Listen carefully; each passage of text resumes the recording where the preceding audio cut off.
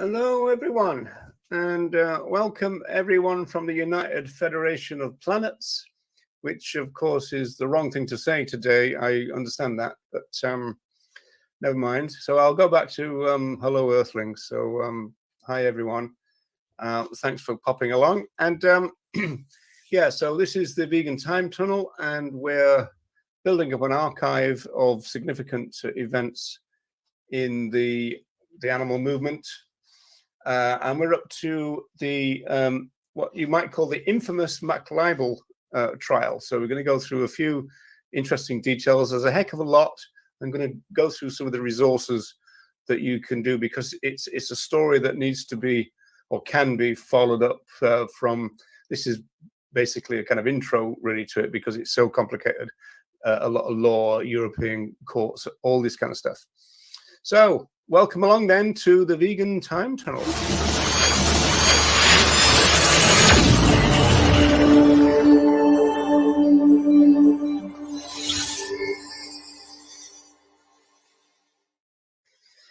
Yeah, right. So I've called it Justice versus Macdeaths. That's one of the McLibel.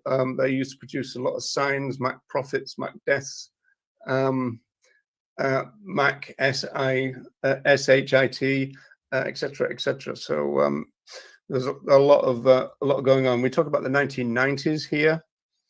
So we're also talking about the longest English libel trial. That's what we're dealing with. So according to Wikipedia, this will get us kicked off, that font of knowledge, the original case lasted nearly 10 years, which according to the BBC, so must be true, made it the longest running libel case in English history.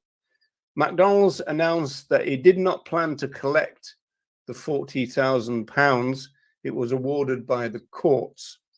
Now, there's a bit of a story about that, because that implies that McDonald's won the case. It was kind of halfy as we'll see. Helen Steele, one of the McLibel 2, announced when they came out of court that they would not pay what they were ordered to pay, and she said, well, anyway, we're broke, so that they're not going to get a penny out of us. And following the decision, the European Court of Human Rights ruled in Steele and Morris versus the United Kingdom that the pair had been denied a fair trial in breach of Article 6 of the European Convention of Human Rights, which is the right to a fair trial. And their conduct should have been protected by Article 10 of the Convention, which protects the right to freedom of expression. The court awarded judgment then of £57,000 against the British government. Now, exactly where that went to, I'm not quite sure, but that's what the kind of beginning of the story says. As I mentioned, there's lots and lots of resources on this one. This one, for example, this is the McLibel full documentary. And if you can see that there in the bottom corner, it's Spanner Films. So if you go to YouTube and put in Spanner Films, you'll see that. So this is the documentary which shows the defendants going through the case. There's a really interesting bit where I think it's Helen Steele, one of the defendants. It's Helen Steele and Dave Morris. I think she had a bit of a burnout, and so she kind of just had to have a few days off and kind of called in sick to the court, as it were. And I think she went and she walked up a mountain in order to just clear her head. And at the top of the mountain there was some McDonald's rubbish. So she was thinking, well, there you go.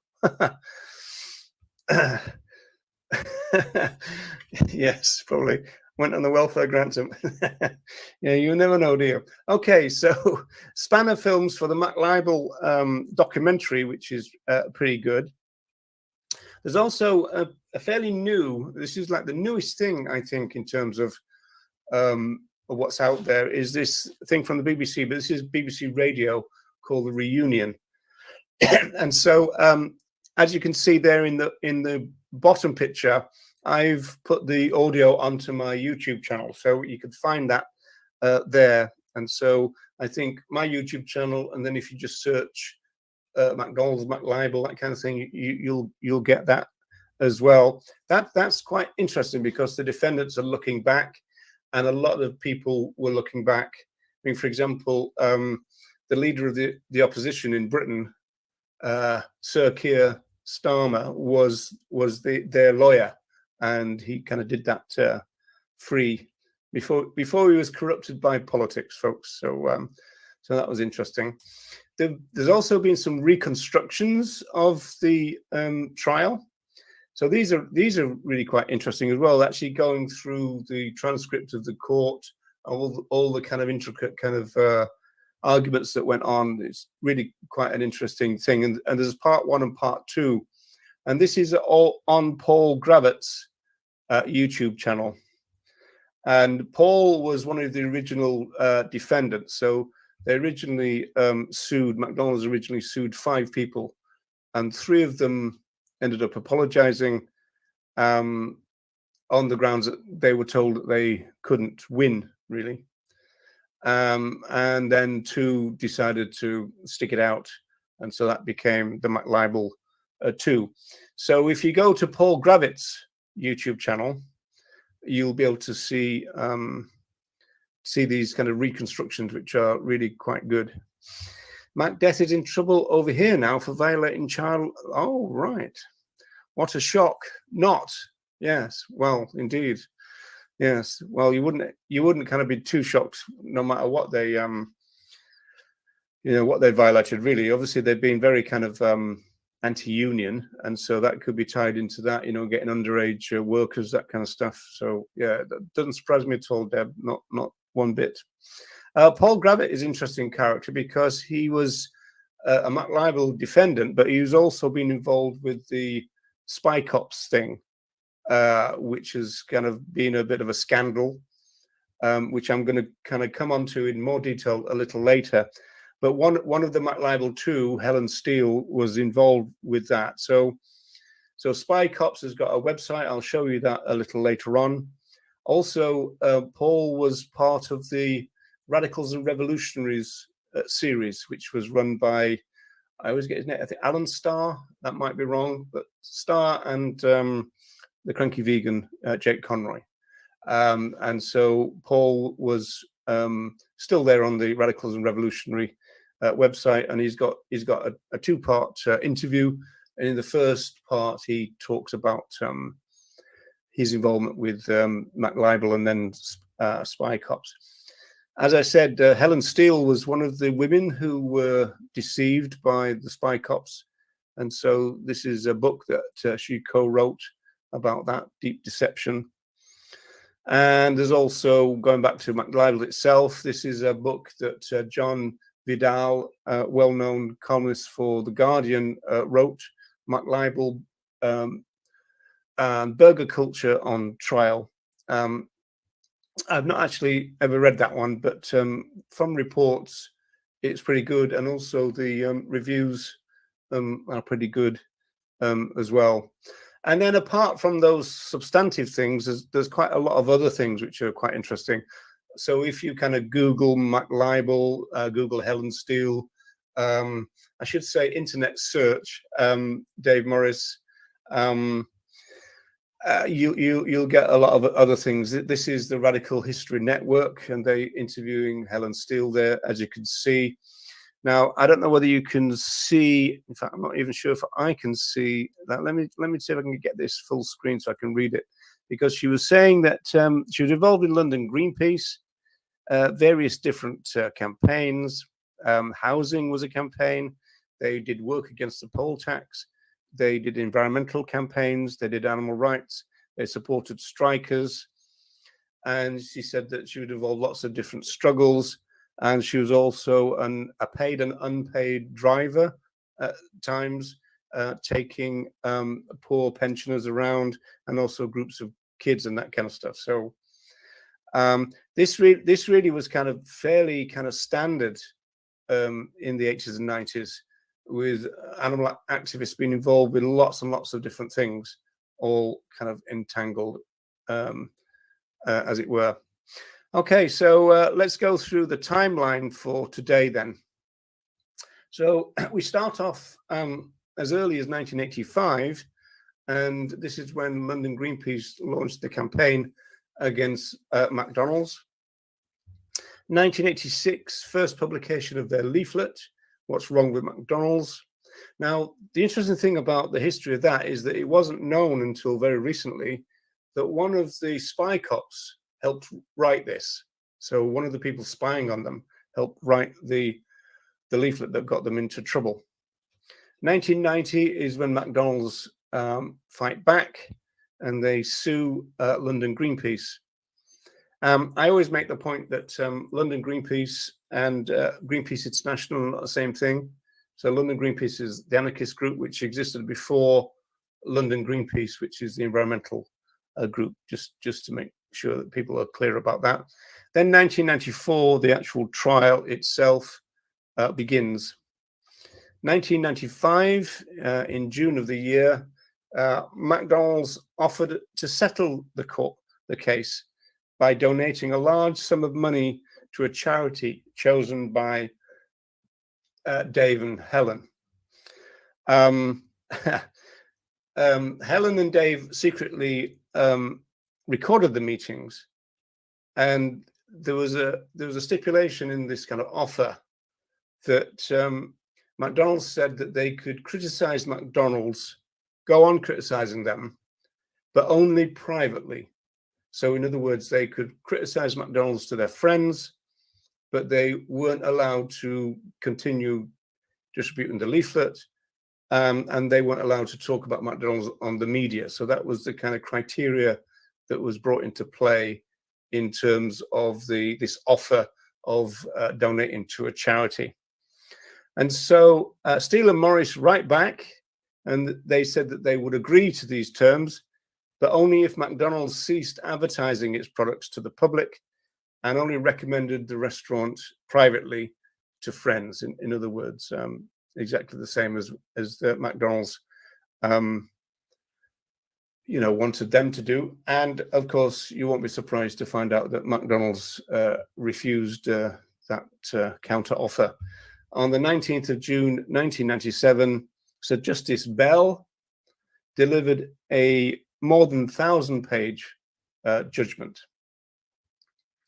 Okay, so when we go to what actually happened, Helen and Dave were found liable on several points, but the judge also found against McDonald's. So that's what I was saying. It's a kind of like, some bits they won, some bits they didn't.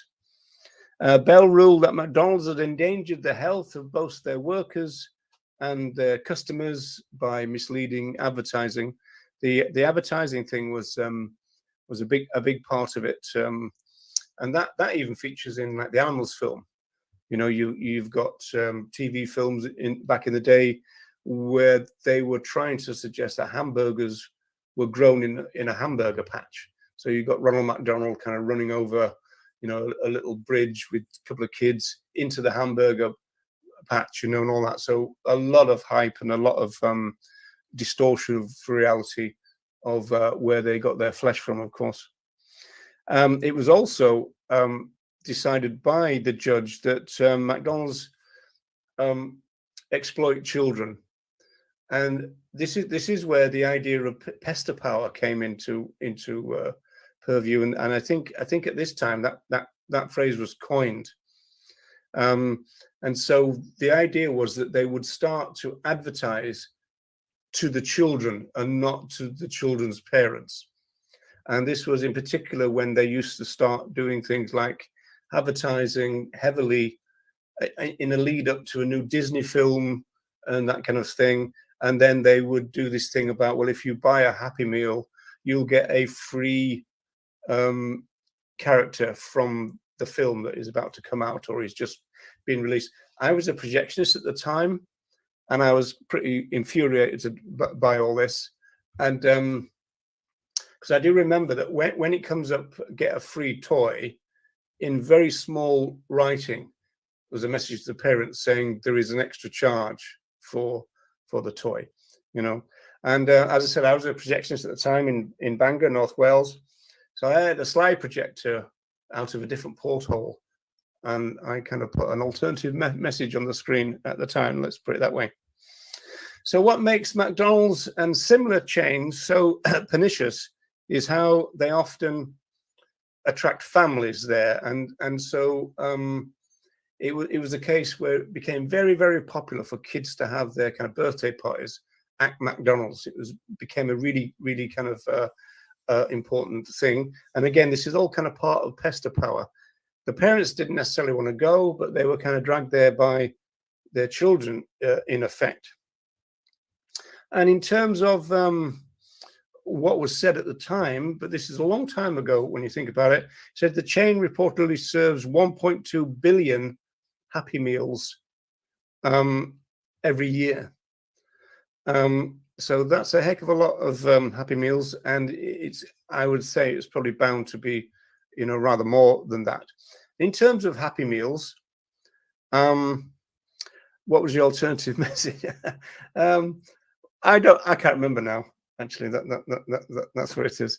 But I'm just going to digress and show you a little bit of my sociology lecture that I did at VegFest a few years ago, and this talks about the Happy Meal and a particular kind of weird thing that happened. And so, have a listen to this. This issue came back into my consciousness a few years after the research, in a kind of weird and unusual place, and it was this. Came back as a McDonald's Happy Meal. And in fact, there's a YouTube of the illustrator talking about this, and he's kind of going, wow, I did the illustrations for this book, and now McDonald's have done it on the Happy Meal. How fab is that, as it were? But I was thinking, wow, there's a bit of a disconnect there, isn't there? Somebody draws pictures of happy animals, and now there's bits and pieces of animals in this box. But in fact, it is actually quite easy to think about. And the real key to it is the word happy. So we've got other animals on happy farms, and what better to perpetuate this myth than that they find themselves in a happy meal. So everything is happy right from birth to slaughter, which is never mentioned in the first place. So it's not particularly difficult to think that these other animals find themselves on the cover of a McDonald's Happy Meal. It's not as shocking as we might initially think. Right. Actually, I noticed just as another digression, really. I noticed this. It stopped on this when it clicked back to me. In this, it reminded me when I was in prison. I was in a cell with somebody. I'll never forget their name. It was called Gary Moran Nuds. He was called, and he was a bodybuilder. And he said that I should take up bodybuilding because I've got very prominent ribs, so that my ribs stick out. And he said, well, that's perfect for building these kind of massive chests and everything. Of course, I've never done it, but it just reminded me when I saw that image to close with. Totally irrelevant to McDonald's, of course. Okay, going back to the findings then, McDonald's were responsible for the infliction of unnecessary cruelty to other animals. And this might feed into what Deb said earlier, that they had a negative attitude towards unionization, and they also paid very low wages. There's also a lot of controversy about this thing, which I think was called the hustle. And of course, this is where you get the idea of fast food, in the sense that there was a particular, it's all like time and motion, which was a big deal in the 1970s anyway, right across industry. I used to work at Ford's, and every action was timed to the second on the production line.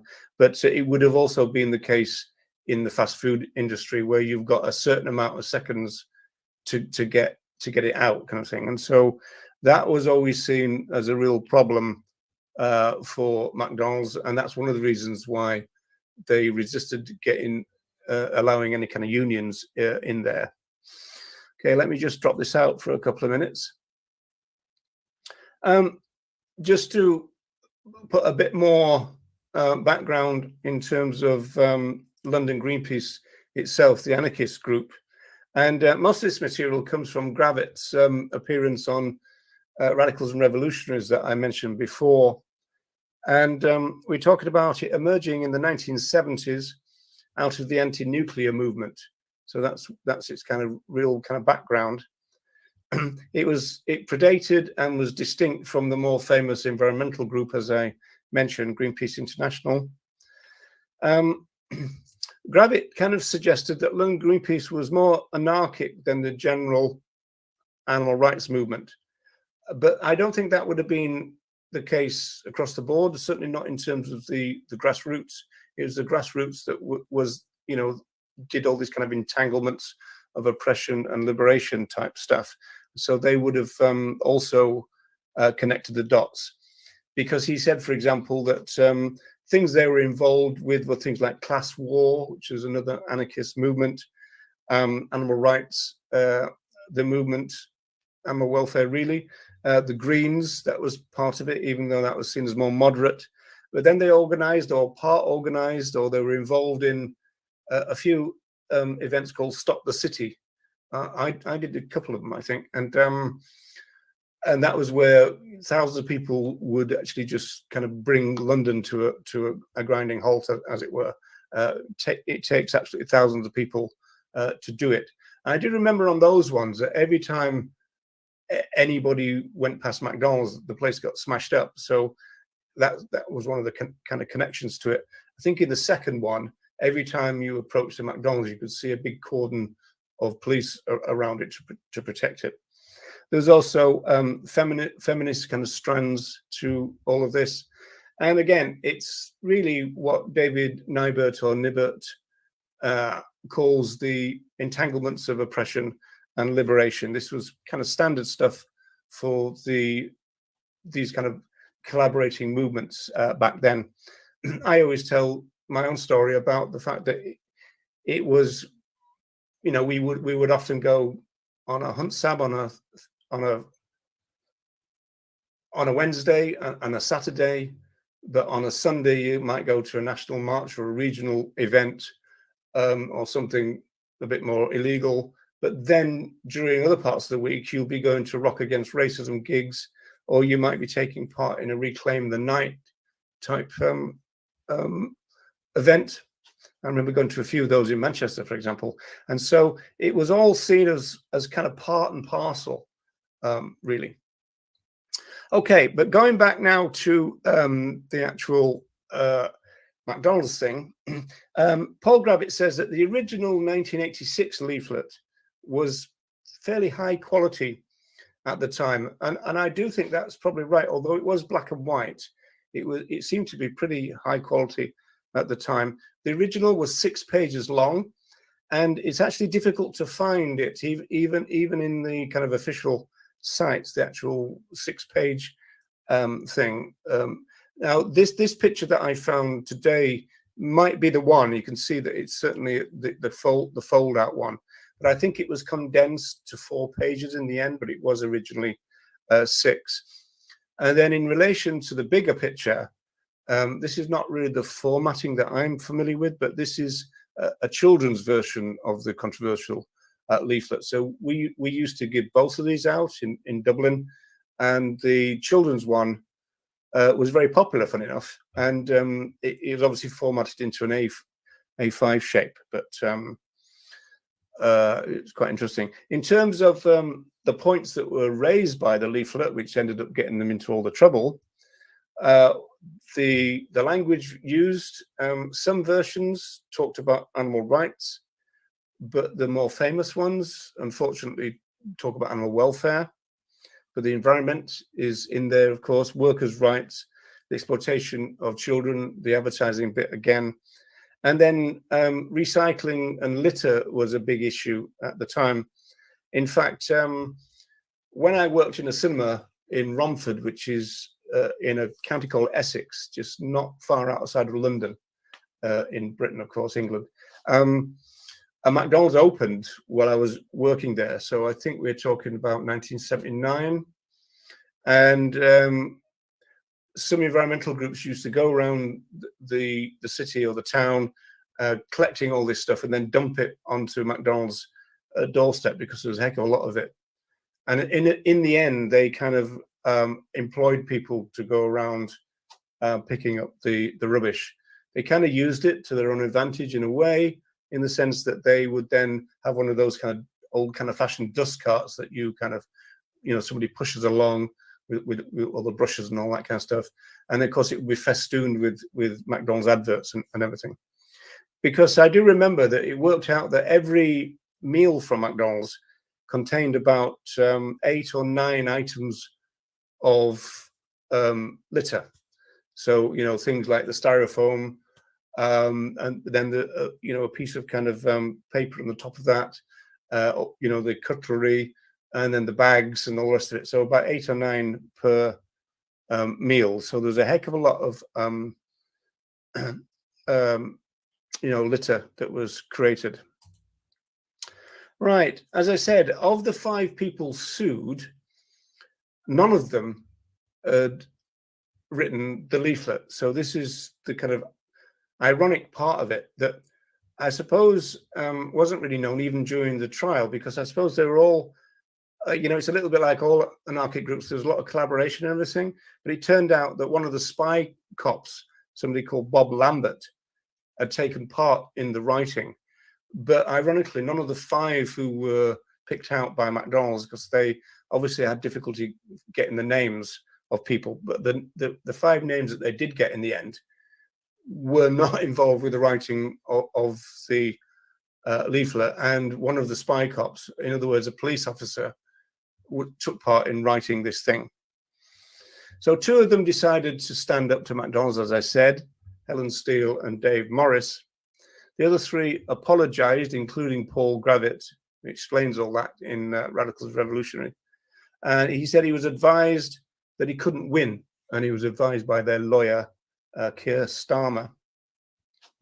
In fact, McDonald's had a history of suing or threatening to sue people or organizations for many years.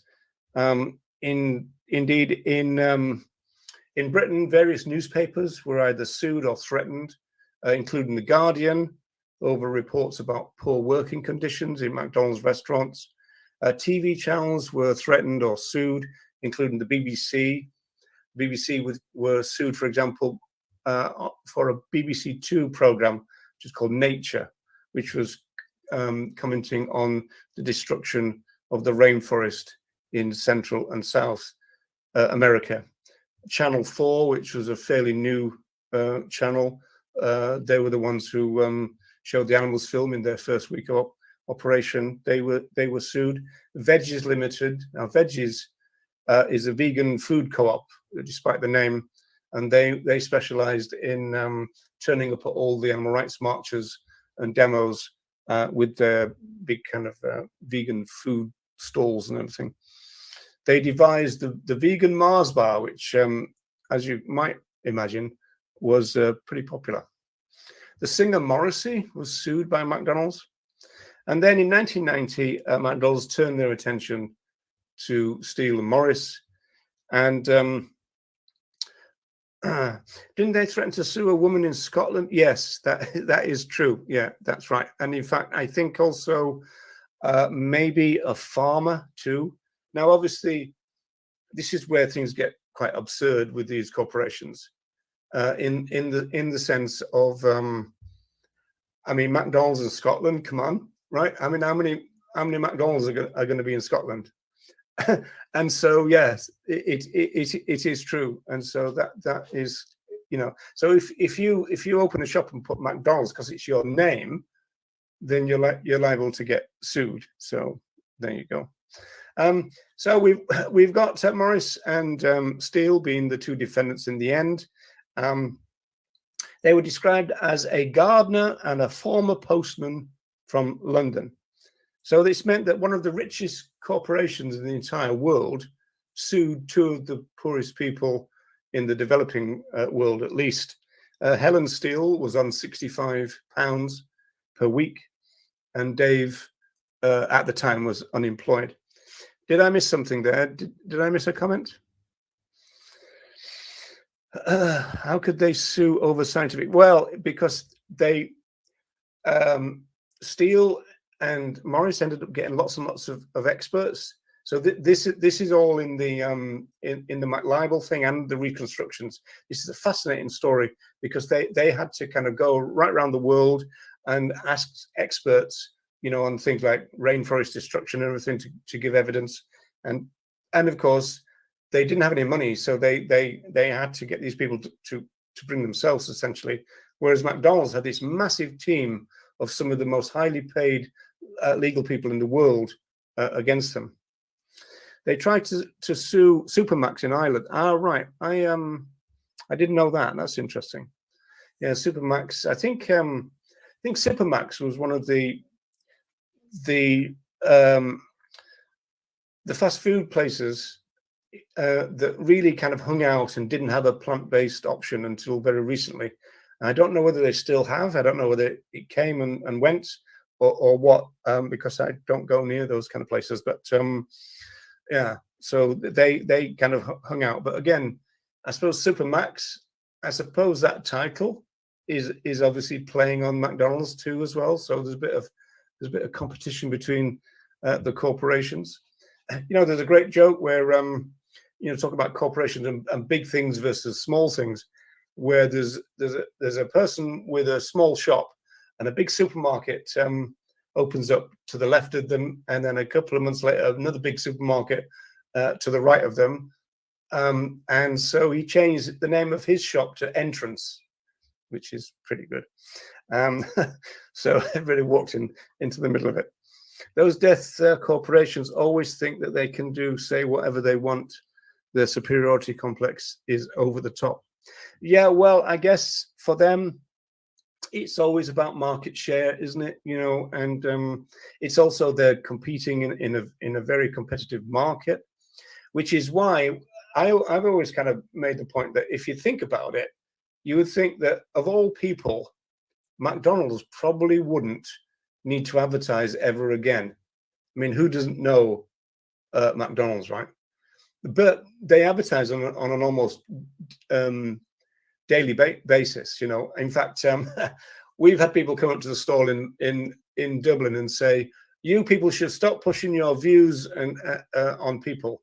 And I used to say, "How many McDonald's restaurants and adverts have you walked past to tell us this?" Right? And so, you know, it's just this kind of ludicrous idea that's all built in to all of that. Okay, so going back to what Paul remembers in terms of the trial, he said that he remembers that there was 36 pre-trial hearings. Oh yeah, going back to the McDonald's and, you know, why they need to advertise. There's a sociological survey done once, a global one. It turned out that the Golden Arches was more recognizable to children throughout the world globally than the Christian Cross in the end. And so that goes to show the reach of these kind of corporations.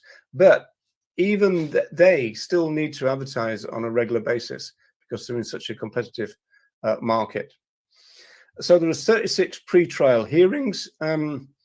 It's the longest libel trial in British history. 31 months, which is 3 times longer than any other trial. There was no legal aid at the time, and so that meant that that the defense had to defend themselves. And again, the best account of that is in that McLibel Spanner one that I showed you before. It also wasn't a jury trial. That was one of the things that McDonald's insisted that there shouldn't be a jury trial. And of course, they will have been worried that if a jury of ordinary people and legal virgins, as a jury is supposed to be, they would look at the imbalance, right? And they would see 2 people struggling to create their defense against the might of McDonald's. And so obviously McDonald's thought, well, we can't have that. You know, it looks so bad, right? And so they convinced the jury that it should just be, you know, him only. Sorry, they convinced the judge it should be him only. They claimed that the rationale for it was that the trial was very complicated and it was too complicated for a jury of ordinary people to understand. So that in itself says something, I suppose. McDonald's founder used to say that he's not a hamburger business, he's an a property business. Yeah, that is true. There's a clip in the Animals film where this guy has been interviewed, and he's kind of, you know, in raptures about McDonald's and everything. And he's going, I think we're the Tiffany's of the hamburger business, all this kind of stuff. And yeah, but I mean, I think they had this kind of interesting public persona, and obviously Ronald McDonald was central to all of that, right? But I think it was a pretty ruthless corporation behind it. Hence the McLibel leaflet, in fact, you know, where you've got the Ronald McDonald mask, and then you've got the corporate person behind it, you know. Yeah, what I was going to say another thing about that. Oh yes, I don't know whether people will know this. You can Google this. I can't remember his name.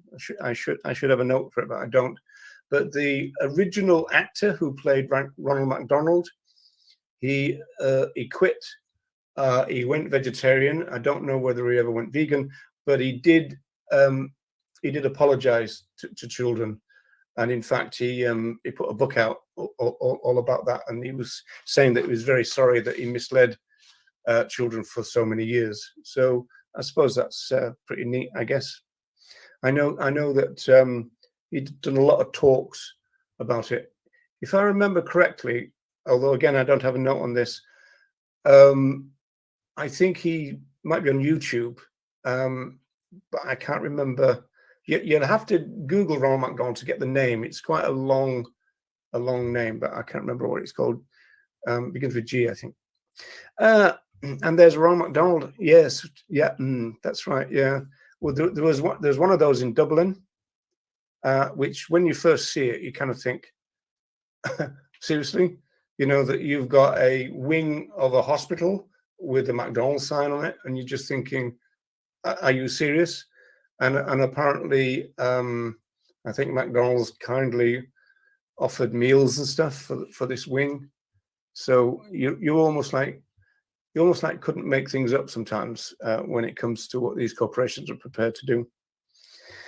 Paul says that the trial ended up being a public relations nightmare for McDonald's. And now, I mean, to such an extent, he says that they won't even talk about it.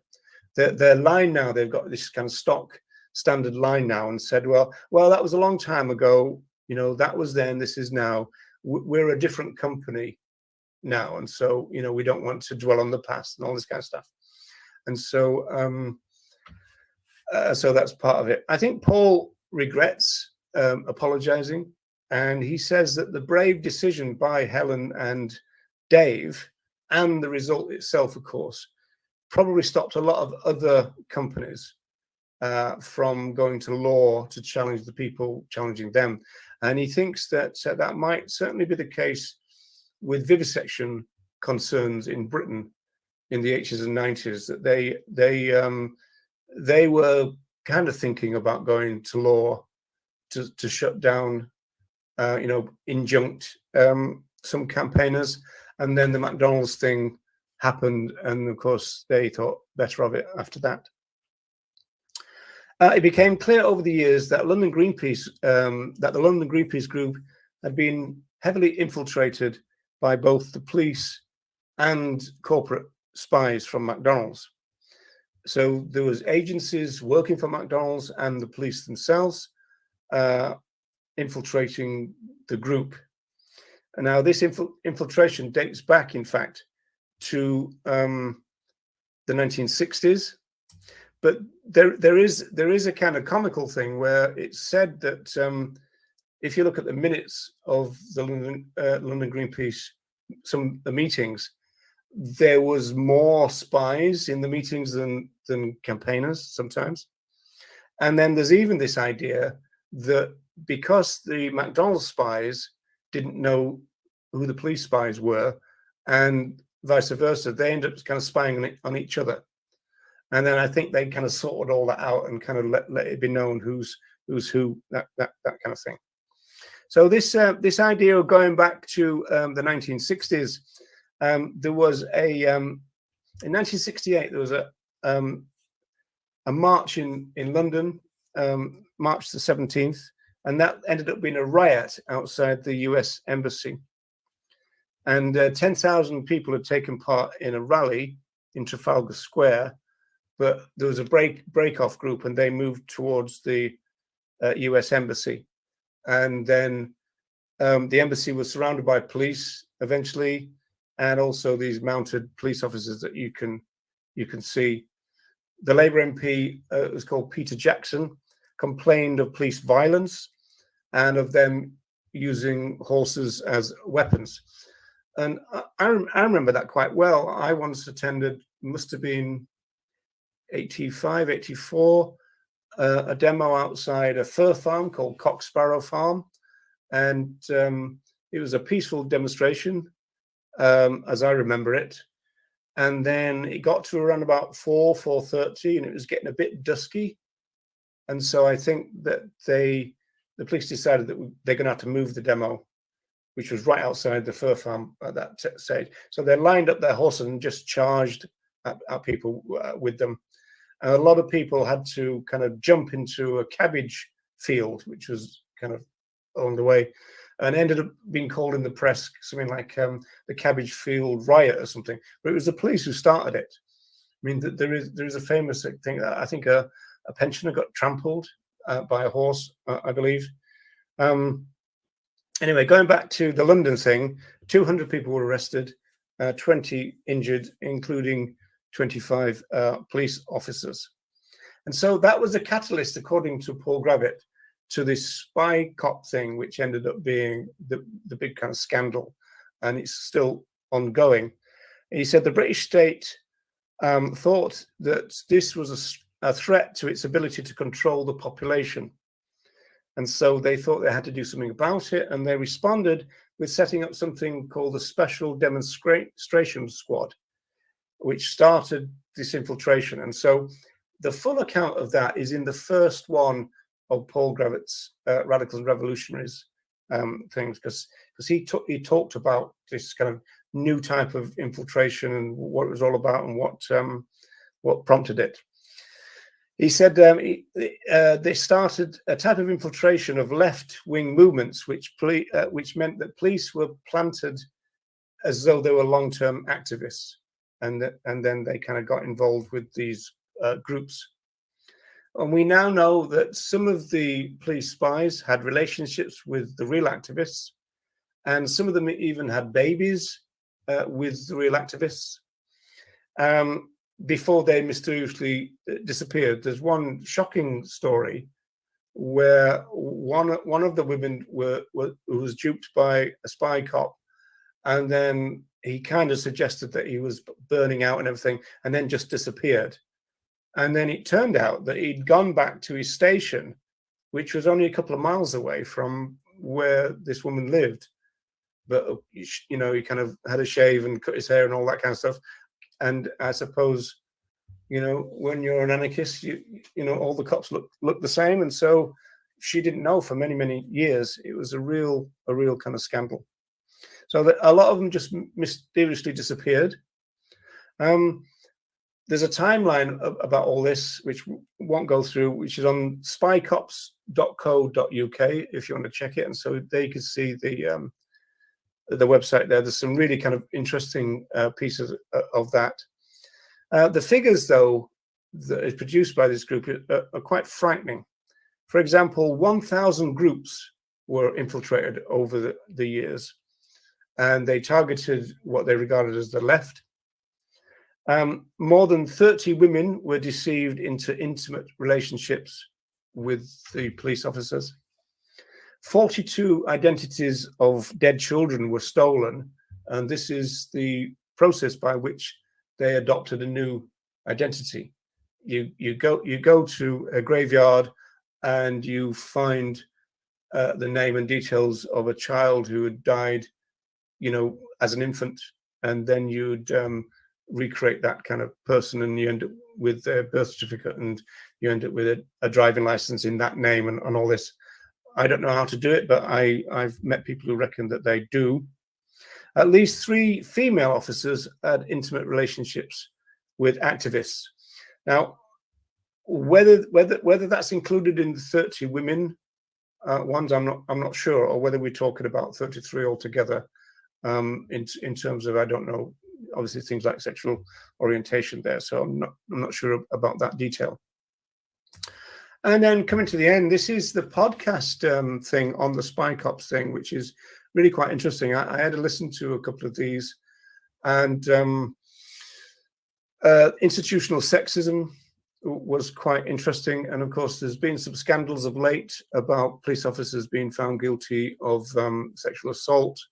And then in terms of the first one, which is called consent, it was the idea of them being duped into a relationship, which they would not have chosen if they'd have known who they were dealing with. And so that was obviously a consent thing. One person, for example, described that she was 19 years old at the time, and so duped into this kind of relationship, you know. And so the issue is the difference between sex and the R word there, which is interesting. Going back to the sexism, I remember a demonstration in Liverpool that I attended and I was arrested for. It's outside something called the Devil's Tower, which was a vivisection block, a part of Liverpool University. So we dubbed it Devil's Tower. We had a camp outside there and everything for a few weeks, I believe. And there was a couple of bigger events and, you know, occupations and all this kind of stuff. And so there was a few people arrested and thrown into a van, and I was one of those. And this copper got in, and I remember him reaching over and just grabbing the breasts of one of the female demonstrators, and he said to his colleague, "Oh, I've never felt a veggie before." So that's what you're dealing with sometimes, you know. And apart from the usual thing about once they arrested vegans, they would always offer them egg sandwiches and all this kind of stuff, along with the usual stuff that they do with prisoners anyway. Like if you need toilet paper, they give you one sheet, you know, this kind of stuff. A lot of crap that goes on in terms of those kind of things. Right. Okay, so that's, like I say, I mean, this has taken almost 50 minutes, but this is really like an introduction to this issue. And so, as I said, you know, if anybody, you know, watching the recording, then, you know, if you go back to those initial resources, in particular the visual ones, you'll find that pretty rewarding, I would think. Right. A lot of crap on one piece of paper. Figures, yeah, that's right. Okay, so that's your time tunnel for this week, people. Very pleased that you could make it. We've got a couple of minutes if anybody's got any last comments. There's people talking about fridge magnets. What's fridge magnets got to do with McDonald's, people? What's going on? Right. Okay. Well, in the absence, then, I will say goodbye and thank you so much, as always, for tuning in to the Vegan Time Tunnel.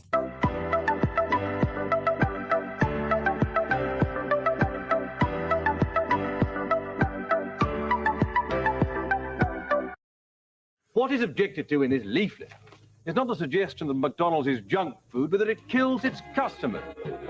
Cancer. Torture.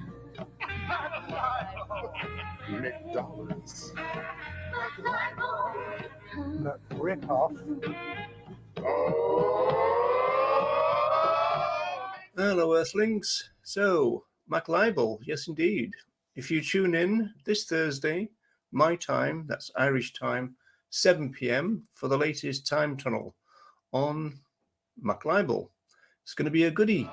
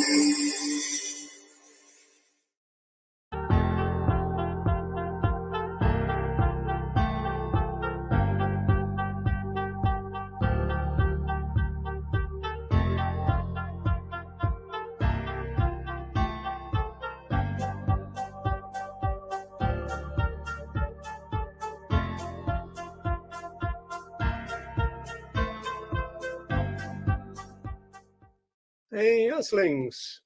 Hello, hello, hello, and welcome to yet another vegan time tunnel. So we're creating an archive, which is all going to be in one place at eventually, which there now, really, but we're building on it. Thanks so much for everybody who tuned into the special last week, which was about the 1989 animal rights debate, which has been rediscovered in full. That was a good session, and if you haven't seen that one, it'd be worth looking at the recording, because it's a really quite interesting kind of document, in the sense that it was quite a formal debate. It wasn't exactly kind of Oxford or Cambridge, but it was a formal debate, which you don't tend to see nowadays. So it is quite interesting. Right, in terms of today, then. I've entitled this, "When Did the Vegan Movement Stop Being Terrified of the Word Vegan?" which sounds a little bit odd, but we're going to kind of explore this idea of the move towards the acceptance of the word within the vegan movement, which again sounds a bit strange, but we'll see how that pans out in the coming minutes. The timeline, we're going to enter our tunnel in 1990 and come out, in actual fact, in the present day. So it's a long time tunnel in that sense. Now, generally speaking, we live in a time when many people, many activists would say that the moral baseline of the animal liberation movement is veganism. We might simply say that veganism is our movement's moral baseline. We might say that it's central to everything that we do as a movement, and we might say it's pretty much central to everything that we say as a movement.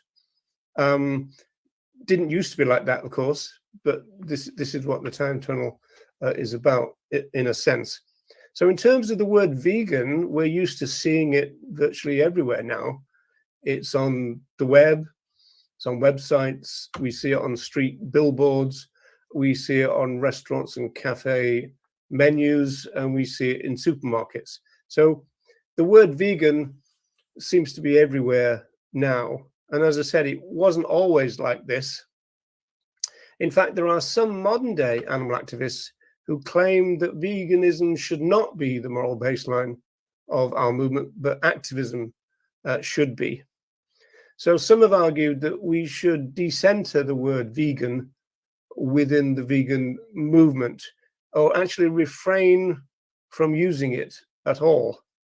A prominent activist group a few years ago called for a boycott of the word. So this time tunnel is slightly different from that, in the sense that it's about a related issue, which is slightly different, which is, when did the movement stop being frightened of the word? But it's also got another couple of kind of sub-questions, which are, is it fully not frightened of the word now, which is quite interesting? And also, is it true that there seems to be some resistance or some wariness of presenting in the vegan movement a consistent vegan message? So that's our kind of menu, if you like, for today. And so that's, in fact, is our time tunnel.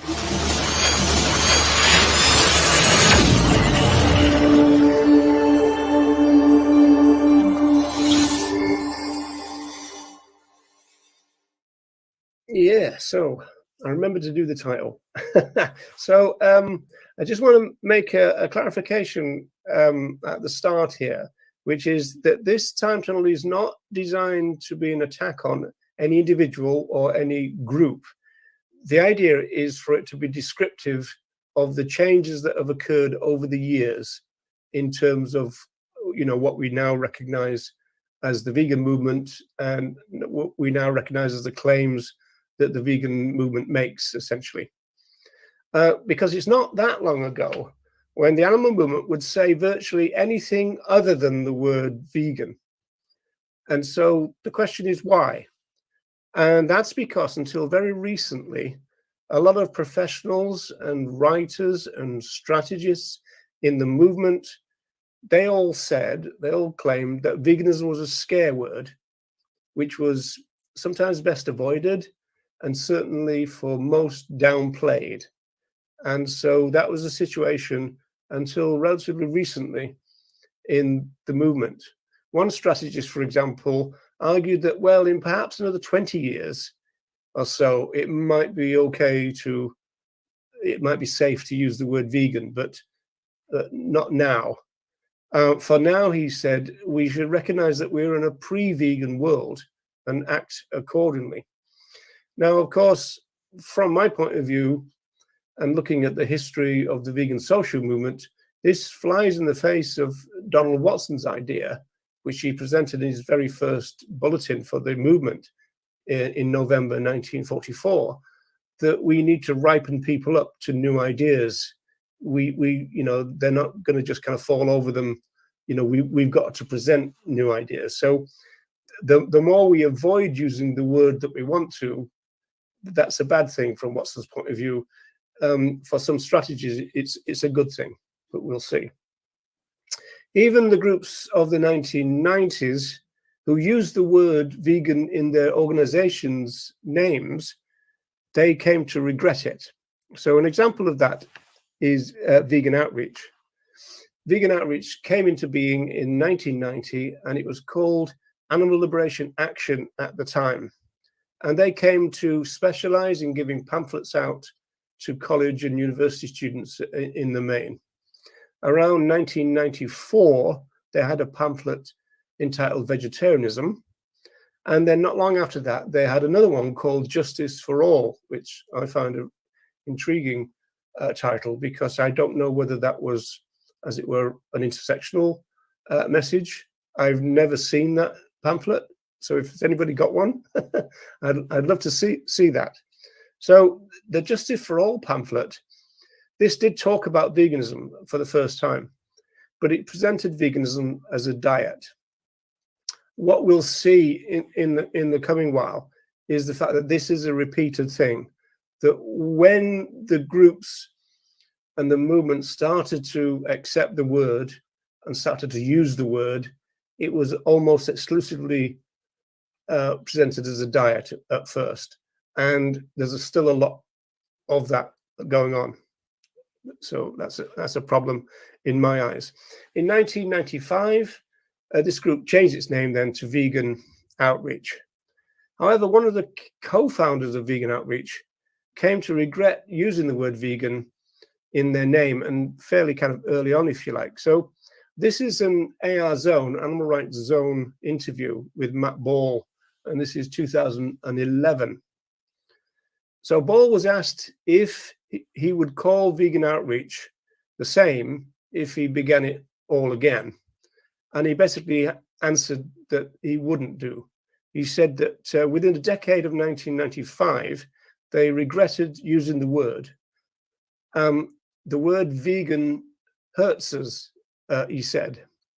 And it was about money. He said that animal-friendly foundations and rich non-vegans didn't like the word vegan, and so therefore they wouldn't fund something called vegan, and so therefore their income was adversely affected by actually standing up and calling themselves their own philosophy, essentially. Vegetarian and welfare corporations had a much better chance of being funded. Now, since then, Matt Ball has abandoned veganism as a campaigning idea altogether, and he started something which is still online called One Step for Animals, and that was started in about 2016. I don't know if you've ever seen any of that, but their first video, which they've now since taken down, was essentially Matt Ball attacking veganism, calling vegans equivalent to Hezbollah, the terrorist organization, saying that vegans were rude. And so he's come up with this idea of One Step for Animals, which are basically asking people to do one thing, which is not to eat chickens. So it goes from Vegan Outreach to don't eat chickens, is his personal journey. So you could say then that that's less than a promising start in the United States, at least. So what about Britain? Now, this is Robin Lane.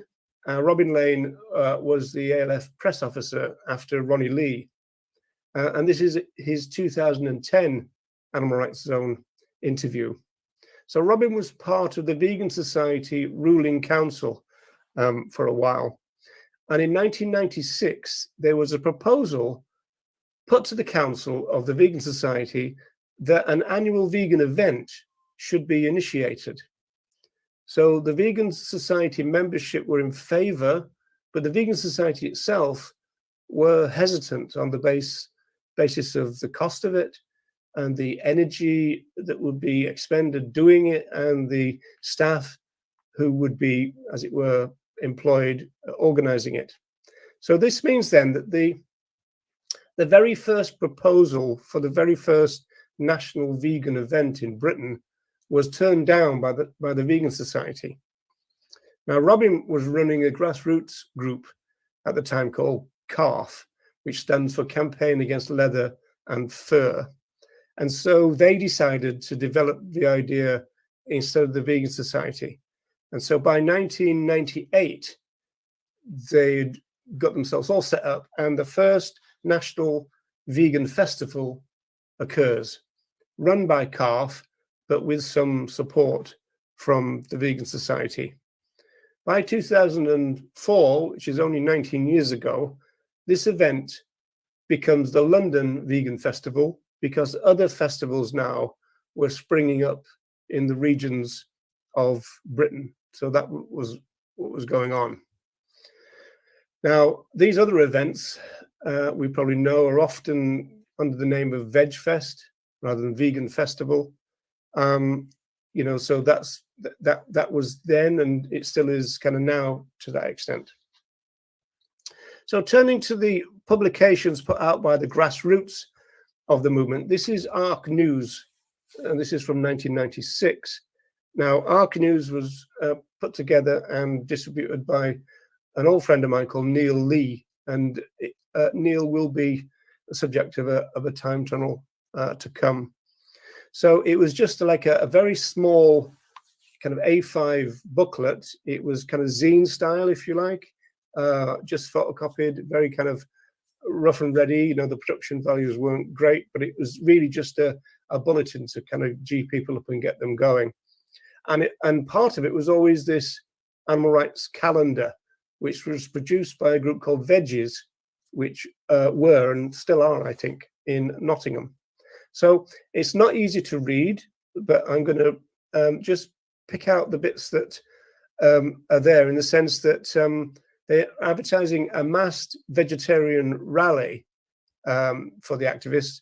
And then on another page, they're talking about a National Vegetarian Week. So in the grassroots, they were still following the lead of a lot of the national groups and focusing on vegetarianism rather than veganism. The good thing about the grassroots, though, is that they were the ones who were the quickest and most likely to talk about veganism. So that was a good thing. And here's an example of that. So this is Archangel. Archangel was a very well-produced kind of booklet, very supportive of direct action. This, again, is 1999, and they're advertising the second National Vegan Festival in that. If we turn to the more professional national groups in Britain, this is Viva. Now, Viva's name is interesting in the sense that Viva stands for Vegetarian International Voice for Animals. And if you look to the left of the slide there, that is 1998. To the right, it's year 2000. In fact, if you look at that blue kind of heading, that's part of their document, which has a really long interview with Paul McCartney. Linda McCartney had died by then, but they called Paul and Linda McCartney the voice of vegetarianism. And it's interesting because McCartney says in the interview that his son James is the only one of the family who is vegan. And he says, I know that I should be, but I just can never kind of get there. And in more subsequent interviews, he said that Stella went vegan. But, and the same thing, Stella said to Paul, you should go vegan, but he's never been able to make it really. Right. So to the right, the top square is about pig slaughter and animal welfare. The insert at the bottom is the last message from that piece.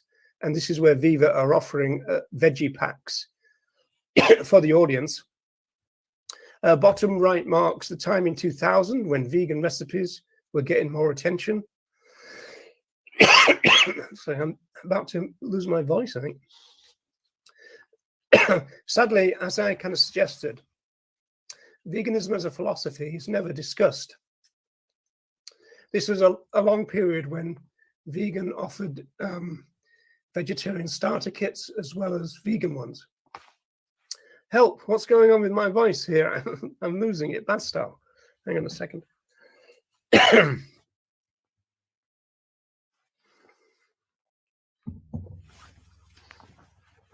I'm doing a Ronnie Lee. Ronnie lost his voice on a Still Alive about a month ago. And he soldiered through, so I'm going to try. I think I'll just try and speak a little bit lower, see if that helps. Okay, so this is where we see the name again, Vegetarian International Voice for Animals. Now again, this now is 2012. This is only 11 years ago. So they've still got the name and they're still promoting vegetarianism. And then if you look at Company's House, as it were, this is their journey towards, or their evolution towards veganism. It seems that their first name was Viva, then Vegetarian International Voice for Animals, then it progressed to the Vegetarian and Vegan Foundation, and then it's now called the Vegan Viva, the Vegan Foundation, as far as I'm aware. Now, again, this is not to kind of pick them out and go, you know, bad people here. This is to show the evolution of these ideas that, first of all, in the movement, but not that long ago, it was always about vegetarianism. And then they started to become a mix and a match between the two ideas. And now, in the last few years, there's been this acceptance of the word vegan and much more of a focus on it. Again, with the caveat that most of it is still based on presenting it as a diet, which is a real shame. This is Animal Aid. Animal Aid has been described as Britain's first animal rights group when it was formed in 1977 by somebody called Jean Pink. I think Jean Pink is almost like a forgotten name in the movement now. So 24 years ago, Animal Aid were all about their veggie months, or the veggie month that was going on, and they were featuring a bunch of British vegetarian celebrities. When it came to their feature on world hunger or food security issues, which are a long-term vegan campaigns and concerns, they offered a vegetarian solution. This is 2006, which is 17 years ago. So Veggie Month is still heavily promoted. But this again is where we start to see now the mix and match. So you're getting vegetarian stuff and vegan stuff in the same publication being featured. This is actually someone called Claudia Tarry urging Animal Aid members to try a vegan diet. And she says this, if you took to the streets and asked people to list words they associate with vegans, the responses are likely to be derogatory, difficult, boring. See if you recognize yourself in this, people. Pasty-faced, preachy, weird, the nut roast and lentils brigade. So that dates it in the sense that this is before the big rise in the vegan meats and everything. If you told them that vegans are often enthusiastic about food, have healthy appetites, and a passion for gooey desserts, creamy sauces, and the occasional not so healthy fry-up, they probably wouldn't believe you. And then the next line of the bit that I won't read, but it starts, there are 3 reasons for adopting a vegan diet. So again, this is very typical of the period. So when the national groups became brave enough to mention the word vegan or talk about veganism, the philosophy is not presented as such. It's always presented as a diet, which is a real kind of shame. Because the current definition, the one that we now regard as the official definition of veganism, was developed between 18 and 27 years before 2006. So it was decades before this publication. And of course, the first 4 words of the official definition marks veganism out as a philosophy. Veganism is a philosophy. That's the first 4 words. And yet, that's not what gets covered. It's the dietary aspects of it, which is, as I said, a real kind of shame about it. Dropping back to the 1999 booklet for a moment, Animal Aid were much more willing to feature veganism on their youth pages. So they would use the word much more openly on their youth pages. I don't know, presumably seeing some kind of difference between the adult members and their youth members. But yet again, the caveat again is initially, at least, always presented as a diet. In fact, in this, you can't really read it. It's very small, but here they do talk about calf separation. Is one thing that is mentioned, but they also give a warning that, quote, being vegan can be more difficult than going veggie. And so again, there was quite a lot of that kind of rhetoric in the movement as well.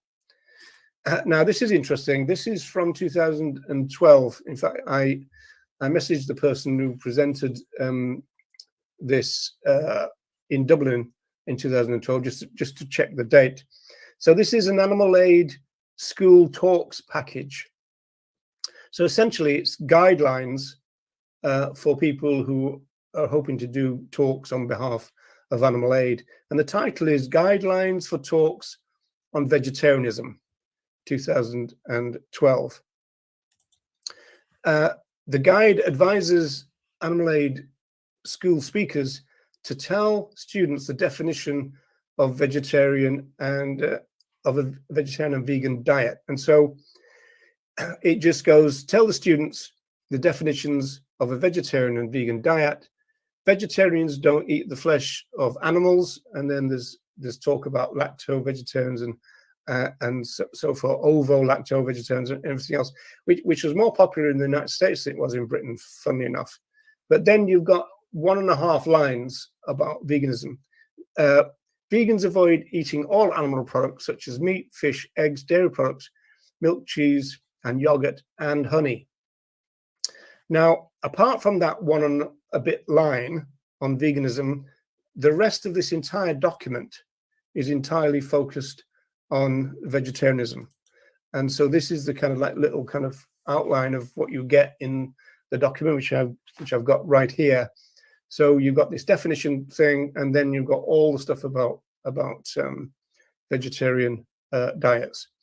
And so again, even well into the 21st century, we've still got this reluctance to really talk very much about veganism. So what have we got here? Creating all those terms for types of vegetarians.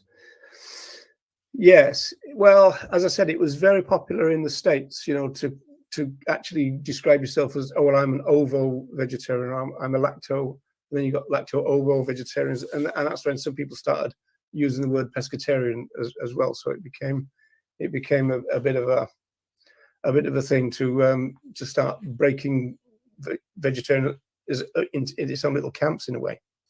So this is academia then. We're going to turn to how things have been in academia, and we would hope, wouldn't we, that things would be better within the academic world.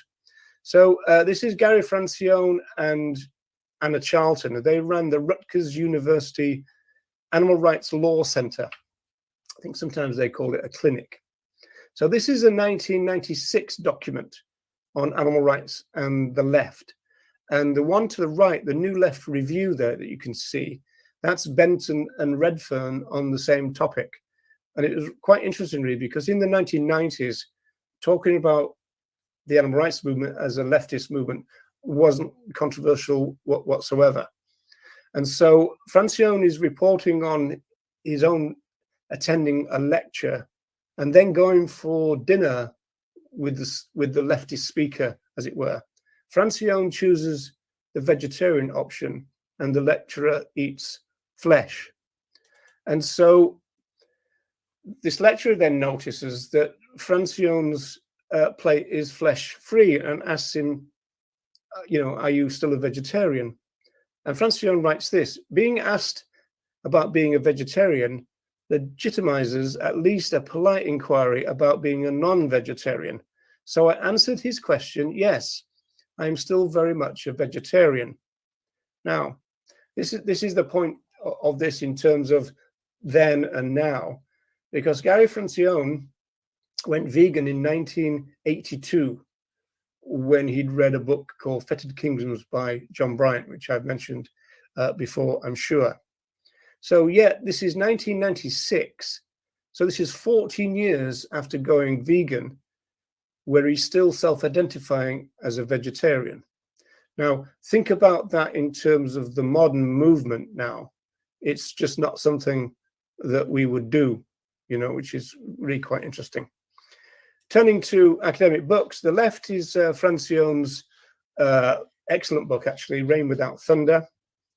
And that is the same year as the Law Center commentary that we've just seen. Now, in Rain, there is no mention of veganism at all. To the right is the intro to animal rights. Now, that's 2000. This is 23 years ago. Again, there's no mention of veganism in this book.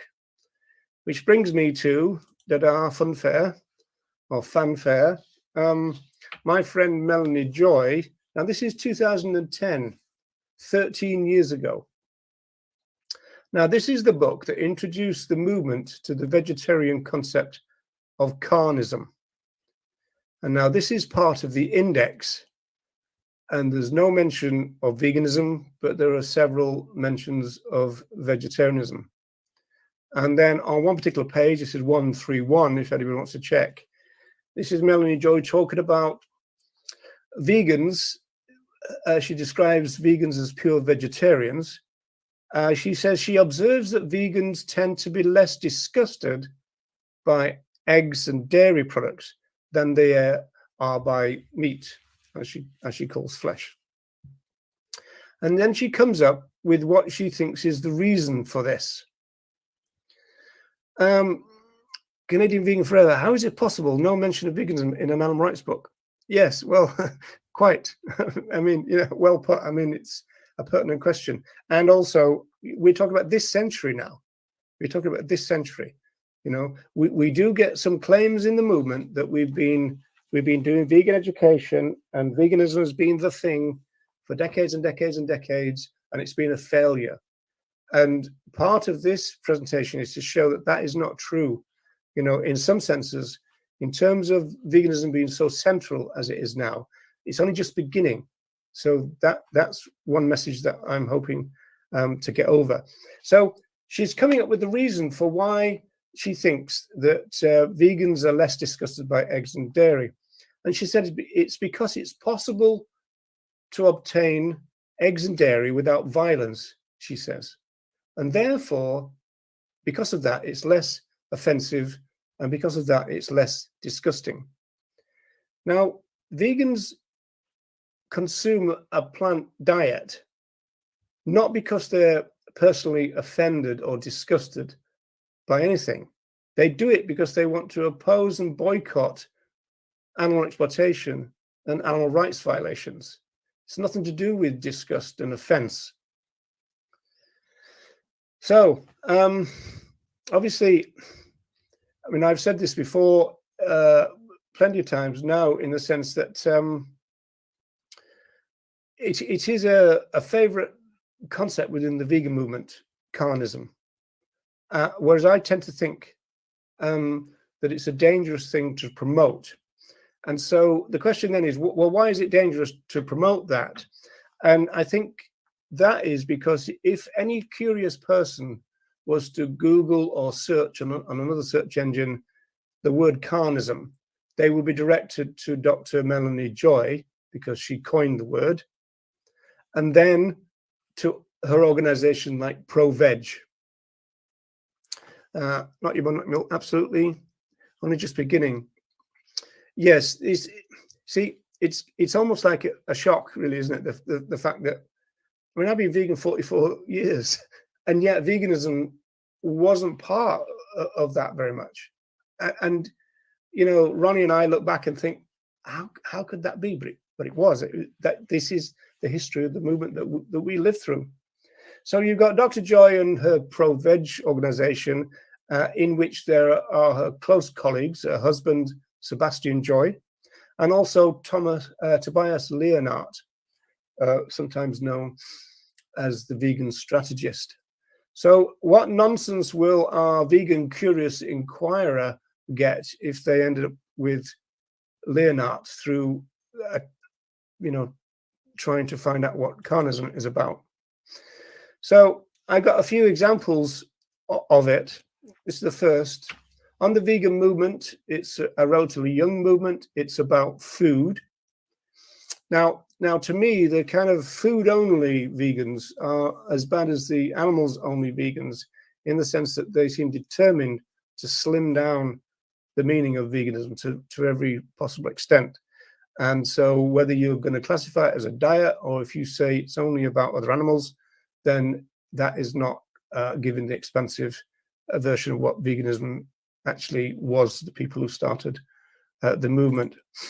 Defining veganism as the total avoidance of animal products, always and everywhere, sets the bar unnecessarily high for non-vegans. So the strategy really boils down to, if the movement wasn't really vegan, it would help veganism as an idea, because that means then that vegans would be more plentiful and the vegan movement would be bigger. Essentially what it meant was that Tobias Leonhardt wanted the vegan movement to revert back to being the vegetarian movement. That's essentially what he was getting at.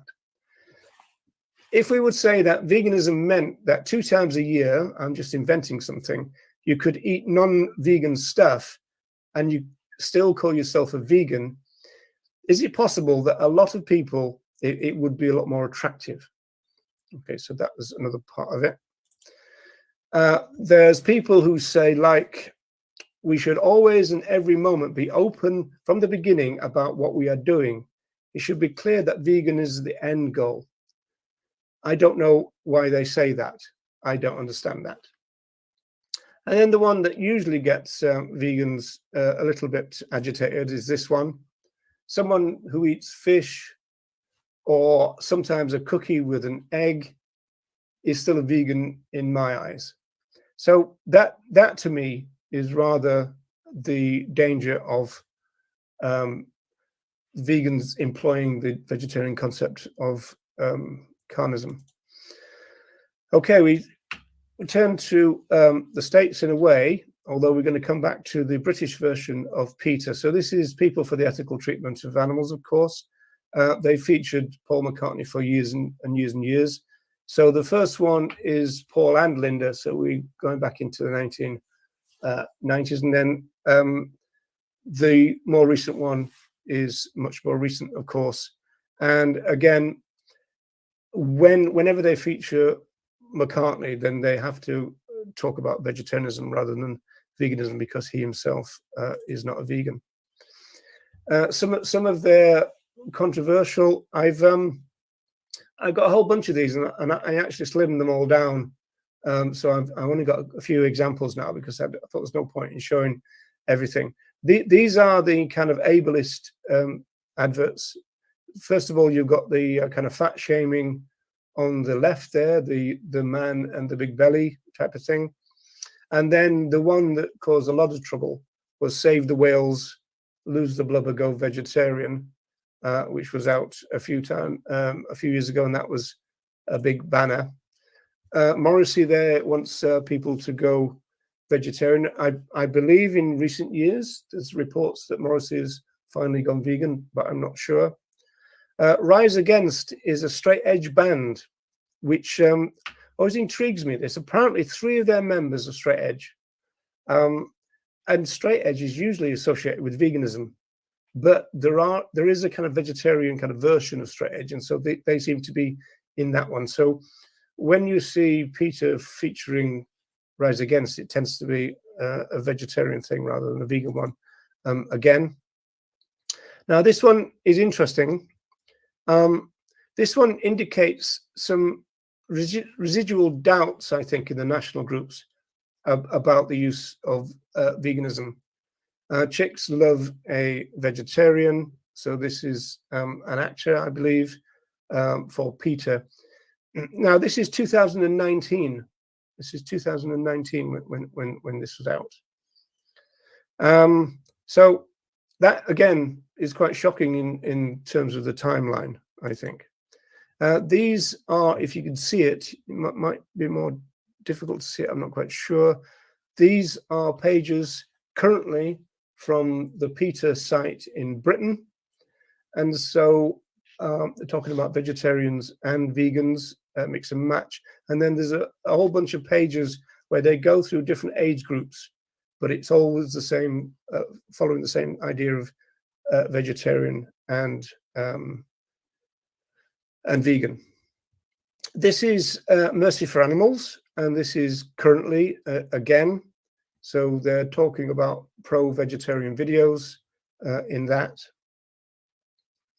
And so again, I think that what this is indicating really is that even now, right now, there's still some wariness in some of the national groups about veganism.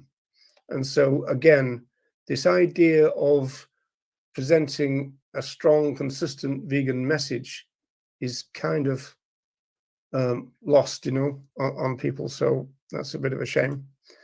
This is animal equality. This is now. They have almost all their focus is on factory farming and also on flesh reduction campaigns. And you see at the bottom, visit veg, love veg, which is their kind of recipe website. Now, most of the national groups, to give them credit, have got, you know, CR vegan starter kit or CR vegan recipes.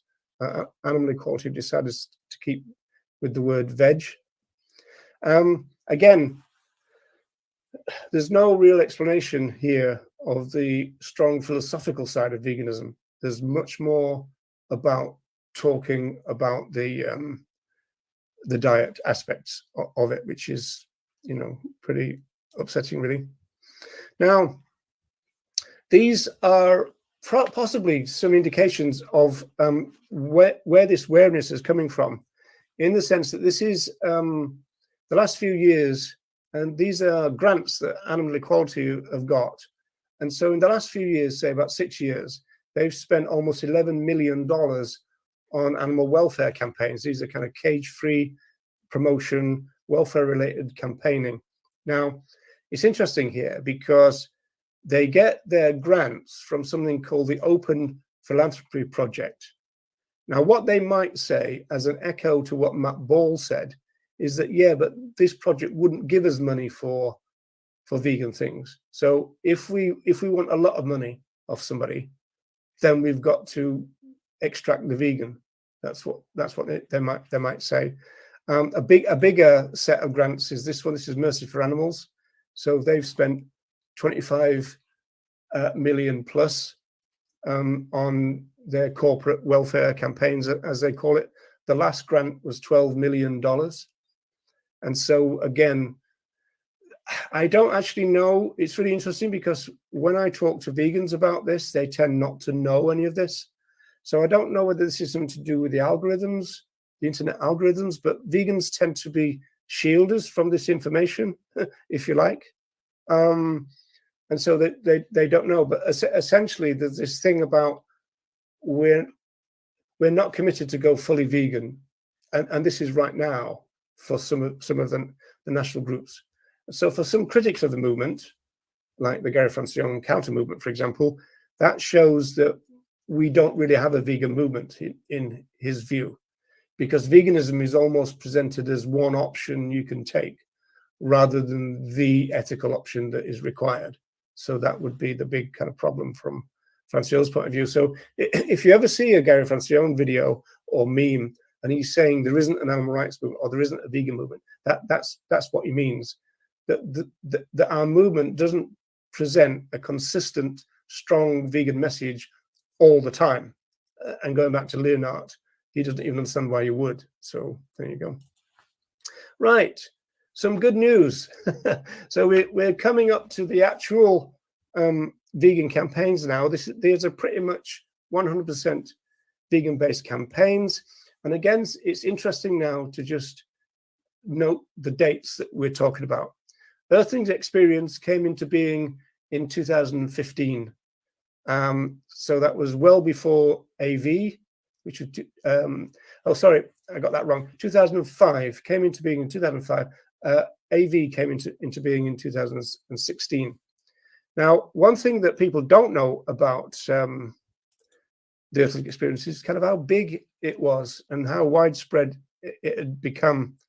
It had a very kind of DIY element to it, but these are all the kind of chapters or groups, for example. I always have a smile because they've included the Dublin group, which I was a member of, in the UK column, which won't go down well with the membership. So I tend not to tell them. So, you know, if you're watching people in Dublin, don't watch this bit.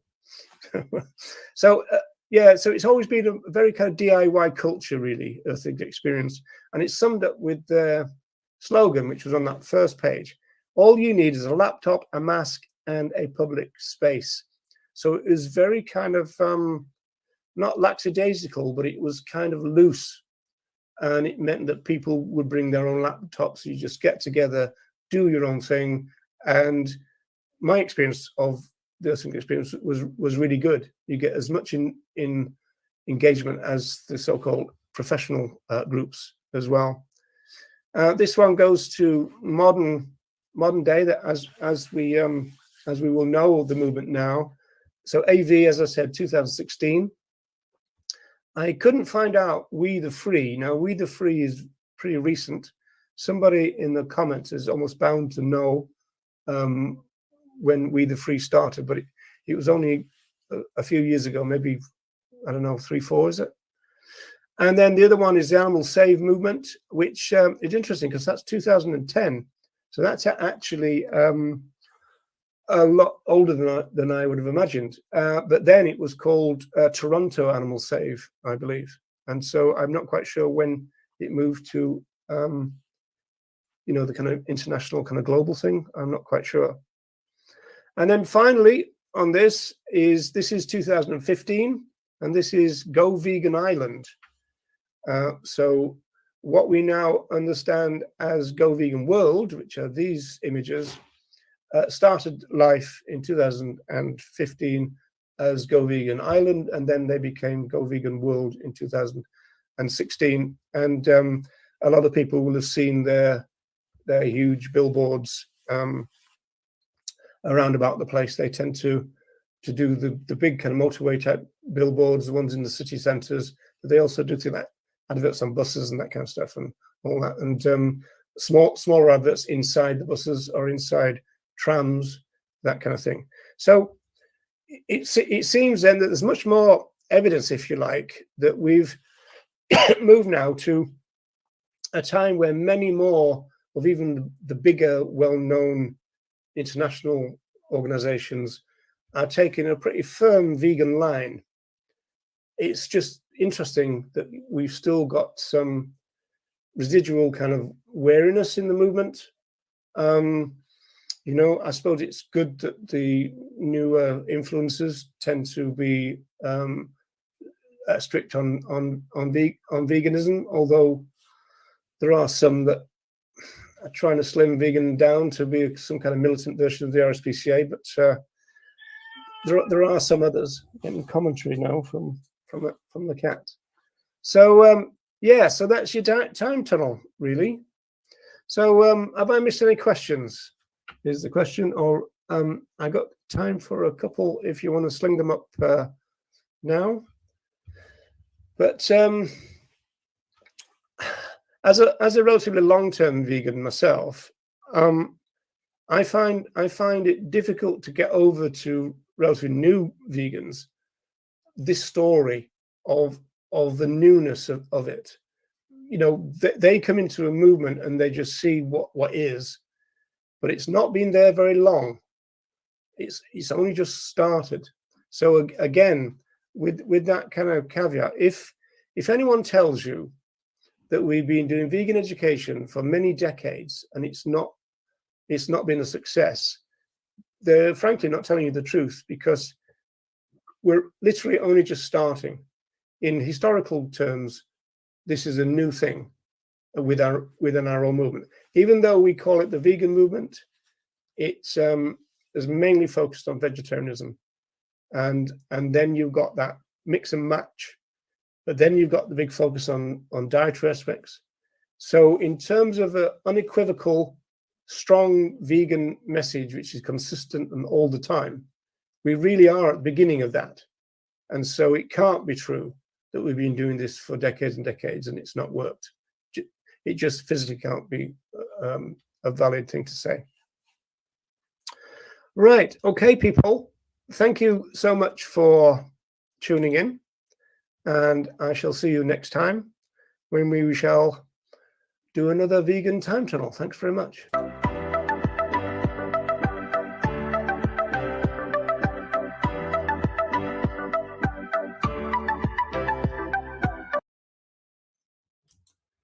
Hey, Earthlings. How's tricks? So this is an announcement about the return of my time tunnels. They are back, resurrected, and phoenix from the ashes and all that. And so they're going to start. Oh, yeah, I've got a new intro. Now, Bernie V, cover your ears or turn it down.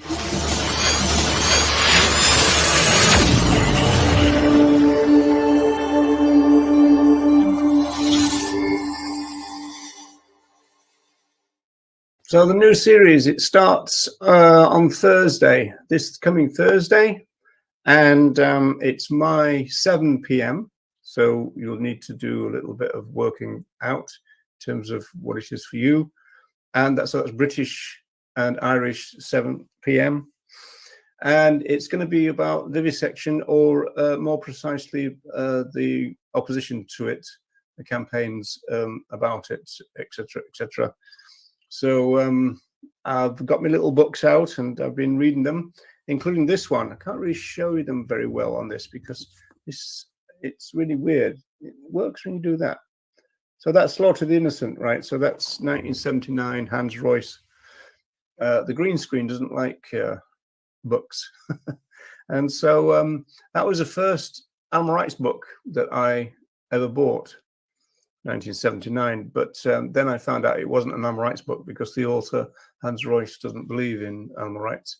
He was a scientific anti-vivisectionist, claimed that human beings are selfish, and the only way to end vivisection is to appeal to their self-interest, and morality will not do it. Anyway, that's what it's all about, and that's when it's going to be. And I'm reading up. You know, these things don't just happen, you know. Also, don't forget tomorrow, that's Tuesday, we've got Still Alive with Ronnie Lee, and it's about the starfish story. So Ronnie doesn't like it. Everybody in the world loves the starfish story, don't they? And Ronnie doesn't like it, and he's going to tell us why. And I'm going to challenge him for being a boring old fart and a nasty piece of work. Something like that. So don't forget, Thursday, your date for the new time tunnel. We've got about 25 weeks worth of stuff to go. And then the first one's going to be new stuff. And then there's going to be a lot of revamps of the first series that need to be modernized. And then there's going to be new stuff built in as well. So we should end up getting about, I don't know, 30 weeks out of it, at least I would think. So that will keep us busy for a while. So people, you take care, and I'll see you again.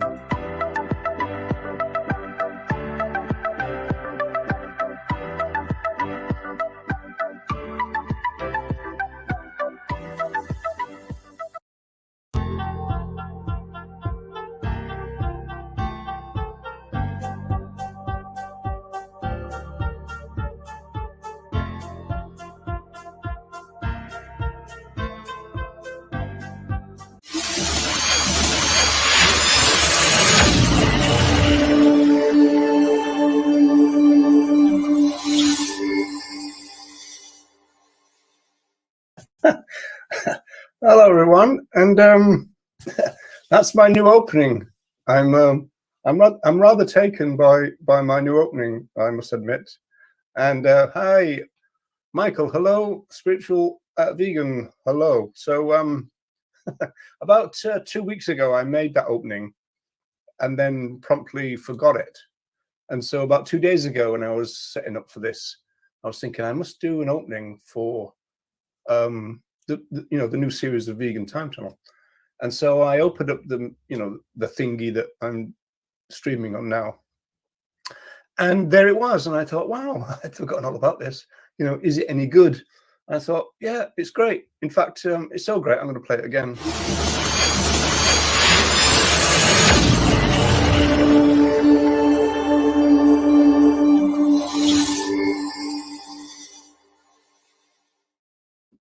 There we are. A bit of self-indulgence on my part. So so far I've taken up 24 seconds of your time just with the opening of the new thing. So there you go. Canadian Vegan Forever. Hello, Bernie V. Hello. I think we've covered everybody so far.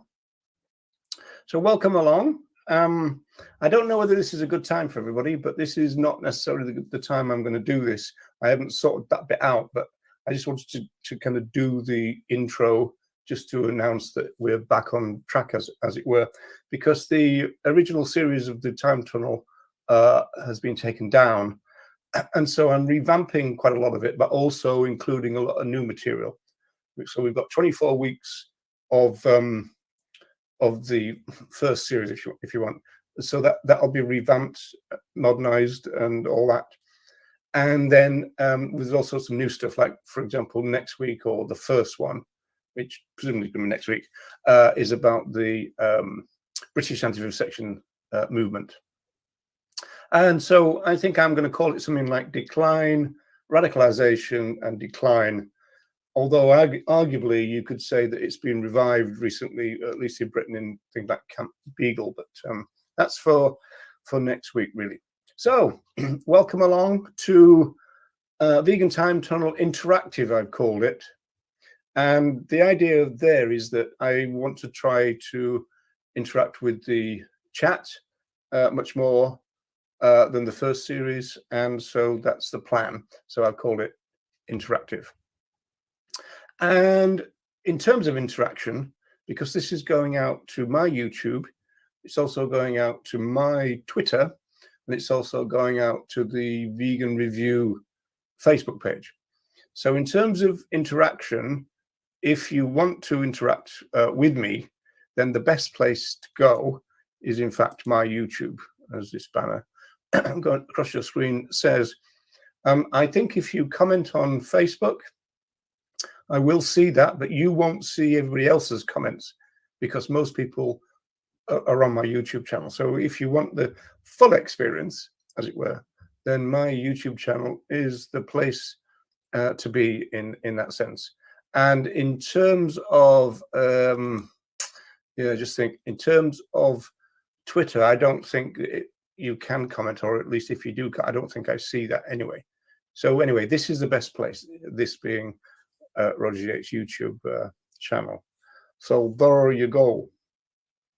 Okay, so today is a bit of an introduction, really,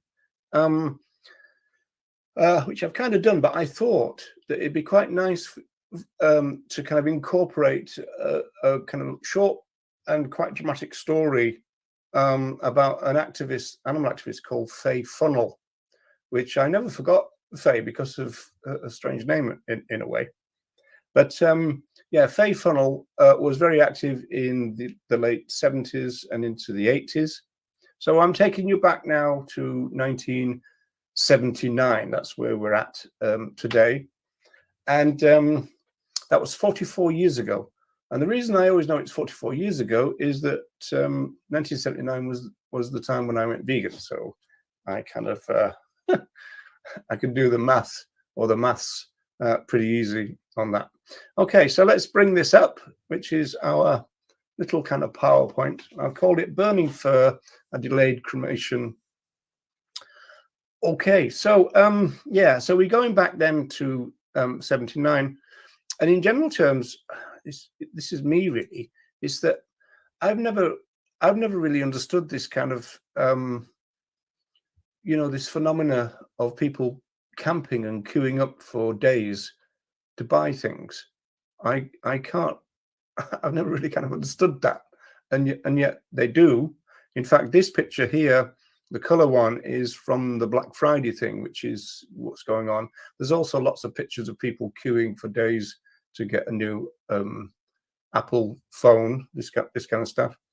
So, I mean, this Black Friday thing looks like you have to camp for a long time and then you end up in some kind of rugby scrum, you know. So it's all a bit weird to me, you know. I don't quite understand it, I've got to admit. So anyway, I do understand 1979, so let's go back there. And so we've got Faye Funnell, animal activist, as I said, and she had this kind of little kind of pet peeve in a way. She didn't like the fact that department stores could get hundreds of thousands of pounds worth of free publicity by holding sales. And in those sales, they would offer a star bargain, which would presumably get the attention of the journalist. Even worse for an animal activist, of course, is that this star bargain was often a fur coat. And so Faye Funnell decided to act on this and, as it were, not accept it and kind of try to kind of protest both things at the same time, in a way. Now, she was great friends at the time with Kim Stallwood. Now, Kim Stallwood was also very active in the late 70s and early 80s in the British movement. In fact, he would become a central player in the radicalization of the BUAV, the British Union for the Abolition of Vivisection. And so that will come up again next week or next time, because that's going to be part of the story about the British anti-vivisection movement. Anyway, they used to meet, these two, and they would regularly go to meetings together and also demos, that kind of stuff. And one day in 79, Faye said to Kim, well, look, I'm going to buy a fur coat at one of these sales. And as soon as I buy it, I'm going to go out on the street and burn it. And so that was the plan.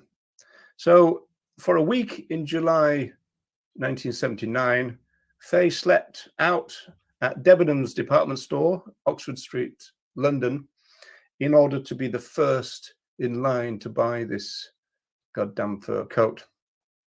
The coat was reduced in price. This was a summer sale from £795 to £79. Now, those are 1979 numbers, so I don't know what it would be now, but it would be a lot, obviously. But £795 in 1979 was a lot of money, and even £79 was quite considerable as well.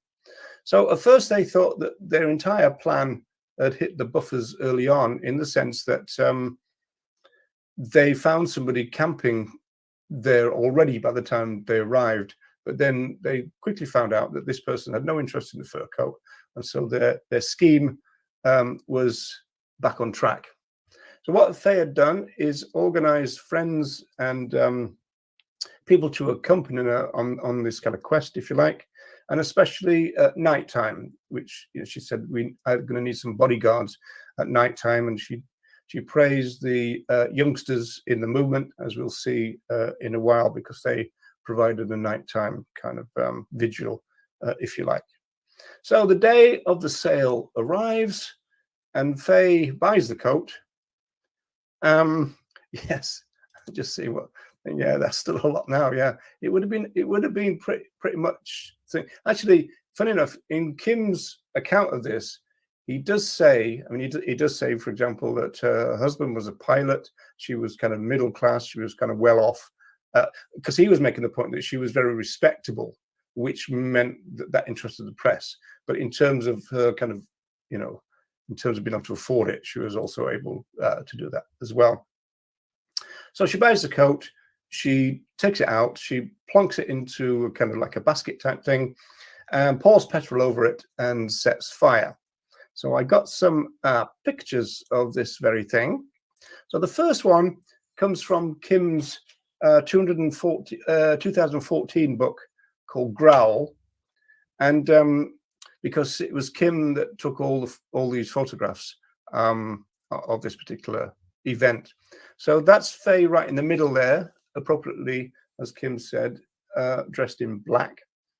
And that's the coat burning. It's not very clear in that, but the next set of photographs, this is ironic because the quality of the photographs is worse, but you can also see what's going on a little bit better.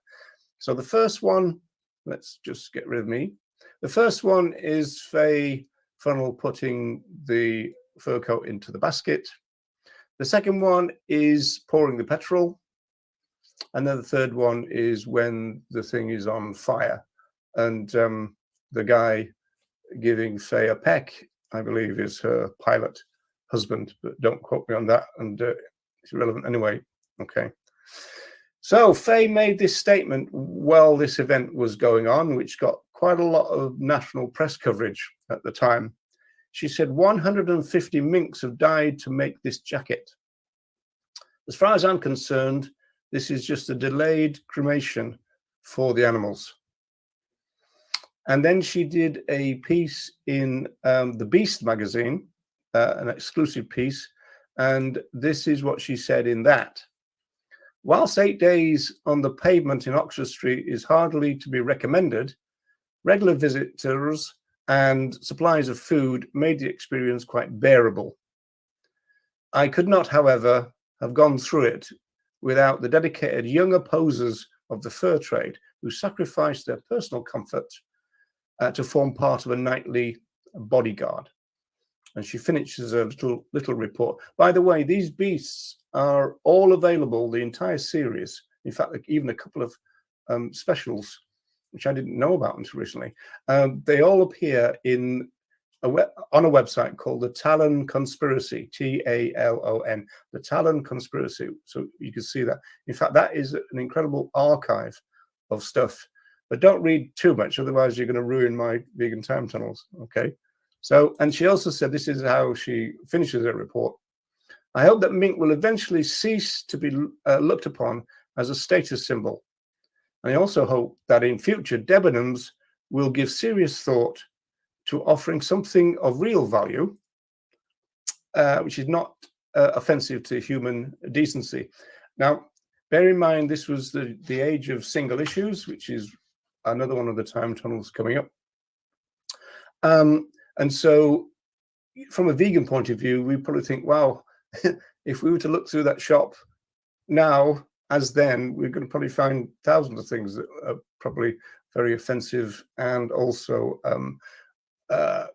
violate the rights of other animals. So there is that as well, that kind of little kind of time shift in that. And the final thing about the beast itself, this is number 2 of their series. It didn't last that long, but it was well produced for the time. And this is number 2, and this is 1979, obviously. And it's got Burning Mink there as the kind of bottom headline, if you like. And at the time, I was working for Ford's Motor Company on the production line. And I got a job, well, I was put right at the kind of start of the production line, as it were. And my job was I had to hook this, kind of back axle, bring it up, and then move it onto the production line as it moved underneath me, and then turn around and get the exhaust pipe and kind of hook it through and all this kind of stuff. And I do remember that when I first was given the job, certainly on the first couple of days, I actually thought that the job was impossible. And I said that to the people around me. I said, you can't do this job. It's not possible. They were quite happy that I couldn't do it because it slowed the entire thing down, which meant it was easier for them. However, within 3 or 4 days, I was kind of like doing it like a robot, to the extent that I got 12 seconds in between cars. So a car would literally fly in over me and then land. And yeah, and so I was reading The Beast at work. And so I read these magazines 12 seconds at a time. And I just always kind of remember that. Now, coincidentally, that's the time of the new intro, but that is a total coincidence. Deb, did it? No, I don't think so. I think that might have been different, but don't quote me on that. Could have been. I mean, obviously, Bite Back. I think what you'd have to do is, if you go onto Talon Conspiracy and look on the inside cover, you'll see all the contributors, and if they're the same, then that would indicate that they probably did, but I don't know for sure. Right, let me have a quick check in case I've missed anything. Yeah, this thing about queuing, it's very odd, isn't it? I just never said it. I mean, I suppose, you're talking about getting something very expensive, relatively cheap. So I suppose that's the reason. But yeah, I've never really understood it. Okay, I'm looking through the chat. What's this one? Stupid vegan. Okay. I shared your how farmers can combat vegan propaganda to our dairy farming, and the dairy farmer responded with slaughterhouse propaganda. Okay. What you mean, he posted some videos, or he said that? I'm not quite sure which one of those is thing. Yeah, and just to reiterate this at this point, that the full experience, the full Roger experience, if you want to have the full Roger experience, and it's on my YouTube, so that's where the place to be. Okay, so as I said, this is going to be pretty short because it was just the intro. Fascinating story about Faye Funnell, I think. As I said, I never forgot a name because of her name, but oh right, he posted videos. Okay. Oh right, well I need to check that out then, because presumably, I don't know, are these industry videos? That would be interesting, because obviously the industry that slaughters other animals tend not to make that part very active. In fact, there's a famous kind of children's book. The so-called meat industry used to send books out to schools in North America, coloring books, and it used to tell the story. I think it said from birth to beef or something. It was the story of beef, it was called. And all the different parts of it, well, a lot of the different parts of it were there, but there was a total, the slaughter bit was completely missing. So you'd get the last picture being the other animals kind of smiling their heads off, as it were, on the truck on the way to the slaughterhouse. And then you just jump to them being dead and cut up into pieces. The actual slaughter bit was not there at all. Yes. Well, this is it, isn't it? I mean, how can they dress up a slaughterhouse? Somebody on that video did say, well, aren't you in danger of making a welfare point? And I don't think there is such a thing as welfare footage. I think it's the claims around it that make things welfare. So if you're saying this is a example of animal use is a rights violation, we oppose it. So it would then become a thing. Now, my final act then is to show you the new end to this series, which I did do about 2 days ago, because I'd forgotten that I'd done the intro but I hadn't done an outro, if that makes any sense. So, okay then, people, thanks very much for tuning in. And it'll be a bit longer next time, because we'll have a bigger story to tell. So, bye for now. Ta-da.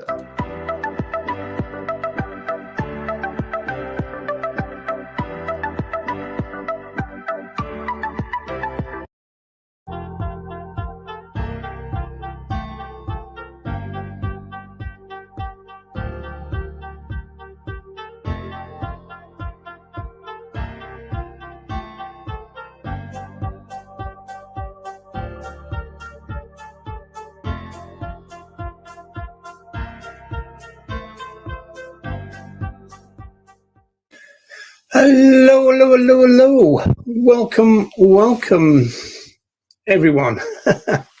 So, how you doing?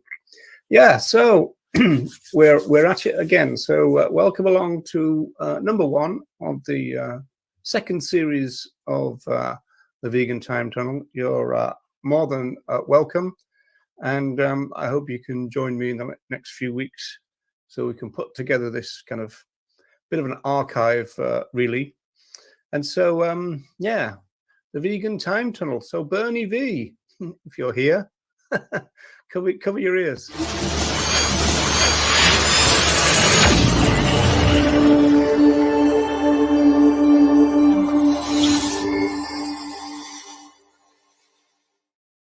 I hope that wasn't too painful for Bernie.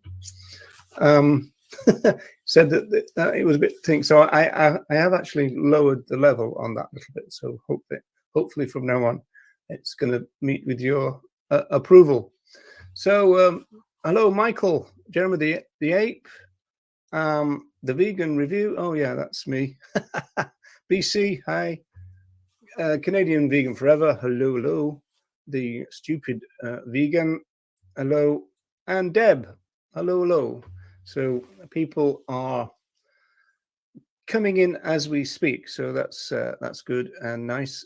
Now, okay, so I've called this a British anti-vivisection movement. I know I said on the advertising vivisection, we're going to go into very, very briefly the kind of history of all that, and I called it Decline, Radicalization, Decline and Rebirth, ? And so it's interesting the kind of interplay between anti-vivisectionism and veganism, at least if you like, towards the end. Now, vivisection is a contested phrase in the first place. We could say, well, do we do a Donald Watson and say, well, people need to be ripened up to this word? Or do we think, well, it'd be easier to talk about things like animal testing and animal experimentation on this? I mean, people like Joan Denea is very strong on the idea that we must say vivisection. I'm not quite sure why. Maybe the visceral kind of part of the word, maybe. And also, vivisection is a bit misleading nowadays, because obviously vivisection is the companion piece to dissection. And so the difference between living and being dead already kind of thing. So we talk about cutting while alive. That's what vivisection kind of means. And so, yeah, so in that sense, it could be that the animal testing, which is a bit weak maybe, but animal experimentation. My sister once said that she thought that people might have a problem with the word experimentation. But again, so maybe people could put in the chat, what would you say if you were going to talk about vivisection? Would you use that term, or would you use animal testing? Would you use, animal research, or what, animal experimentation? Be interesting to see, because this is the Vegan Time Tunnel Interactive. Now, we've got a lot to get through today, and so I'm hoping to keep my eye on the chat. So I will be looking at that. So we've got a lot to do, and now I've also called it the British anti-vivisection movement. So that's one limitation of this story, right? In fact, I'm only be talking about Britain, and also mainly about the British Union for the Abolition of Vivisection, which is now called Cruelty-Free International. Excuse me. So yeah, so that's one of the things. And the focus on the BWV is on its radicalization. So that's the early 1980s, and then the decline of the anti-vivisection movement in general, and then, as I said, the kind of rebirth. You know, I haven't been coughing all day. It's typical, isn't it? So hang on, somebody's trying to ring me. I'm just gonna get rid of that. Oh dear, it's a good start. So mainly about the BWV, the radicalization and everything. Now the time span though of this, we're talking about the 2nd century before the Common Era to the present day. So we've got quite a lot to get through, so I suppose we better get going. These are the main resources that I'm using, the main ones, not all of them, but the main ones. So Growl by Kim Stallwood. Now, I played a very, very small part in the BWV's radicalization in the early 80s, whereas Kim was a central player, a prime mover, as we say. Oh yeah, there's one. Maybe extreme animal torture would be another phrase that we could use. Although again, vivisectors will probably point to certain things that don't seem like that, you know. Well, anyway, let's not get into that. So yeah, then also the Norm Phelps book, The Longest Struggle, and then Slaughter of the Innocent. Now, a general apology that I know that people watching this on the phone are gonna they're gonna struggle with seeing some of the slides, so apologies for that. There's not much I can do about it. What I will do for some of them is I'll go full screen, but that's not really going to help you too much, but not too much I can do about that. But for one thing that you probably can't see is that little blurb at the bottom of the Hans Royce book, Slaughter of the Innocent, which came out in 1979. And it's by Spike Milligan, my kind of comic hero, if you like. A voice for the innocent of the animal world who, in the majority of cases, are dying painful deaths at the hands of a creature called Homo sapiens, who has time and time again proved he is not worth it. So there's a bit of Milligan for you, or Spike Maligna, the well-known typing error. So there we go. Okay, so anti-vivisectionist Ray Greek, I've not used much from him actually, says that people began researching on humans, usually convicted prisoners and other animals, from around the 3rd century before the Common Era, but many point to a century before that, and in particular to Claudius Galenus, who is more commonly known as Galen. And some say that the reason he used other animals is because he wasn't allowed to use humans. It was kind of against the law. So that could be true. And in fact, he became a physician in Rome, and he became the doctor to the gladiators. So that's an interesting one. I think that might actually be one way that he could have a lot of contact with humans to do that, on the grounds that he's not allowed to research on them. And he is also the physician to 5 emperors. So he was known as the father of vivisection in many kind of histories, but his work was strewn with errors precisely because he researched mainly on other animals. So he made a lot of anatomical mistakes. For example, he thought that fruit was bad for humans, but he also thought that pus was good for us. So Royce is saying that Galen's teaching were disastrous for humanity. As I said, he made a lot of mistakes, but he was defended by the Catholic Church for a long, long time. And so that meant going against him was a dangerous thing to do. And so the mistakes that he made were, as it were, protected. Yeah, Michael, that's well, actually, funny enough, there are some there are some websites that say that Galen was a genius, you know, medical genius and this kind of stuff. So you do get different versions of that, but certainly in terms of his mistakes, he made a lot of them, and they kind of, as it were, because he was protected, lasted for a long time.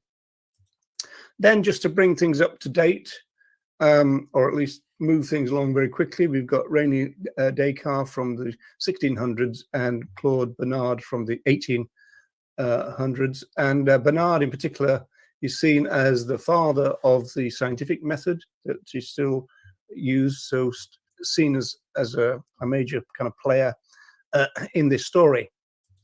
So now we move to where we're supposed to be, which is the opposition to vivisection, and that is said to date from Victorian Britain. So we talked about 1837 through to 1901. So really, this is where the story really starts, if you like, which is a throwback to Spike Milligan. He used to, about 20 minutes into the Goon shows, he used to have an announcement saying, "So, folks, this is where the story really starts," even though it was kind of more than halfway through. Norm Phelps said that nothing really happened until Francis Power Cobb exploded onto the scene in 1863. So that's Power Cobb to the right. Looks like a formidable person, not to mince with, I imagine. And of course, Cobb is famous for her feminist writings as well as her anti-vivisection work. Probably anti-slavery too. There's a lot of intertwining this time in those issues. The one thing that she wasn't was a vegetarian. A lot of them were vegetarian. You know, George Bernard Shaw. You know, they kind of stood for against everything, if you like. Kim Stolwood said, in fact, that the abolitionist versus the reformist disputes flared up almost immediately in the anti-vivisection movement. And in fact, I suppose Cobb was central to that. I mean, she actually left some groups, started others, precisely because they kind of moderated their opinion. She was Dublin County born, so she was born in Ireland, and she began the Victoria Street Society for the Protection of Animals from Vivisection, which is a pretty neat but very long name. This is 1875, and then the BUAV in 1898. And so that marks the difference. She actually moved from the one to the other because the Victoria Street Society kind of moderated and she wasn't having any of that. So she formed the BUAV, and that included abolition in its name, kind of on purpose, the British Union for the Abolition of Vivisection. Of course, it's now been changed to a weaker name, which is Cruelty Free International.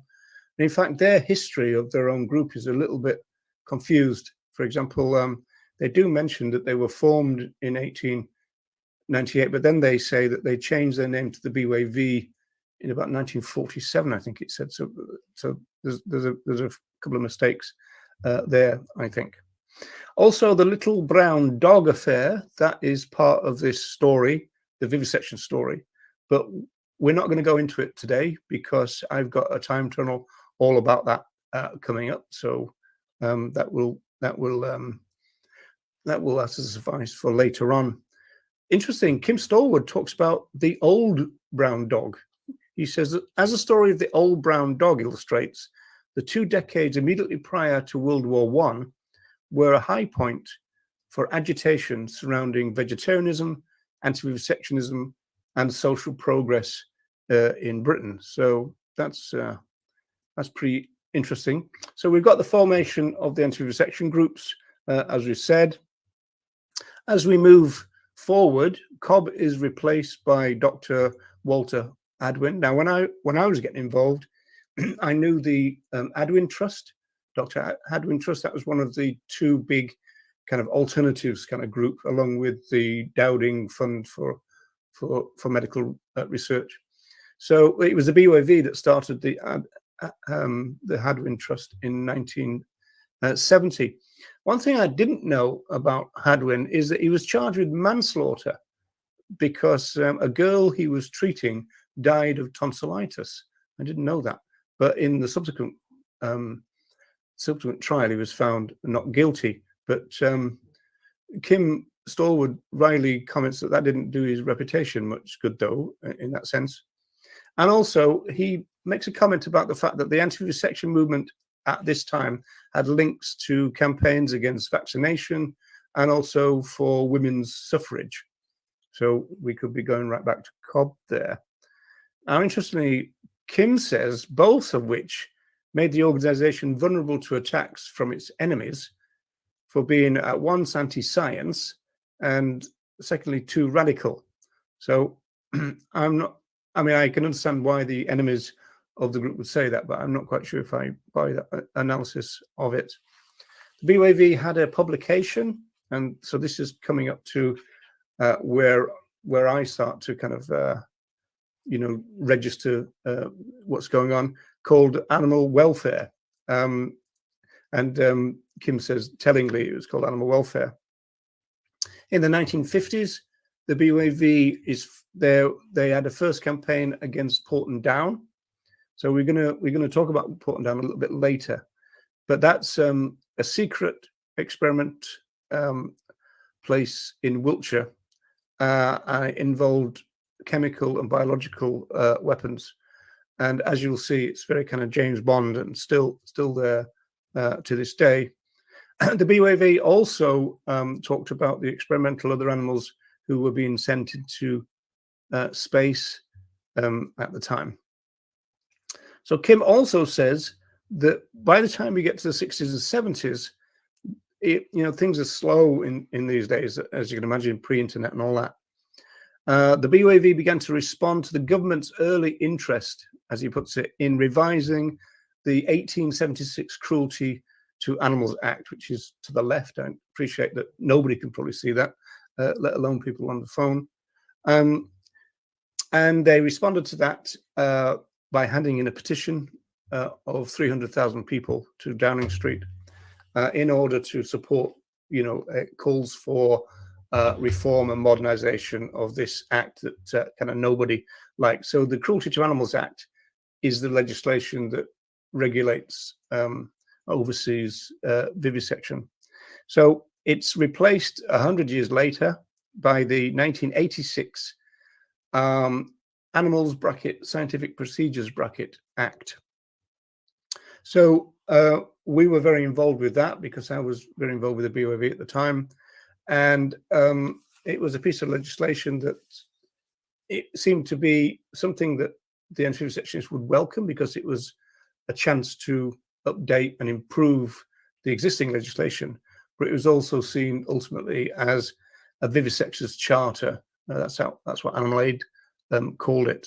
And so all the anti-vivisectionists now say that it was a dreadful piece of legislation and a terrible kind of missed opportunity. Now, in this book, this is Peter Singer's In Defense of Animals. That's the first edition. Kim said that, and that was 1985, he says that the most abolitionists of all the anti-vivisection groups, in other words, the BYV, had by the 1980s become appallingly archaic and Dickensian. And then he kind of clarifies what he meant in his later book called Growl. And he says, by which I meant that although on paper the membership was around 4,000 individuals, it was hard to locate any active members. The head office didn't have any means, including leaflets, of promoting its ideas or the organization, which in turn meant that the BYV did very little, if any, campaigning. So that is certainly true. It was kind of moribund. It was kind of like, it was just kind of dead in the water kind of thing. When the progressives moved into the BYV after taking it over, we're talking about very early 80s now. I just remember going in and seeing this kind of their stock cupboard. It's like a broom cupboard, a little kind of cubby hole kind of thing. And the only thing I remember was a few books written by the director of the organization. I think there was a few copies of this animal welfare journal. And then there was lots of tea towels depicting the North Yorkshire town of Harrogate. So I'm not actually quite sure why all that happened. So yeah, it's a bit of a mystery. The Harrogate tea towels have always been a mystery. I've never got to the bottom of that. Right, so we're up to the 1970s and 80s then. So this is the context of what led to the radicalization of the BUAV. Progressives in the movement were casting their eyes on the RSPCA, and Kim said that organization was dominated by people who supported hunting, and they saw the main aim of the RSPCA as essentially stopping cruelty to cats and dogs. So the progressives set about doing something about the RSPCA. It's really interesting. In the press, the progressives are always called the Young Turks versus the Old Guard. That's usually the way it's put together. There's quite a few people in the kind of RSPCA reform group that we would know, like Richard Ryder. There's also Richard Corse, Dick Corse, he was called. He was a main player in the League Against Cruel Sports and various other people. And so it was another one where you had this other kind of stagnant organization, and also one that promoted animal use. But then again, it was the RSPCA. So yeah, it did. You know, there wasn't as much confusion about the RSPCA then than there is now. At the same time, it was still thought worthy of trying to improve it and actually get it to, you know, at least stand up to its name within its own remit, if you like.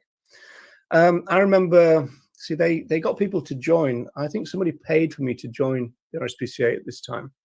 And so I remember going to an EGM or an AGM, and it was in this swanky hotel in London. And I do remember the morning session where we voted that the Queen would be thrown out of being the RSPCA patron on the ground that she went shooting and hunting. And that motion passed. And then we went for a lunch break to be told that the RSPCA Council had reinstated the Queen as patron in the lunch break. So nothing much changed. Again, Young Turks and Old Guard. So Stallwood was kind of involved with this RSPCA reform thing, and he thought, well, I wonder whether this strategy would work with the BUAV as well. And so he was well placed at this time, because a little earlier in 1978, he had, along with Faye Funnell, and Faye Funnell is the person who burnt the fur coat that I mentioned in the kind of intro to this new series. Faye Funnell and Angela Walder and Kim Stallwood, they co-founded the Coordinating Animal Welfare Group, which was called CORE. It was used as a kind of mobilization tool and a radicalization tool, if you like. Again, this is pre-internet, and so it was a networking idea. Now, Angela Walder later became the scientific advisor for the BUAV after it had been radicalized. I remember a time when she told me that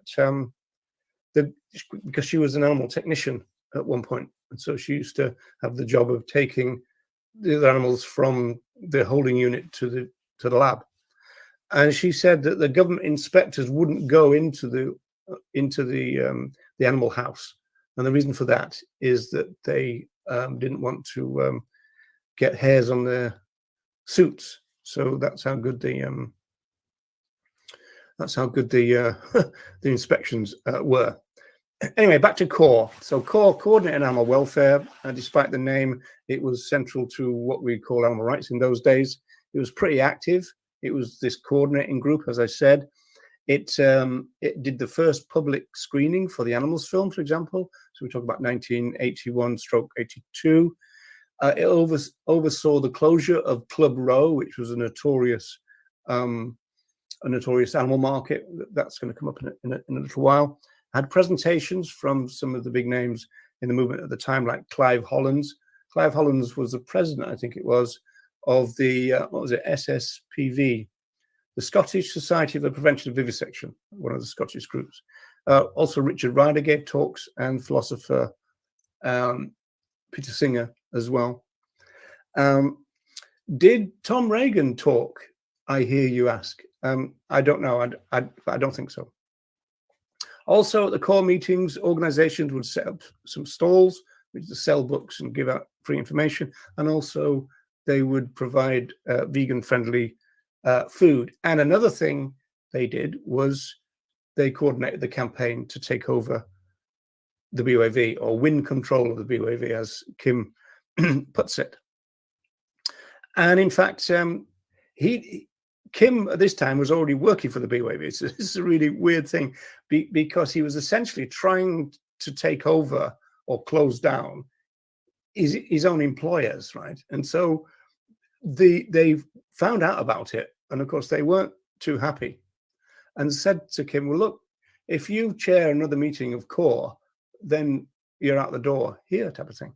And so for a couple of meetings, he sat outside the core meetings, just sat outside in the street. People would come out and tell him what was going on. And of course, the BOAV people found out about that as well and weren't too happy again, and eventually kind of let him go, as I think is the phrase that people use nowadays. So we're up to early 1980s, and indeed the Young Turks do take control of the BOAV's executive committee. I joined it in 1982. Kim Stallwood was rehired a year earlier, so we talk about January 1981, and became the BOAV's campaign officer. Let me bring this back in. And Kim said, "Our revolution at BOAV sent shockwaves throughout the British animal rights movement and beyond, including the United States and Australia." Now, that, in my assessment, that is really accurate. It's difficult to overplay the effect that what was going on at the time. This was kind of real peak in stuff, but the BOAV's radicalization was a major part of it. And one reason for that is that for the first time, relatively radical people had access to quite a lot of money. You know, Animal Aid had started in 1977, and they were doing a lot of locally based stuff, a lot of leafleting and this kind of stuff. They used to specialize in giving leaflets out at the tube stations in London, for example, but they also had local contacts. So there was a kind of lot going on. The HSA were very busy. The ALF was very busy. They had the Animal Liberation Leagues, the regional groups as well. So a lot started happening, and the BOAV's radicalization was a lot to do with it, because they ended up being a really big coordinating thing and publicized everything in their magazine, which they started to call the Liberator. And they changed it from Animal Welfare to the Liberator, and it was a big, glossy, quite horrible looking thing. And then they made it into like a tabloid. So I've got some shots of that coming up. Now, I don't know what happened to the Harrogate tea towels, but they were quickly replaced by posters and leaflets, including fly posters. Now, the fly posters from the BOAV were pretty graphic, so I'm not going to show you them. I've actually got a couple of shots of them, but they're so small you can't really see them later. But I'm not going to show you them. I was a volunteer at the BOAV at this time. It was just before I became a committee member. And the fly posters, we kind of sent them everywhere. So I remember being in the office, and we bundled together lots of the leaflets, all these fly posters, and we sent them to just about anybody we could think of who might put them up, you know, might do a little bit of fly posting. And in fact, that's what happened. We started to get lots and lots of photographs of these fly posters all over the country, and they ended up in the press. It caused a big stir, and then the BOAV got into trouble. I remember that, because I think they put their name at the bottom of the fly posters, and maybe even their address, maybe even have the phone number. And so a lot of the local councils started to threaten to sue them for either advertising space or kind of criminal damage, because, you know, obviously fly posting is on empty buildings, that kind of thing. So I do remember they had to reprint all the posters and take their name off them, and then they all went back up again. So that was pretty good. Now, in terms of things going on nationally, the BOAV became the main organizer for the World Day for Laboratory Animals, which is April the 24th. Now, I'm a bit sketchy on the fine details of this, in the sense that I think the World Day might have existed before, and it might have initially been run by the National Anti-Vivisection Society, NAVS. But I think what Kim did, because he took over the organizing of it for 6 national demos, I think he either revitalized it or he might have actually come up with the idea. I'm not sure about that fine detail. Now, the first one that he organized was 1982, which drew a crowd of, well, people say between 5,000 and 6,000 people. And this involved walking 6 miles from a town in England called Salisbury through to Porton Down, where these warfare experiments go. I'm going to make that full screen. You see, it's very James Bond, isn't it? You see that picture of the lab, Britain's secret nerve gas lab. You know, very Thunderball, I think. And so it's still there, and it's still doing all kinds of horrendous things, as far as I'm aware. So that was the second time really that the BWV had picked on Porton. So this is the Liberator, talking about the siege of Porton. So this is 1982, the big picture, the Liberator, and then the smaller pictures, they are from 1983, when some people returned to Porton Down, and they also stopped these trains. A bit of civil disobedience. The picture at the bottom, of course, is people, as it were, getting taken off the tracks. This is a shot of the storming of Porton grounds. There was a lot of talk about whether it was a good idea, in the sense that we talk about chemical and biological warfare experiments, but obviously you wouldn't get that far anyway, in a sense. Now, the largest of the demos that Kim Stewart organized involved 9,000 people, and 600 of those took part in this kind of elaborate street theatre, which was pretty good. What happened was, every 6 seconds a bell chimed, marking when one of the laboratory animals was killed, and they had some people dressed up as vivisectors who kind of came and grabbed one person from the crowd, and kind of executed them on the spot and left them lying there. So at the end of the 90 minutes or so, there was 600 people kind of dead, as it were. So it was quite a effective stunt, if you like. And although you can't see it too well, that Liberator, that picture actually is about that particular thing. It says 600 people die in Trafalgar Square. So that's what that one's talking about. The person giving a talk there is Jeremy Corbyn, who became the Labour leader, of course, in political terms. Okay. Now, what was I going to say? I was going to say something more about the really, Kim was talking about the achievements of the BWV, and they're not kind of great in a way. It said, for example, that they ignored the protests about the update, and they came out with this vivisectors charter and everything.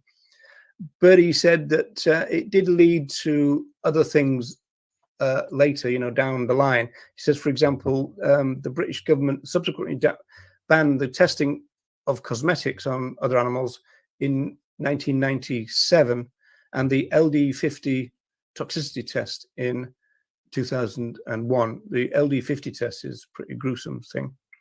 In 2003, the European Union agreed to a membership-wide ban on cosmetic testing to happen 10 years later in 2013. So, as you can see there, you wouldn't put that down as massive kind of gains, but it's certainly, in terms of promoting what was going on, pretty good.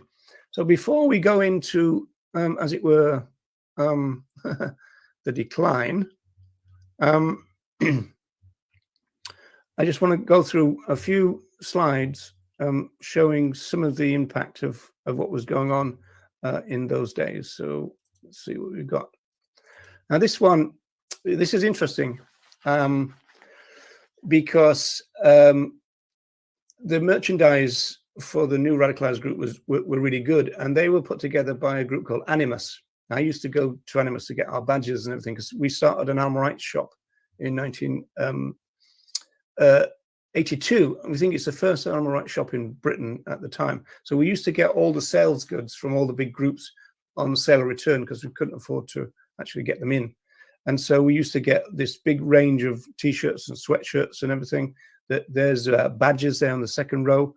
The enameled badges, I think they were a hangover from the previous time. I think they must have found them in the office and everything. So then you got books. Is Tom Reagan's The Case for Animal Rights there, Roger? I hear you ask. No, it isn't. But Animal Liberation by Peter Singer is, of course, and a couple of scientific anti-vivisection books as well. But then again, we are talking about 1984 here, but the case was out by then. Then you've got all the posters and leaflets, and you used to have to pay to get them in those days, but that's the way it went. Again, this is all pre-internet, so it was much more difficult to kind of pass things around in a way. But they were very, very kind of powerful resources. This every 6 seconds is really the kind of trademark slogan of the BOAV, according to Kim Stallwood, and it was everywhere, including kind of train stations and stuff. They had those big posters that you see now with Go Vegan World. They're big posters about it. They also had leaflets. This actually is an advert which was published in newspapers. When I was on the committee, we used to get a rundown of all the the advertising. Did we get any new members from this one? Did we get some new legacies? This kind of stuff. And they usually got put in the kind of more lefty kind of papers. It was usually a waste of time putting them in the kind of right-wing press. So we used to get quite a lot of members through actual kind of proper advertising, if you like. And so we used to use that general slogan every 6 seconds. Now, again, for the people with phones, there's no way you're gonna you're gonna see this, so I apologize for that. But this is a week of action. So this is the kind of galvanizing of the grassroots, which was part and parcel of the radicalization of the BOAV. So these are kind of a week of action, and these are all the photographs from all the stuff that's kind of going on around it. Oh yeah, well, I did want to say this is a shot from Scotland, and if you recall the posters and the badges and all that kind of stuff, it's actually very difficult to find posters and badges and everything which have got a lot of claims about cruelty back in those days. Like, for example, here, one of the main banners is "Animals have rights," right? And so that's kind of the main claims making at the time, if you like. And so you don't get the kind of same cruelty claims as you do in the modern movement. And I think it might be, and this is only me speculating, of course, it could be because at the time of the BOAV radicalization, it was a time when people were trying to do something about the RSPCA, but we knew full well what the RSPCA was, Traditional Animal Welfare Group. It wasn't, it wouldn't go near veganism with the barge pole. We know that. Whereas in the modern movement, I think there's some confusion about things like the RSPCA, and I think that's something to do with the prominence of the word cruelty in the modern movement, because they see prevention of cruelty to animals and think, veganism. Of course, that doesn't connect with the RSPCA. It's not to do with it. The Liberator to the right there, Horace Hazelton. So that was a group that I co-founded, the Hazelton Action Group, and we'll be talking about that in another time tunnel coming up. But this is just self-indulgence on my case. What we did was we broke in and retrieved quite a lot of paperwork about paraquat experiments that they were doing. Ended up in an anti-vivisection book, and on the front page of the Liberator and also the NAVS journals. I think Animal Aid covered it as well, so that was pretty good. And one of the first victories, I suppose, is Club Row Goes. So this is early 83 at this stage. So this notorious Victorian kind of market, kind of East End market, very kind of grubby place, did close down in the end. Problem with that, of course, is that it moved somewhere else. So this is, you know, often a problem. You have a long-standing kind of, you know, long-standing campaign, and then the target, as it were, moves elsewhere. This is, yeah, this is a bit of an attack on Charles River, another animal breeding place. Charles River used to, I don't know whether they do, but they used to own islands where they bred primates for research. I don't know whether they still do. And then this was the London Underground, and as you can see, it's another one of the BYV big posters. Curiosity will kill this cat, but they also had the every 6 seconds one on there as well. And the guy in the picture is Mick Heslin, who was a kind of graphic designer for them, still active on Facebook, and he also accompanied me, or I accompanied him on the Orkney trip in terms of the Sea Shepherd. So that's going to be another time tunnel as well. So that's pretty good. Just a couple more liberators, and again, if you want to actually read these, go to Talon Conspiracy, and you can find the full thing, and you can actually leaf through each and every one.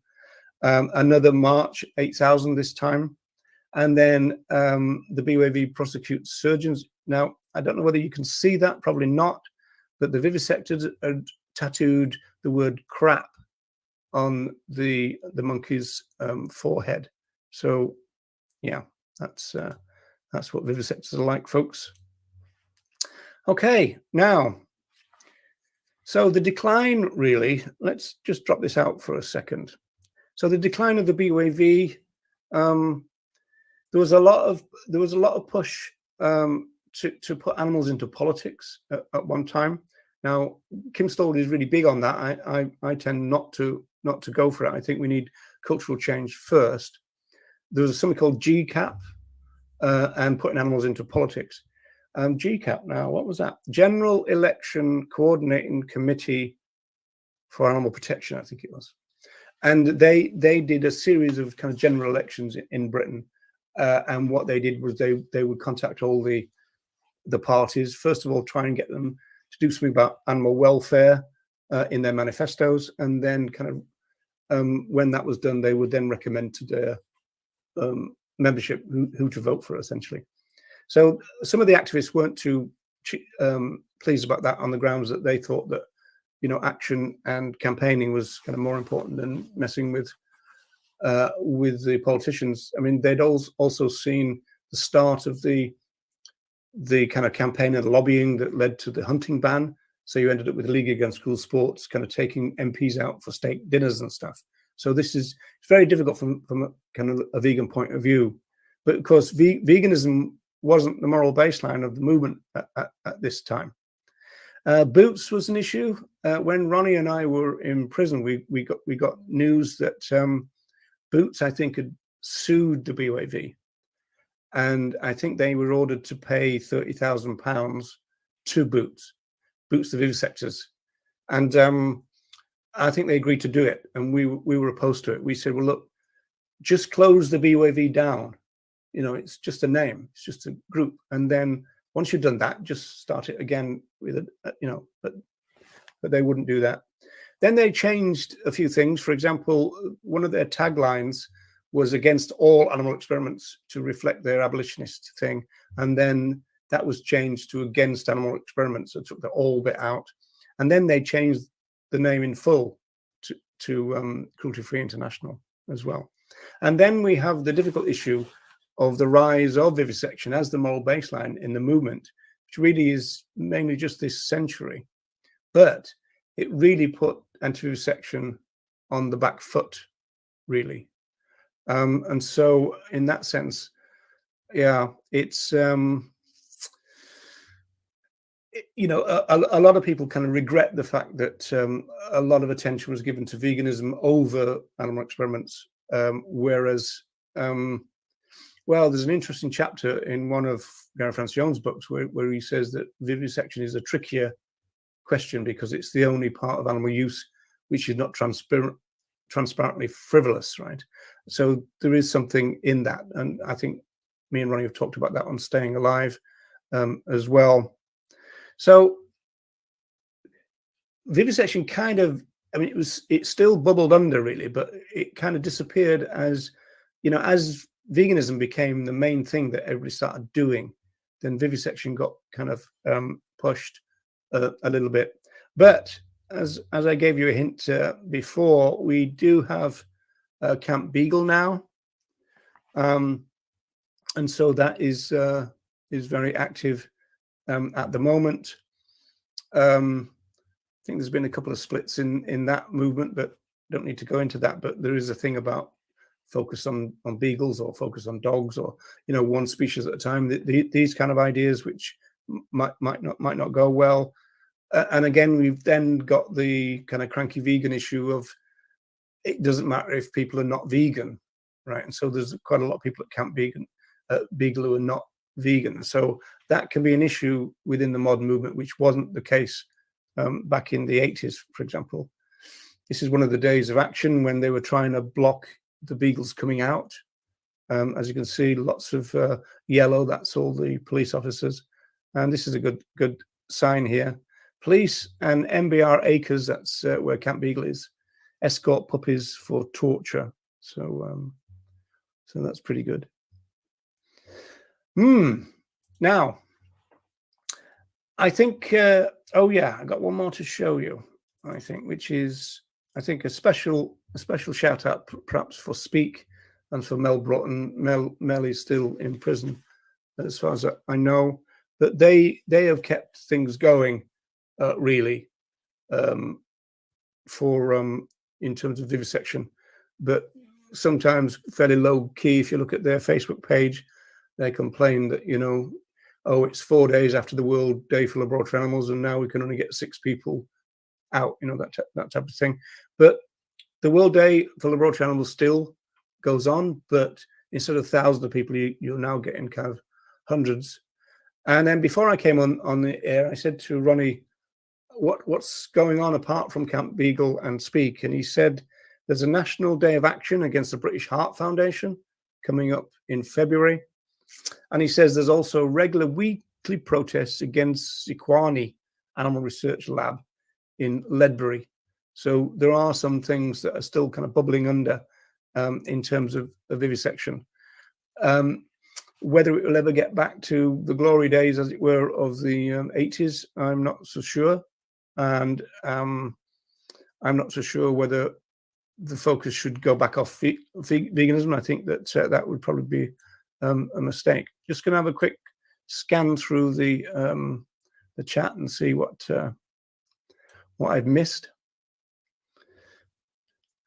All right. We're talking about the language then.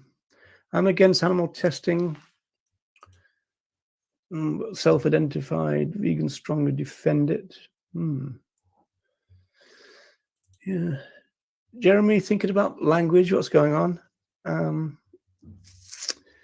We don't cut them, it's okay. Yeah, that is an interesting one, isn't it? Because that's the kind of problem with vivisection. Although even the official definition now is extended to animal experimentation, so it would kind of feature all of that as well.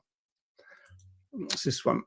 I've not really thought about it. I've always said animal testing, and that's what I've always heard. Yeah.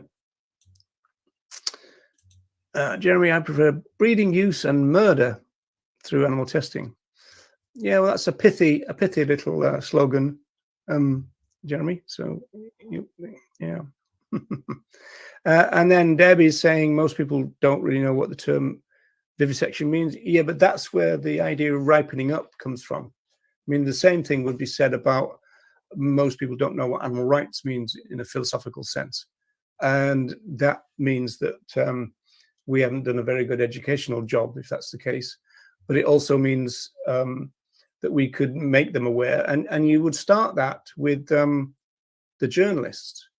You know, the movement seems to have lost its ability to liaise with journalists, and it could be the internet age. This, in the sense that back in my day, you get to know individual journalists, and you would, because they would be like connected to a newspaper or a radio station for a long time, right?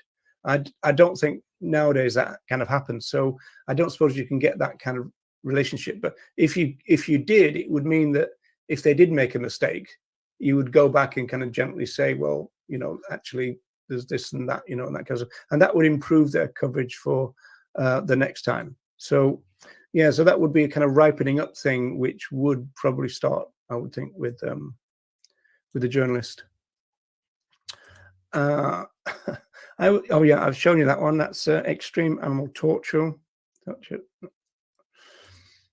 Exactly, Deb. Need a phrase that gets the horror across to the general public. Yeah, I get that. I can see that point completely. Yeah, Michael's making the point that I kind of alluded to, which is that animal testing is almost a bit of a soft, seems a bit soft. Animal experimentation, animal research. See, again, is animal research a bit vague?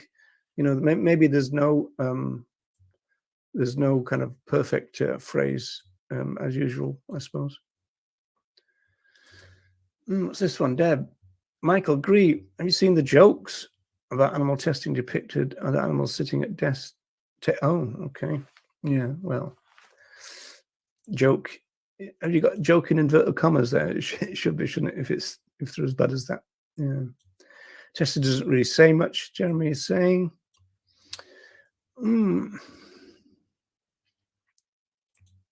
Yeah. Well, here you've got the problem. I mean, this is the extrapolation problem, in the sense that, and this goes all the way back to that Galen situation about maybe all the mistakes he made is because he wasn't allowed to research on humans. And the logic of vivisection is to do it on humans, you know, let's face it, because otherwise you're going to get all the species difference problems. You're going to get the extrapolation of data kind of problems. Not that human testing completely eliminates that anyway. For example, if you test on elderly people in order to find something for young people, then that might not translate too well, and vice versa. Also, gender might play a role, and also some racial characteristics can certainly play a role in terms of things like sickle cell amnesia, that kind of, I probably said that wrong, and those kind of issues. So there are lots of variables that can kind of get in the way. But in terms of the people that did research on humans, and of course in recent history we've obviously got the Nazis, but also the Japanese in the Second World War as well.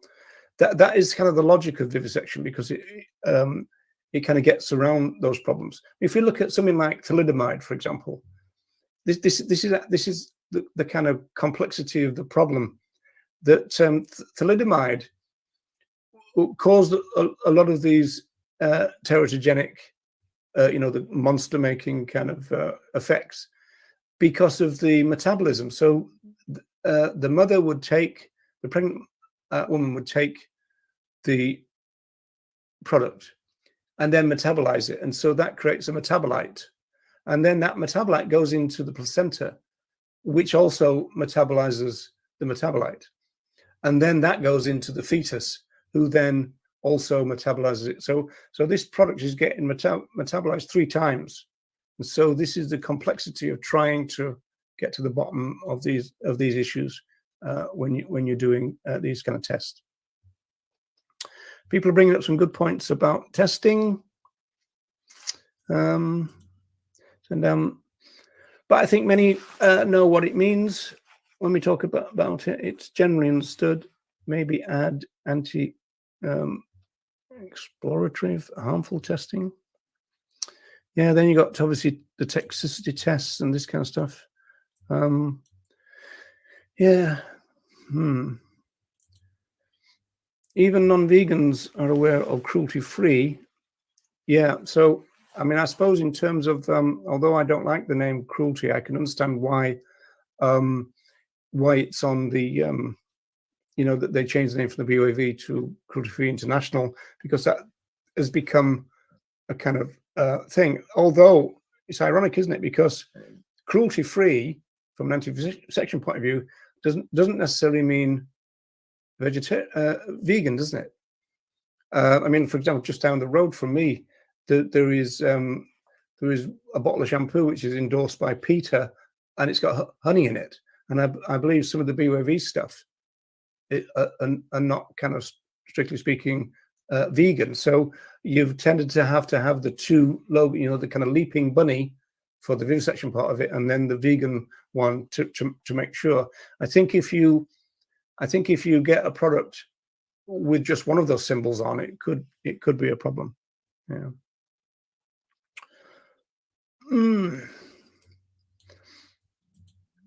As Roger is narrating and using the term experimenting on animals. Yeah, well, I was reading a lot from Kim Stolberg, so don't blame me. Right, let's just see if there's anything else. Yeah, so there's a big long chat about the language. So very good, excellent stuff here. I will have to come back and read it when I haven't got the stress of being live and all that. Same to that. Don't know what that means. Okay. Oh, then we moved on to Jeremy Corbyn. Is Corbyn, as far as I know, long-term vegetarian? And of course, with a lot of long-term vegetarians, the answer is, you know, at this stage, but at any time. I mean, kind of why, isn't it? You know, but I mean, long-term vegetarianism is an odd thing. You know, a lot of people thought of it as a gateway to veganism and all this kind of stuff. So long-term vegetarian has always been a bit of a puzzle for vegans, isn't it? You know, so there you go. Love the merch. Yeah, there was some good stuff on there. Remember one of the Animus badges I used to love, which was says beans means vegans farts, and it was a play on one of the adverts that were on the TV about Heinz beans.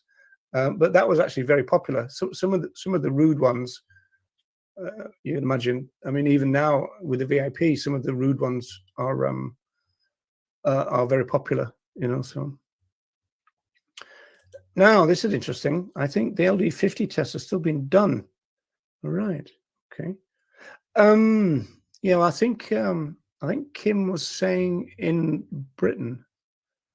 And the LD, yeah, so we'd only talking about Britain there. So presumably, you know, Brexit will have changed everything as well, I suppose. So, I mean, the European Union has agreed to a membership-wide ban on cosmetic testing. So does that apply to Britain now?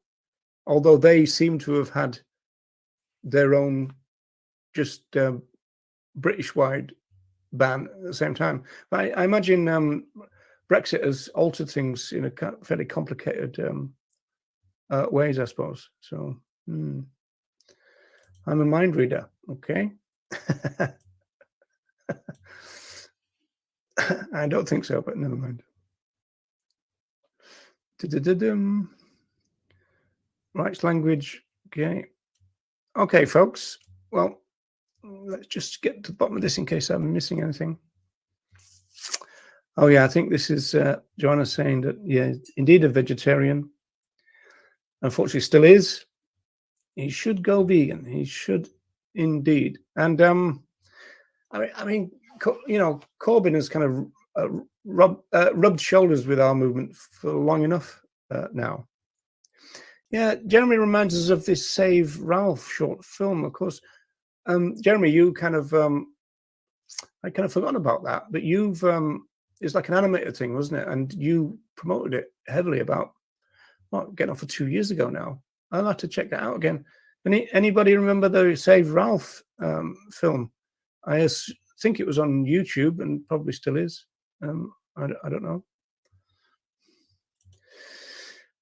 Yeah, Colleen, this is this is the kind of cranky vegan area now, of course, is that the fact that there are some people who are opposed to vivisection, but it's the same with, I mean, it was very odd to me around 2000, 2001, there was a huge foot and mouth problem. And there's also a live export campaign. And one of the lead groups in that was Compassionate World Farming. And, you know, it was said in the press, kind of, you know, in between the lorries coming and throwing stones at the lorries and everything, they would be kind of eating ham sandwiches and stuff. And so, yeah, to vegan ears, that's very odd. Someone like Jake will say, yeah, but we should kind of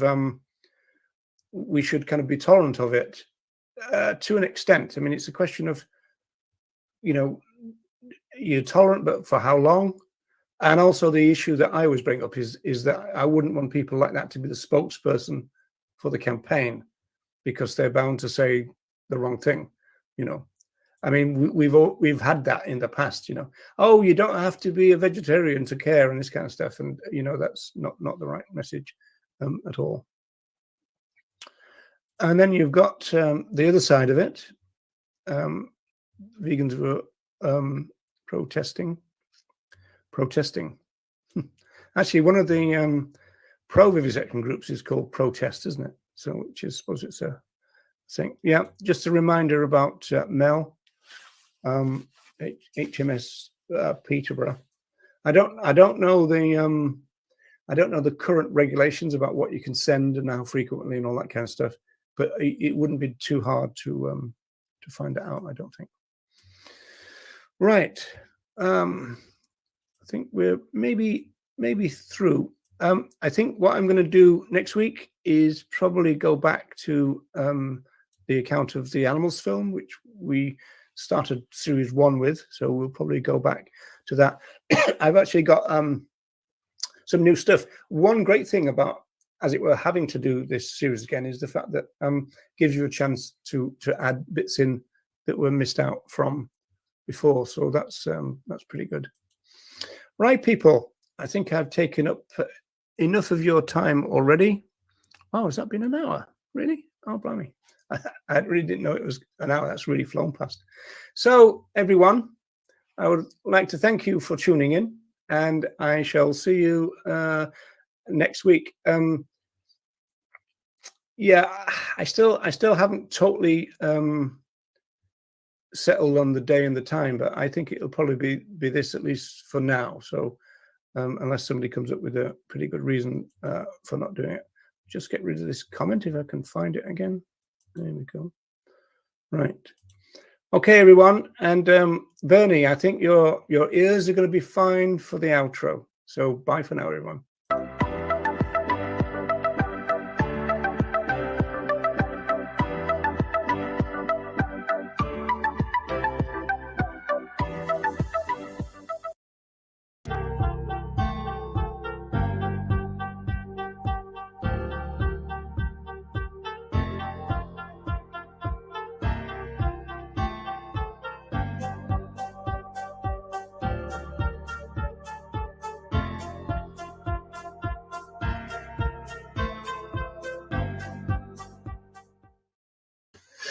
Hello, everyone, and welcome along to episode 2 of the new vegan time tunnel.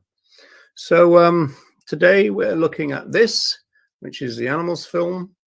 That's the DVD version, 26 years after it first came out, I believe. So in terms of the series, the idea is for week on week, we're going to hopefully put together a kind of archive of some of the most significant things that have happened in the animal advocacy movement. And so it should build up week after week and then become, you know, an archive for people to, as it were, explore the history of our movement, which is obviously very important. Okay, without further ado then, let's go with the time tunnel.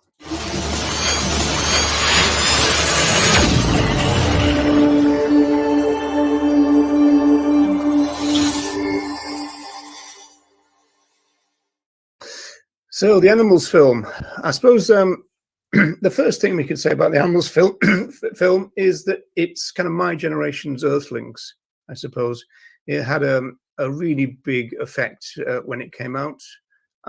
It's a film from 1981, and it was created by Victor Schonfeld and also Miriam Allure as well. And so it was a big deal, as I said, when it came out. So we're going to go through a few of the things about the film. I'm going to show you an edited version of the trailer. I've kind of tried to cut out.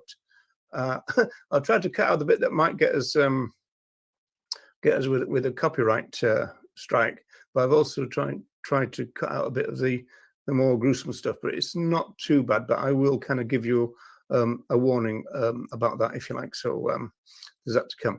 So the animals film then. So what we've got here is the DVD, that picture above me. That's the one I've just shown you. So that's the DVD, and the poster for the DVD is the one in the middle. Really, the one to the right is how it looked when it came out in VHS form, which is videotape. I suppose there might be some people nowadays who don't know what VHS means. It stands for Video Home System. So yes, well, I mean, we're going to go back to film as well, in the sense that when we showed it in Liverpool, it was 16mm film.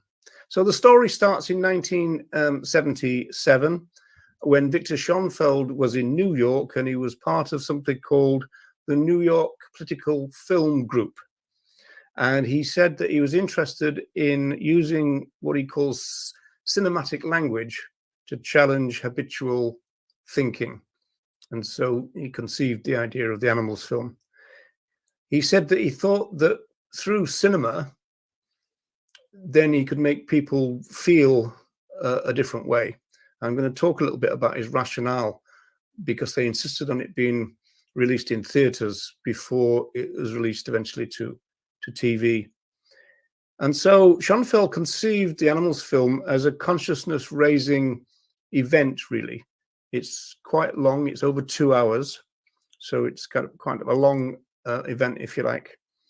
The music is by Robert Wyatt. In fact, I still have my original soundtrack LP, which runs, both sides runs to 28 minutes, so it's quite short in that sense. And then also the title song, which is the bit that's cut out of the trailer, which is why a lot of it is going to be silent, was by Talking Heads, and it was called Mind. And you see there right at the bottom corner, I need something to change your mind, which is one of the refrains of the film, and of course the song as well. So the idea was to use cinema to challenge ways that people, think about things. And he wanted to release it in cinemas first. And in the DVD version, which has got a really good interview with Victor Schonfeld, he explains the rationale, and he says there's a big difference between watching a film, as it were, in the dark, pay for a ticket, you go in, and that's a different experience than watching something on TV, or nowadays watching something streamed, when people will be kind of taking a break, making a cup of tea, this kind of stuff. And so he thought that the cinematic experience would be really powerful, because in a kind of weird sense, people are a little bit trapped there, because they're in a cinema with a lot of other people. So that's the kind of rationale. The film industry itself was rather shocked by the idea of putting out a full-length documentary at the time, although it's quite common now. I mean, you might think of the documentaries by people like Michael Moore, for example. And so in that sense, it's not an unusual thing now, but it was then. In fact, one of the things about the animals film is it's quite groundbreaking in that sense. Now, this is interesting because, as many of you might know, I used to be a projectionist, and this is the quad.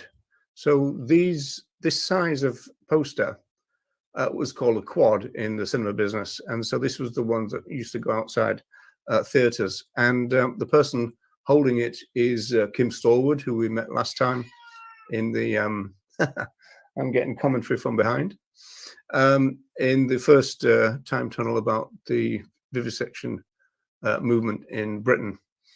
And so he's holding his signed and also framed edition of the quad. It was an AA film, so in modern day that would probably mean a 15 rating. Schoenfeld found a radio personality to fund it. She had 2 flats in New York City, one of which was apparently used exclusively for the stray cats that she looked after. And so she offered to fund the film. And Schoenfeld said that she actually said, look, I don't want you to go around begging people for a lot of money, you know, lots of different people. So tell me how much it's going to be and I'll pay for all of it. And so that's what the agreement was. So they came up with an initial budget of $68,000. But Schoenfeld said that in actual fact, in the end, it was about 10 times that. So it was a bigger thing than they kind of knew that they were getting into, because everyone in this adventure was kind of breaking ground. You know, this film shows some scenes that have never been shown before, but also the filmmaking technique and the people involved. This was the first time that they did it. Now, my first involvement with this is back in Liverpool. I was part of something called the Merseyside Animal Rights Committee, and we showed the film in a public showing at this place, which is called the Blue Coat Chambers, which is in Liverpool. And so you go up that ramp in the middle there, you turn right, and there's kind of like a place where you can show films. So that was our first engagement with the film. We had a 16mm copy that was sent to us in order to do that. And when I was advertising this time tunnel, there's quite a lot of people commenting, oh yeah, we showed it in here, we showed it there, you know. And so that's how it came. So it was official cinema first, then these kind of independent cinemas, and then the TV. So a year later, we're up to 82, and this is when Channel 4, which was a brand new TV station in Britain, launched. And so they decided to show the Animals film in their first week. And in fact, it was on their 3rd night of broadcasting, which is November the 4th. And the audience was estimated at over 1 million people, which was pretty good. And November the 4th, they didn't know it at the time, but they released it during World Vegan Month, which was quite neat. But World Vegan Month didn't exist back in those days. So Jonathan Porritt, who was a very well-known environmentalist, I think he's a lord now, and also David Winner, who is an author, they write that with over 1 million viewers, the screening is regarded as, quote, an important moment in the growth of public awareness of animal exploitation. And so, as I said, it was a pretty big deal back in the day, in the sense that people were seeing footage that they'd never, ever seen before. This was kind of groundbreaking in that sense. It was also shown again on Channel 4 during, what was it, 1991. And they had a series going back in their own history, and they called it Banned. And so the Animals film was re-shown again. So the original film is 136 minutes long. And as I said, it was released in cinemas with the AA certificate. There was no cuts at all in terms of the one that went out to the theatres, because the British Board of Film Classification, which used to be called the British Board of Film Censors, gave it the AA signage, which meant that, you know, nobody young would see it, as it were. When it came to the TV, though, it was different. The Independent Broadcasting Authority were worried about some scenes, and so they called Schoenfeld in, and there was a negotiation about some scenes should be cut. Now, the scenes they wanted to cut, you would have thought would be the graphic things showing animal use, right? It wasn't that. It was they wanted to cut some scenes involving animal activists. And so they were worried that the film was so powerful and so kind of persuasive that this was a real moral problem, that it could incite crime or even lead to civil disorder, or kind of promote the idea that this is so bad that direct action is therefore justified. So that was the rationale. The film was so devastating that illegal activities would, as it would, be justified, and it might even prompt them. So in the end, Schoenfeld did agree to cut about 7 minutes, which was mainly at the end. In the DVD version, you do get the original, and then you get a new director's cut, as well as some little extras. Geraldine Buck, a prize-winning author, said in 1982 that some scenes from the Animals film will stay with her forever. And she writes, quote, "The film ends with a desperate optimism. There is footage of the British Animal Liberation Front's raids on research establishments and sabotage of hunts." Slightly wrong, but it doesn't really matter. "After watching 2 hours of appalling atrocities, the only appropriate response to the ALF criminal activities is a rousing and prolonged cheer." So that's what the film censors were a little bit worried about, and the TV people were worried about, in the sense that that was, coming out in the reviews from the journalists, kind of like, go for it type thing. And so they decided then that they'd have to have some cuts. And so reluctantly, Schoenfeld agreed that 7 minutes will be cut. But in terms of the rest of it, it was shown on TV in full, all at once, with no ad breaks. So again, that was fairly unusual. It features quite a lot of cartoons and interviews and adverts to break the film up. And Schoenfeld talks about that as well in the DVD interview, in the sense that they didn't want it to be relentless. And the Animals film is seen as not as relentless as something like Earthlings or Dominion, in the sense that they deliberately broke it up using other bits, like, as I said, cartoons and stuff. In fact, you'll see a couple of examples of the cartoon in the trailer, which I'm going to show you now. So in terms of content warning for the trailer, I've cut the sound quite a lot. So a lot of this is silent. And I've also cut a couple of visual scenes, but there still are scenes involving chicks on a conveyor belt. There is a really weird, seems to be an advert or a promotional film for the turtle soup business, which really indicates, attitudes at the time. And you would think nowadays that the industry would have known not to talk in those terms. And then right at the end, there's a little bit of footage of monkeys being experimented on, but it's not particularly graphic. But the interesting thing is what the narrator is saying. So let's see if we can put this on. So this is how the film starts, but the kind of talking heads music is on at this stage. This is the bit I've cut out because I thought we might get into some copyright problems. As I said, again, you've got to think that some of these, that's an example of the cartoon, some of these scenes had never really been seen before, certainly not in cinemas, and then later in TV. Use this bat here for loading out boars. You get two boars fighting, they can cut themselves up pretty good with it. And I go through and I bust their noses. Usually after you bust their nose, gives them something else to think about. And you got a terrible view about fur now.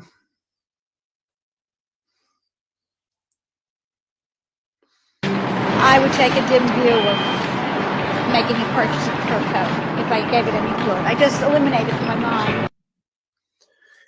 Yeah, I always remember that scene where, oh, I just eliminated it from my mind. In fact, there is another scene involving some teenage kids, and one of them was saying, well, as long as I didn't see it, I will eat flesh, you know, but I wouldn't want to see it being produced, kind of thing. And of course, we still get that kind of issue nowadays, don't we? So it's kind of, as it were, known to us.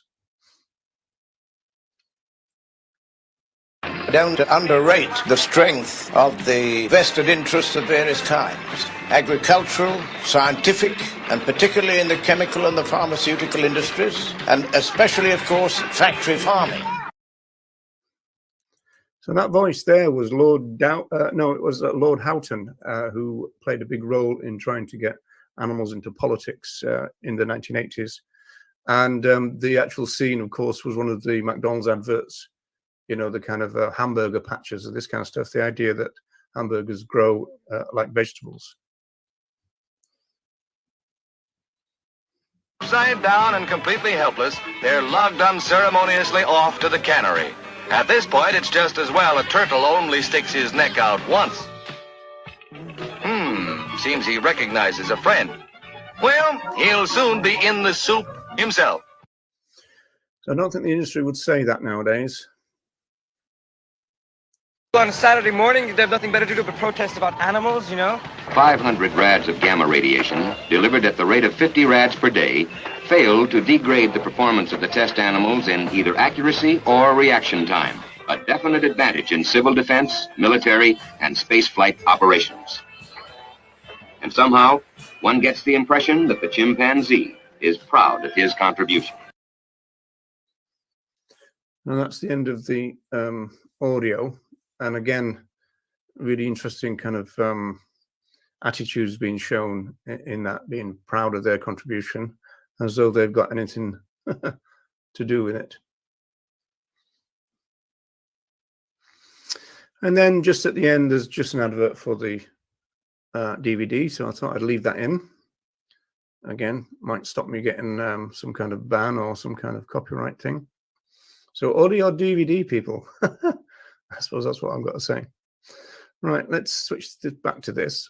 So, as I said then, the Animals film is seen as not as graphic and as relentless as Earthlings or Dominion.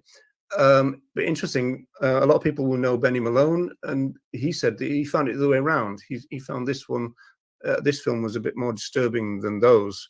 Probably kind of the reverse of the reason, I suppose. So it features cartoons, as I said, and those interviews and all the adverts to break it up and that kind of stuff. Things that I remember about it is there's one scene which I've never forgotten, which is a veal farmer talking about his industry, and he stood there with the veal unit behind him, and he said it's really good, it's going really well, and we're very pleased with it. You know, the business is going fine. The only thing we don't like is the confining. So Schoenfeld said, what do you mean by confining? And he said, well, we have to be here, you know, 7 days a week, twice a day to feed them and all this kind of stuff. So this veal farmer was complaining about confining, but he was complaining about his confinement rather than the other animals, which is, I suppose, pretty typical. And then the other bit that I remember is Schoenfeld is going around saying, do you eat animals? I think he just saying that as an opening kind of thing. And a woman said, well, yeah, I work in a meat packing plant. And Schoenfeld said, so what do you feel about that? And she suddenly gets quite defensive. And she goes, well, I've never really thought about it. And so Schoenfeld said, well, now that you're thinking about it, wouldn't let her off the hook, as it were. And then she's kind of looking around to see what she can do, and said, well, I wouldn't eat cats or dogs. And he says, why? And he, oh, well, they don't seem very tasty. And so it's really quite interesting, the fact that once she was questioned about what she was doing, it became, you know, very kind of difficult for her, if you like. So as I said, a lot of groundbreaking stuff in there in terms of film. It was the first time that debeaking was filmed. And that particular shot of debeaking became quite famous and became used over and over again in the movement until we got more modern footage. I'm not going to show you any of it because it's pretty gruesome. And also, again, content warning about language. The Animals film was the first time I ever heard the phrase rape rack.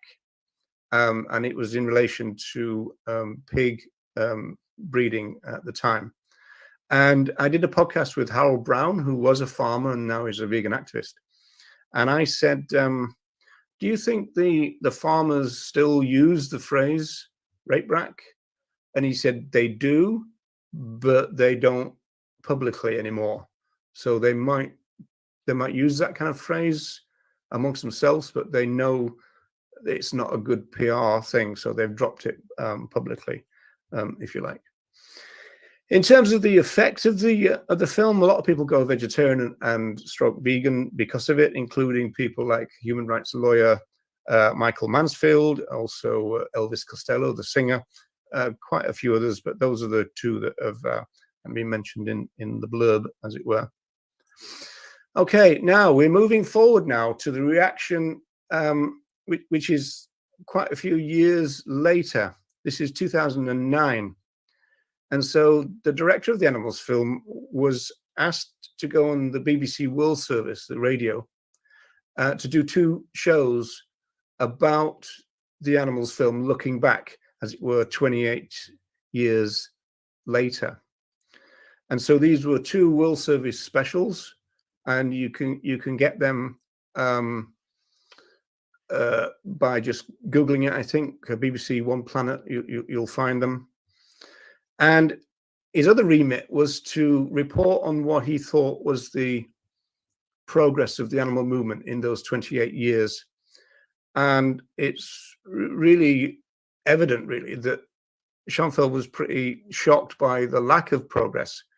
So he was fairly kind of upset about the fact that the movement had done so badly. Whoops, didn't mean to do that. I'm trying to remove that, actually.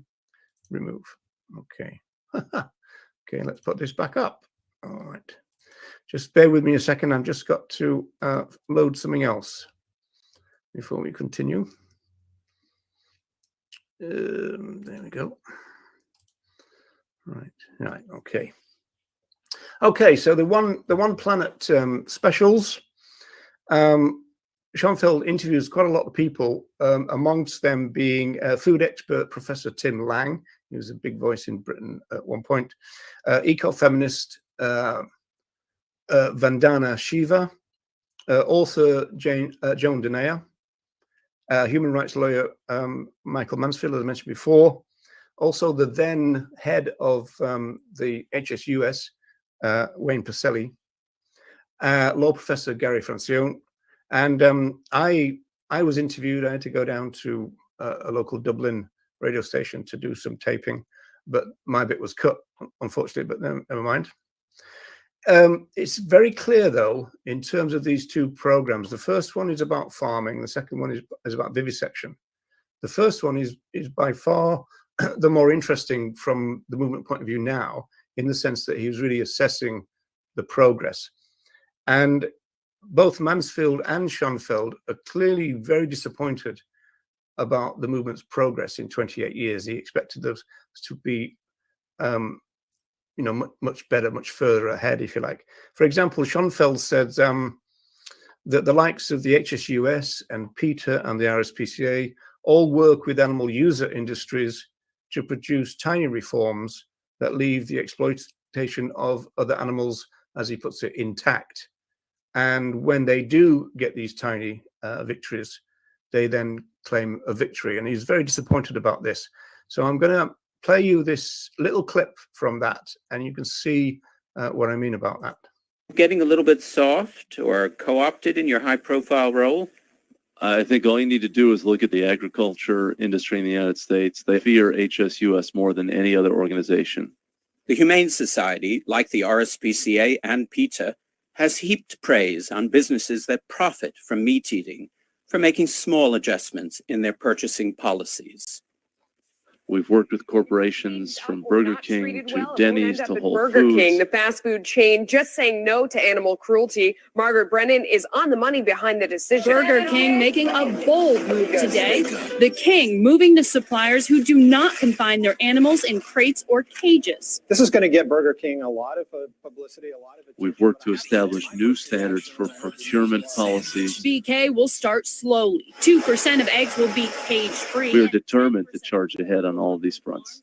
And the new regulations the Humane Society claims as signal victories leave intact the intensive systems of exploitation, cows, pigs, and chickens consigned to short lives, packed into windowless buildings, then slaughter. I put this point to Wayne Pacelli. I generally disagree with that line of thought. I don't think that it's a minor matter to remove 20 million laying hens in California from battery cages. But they are still confined indoors, aren't they? Well, they may be, or they may not be, but we've had decades of activism and no success until HSUS entered the fray.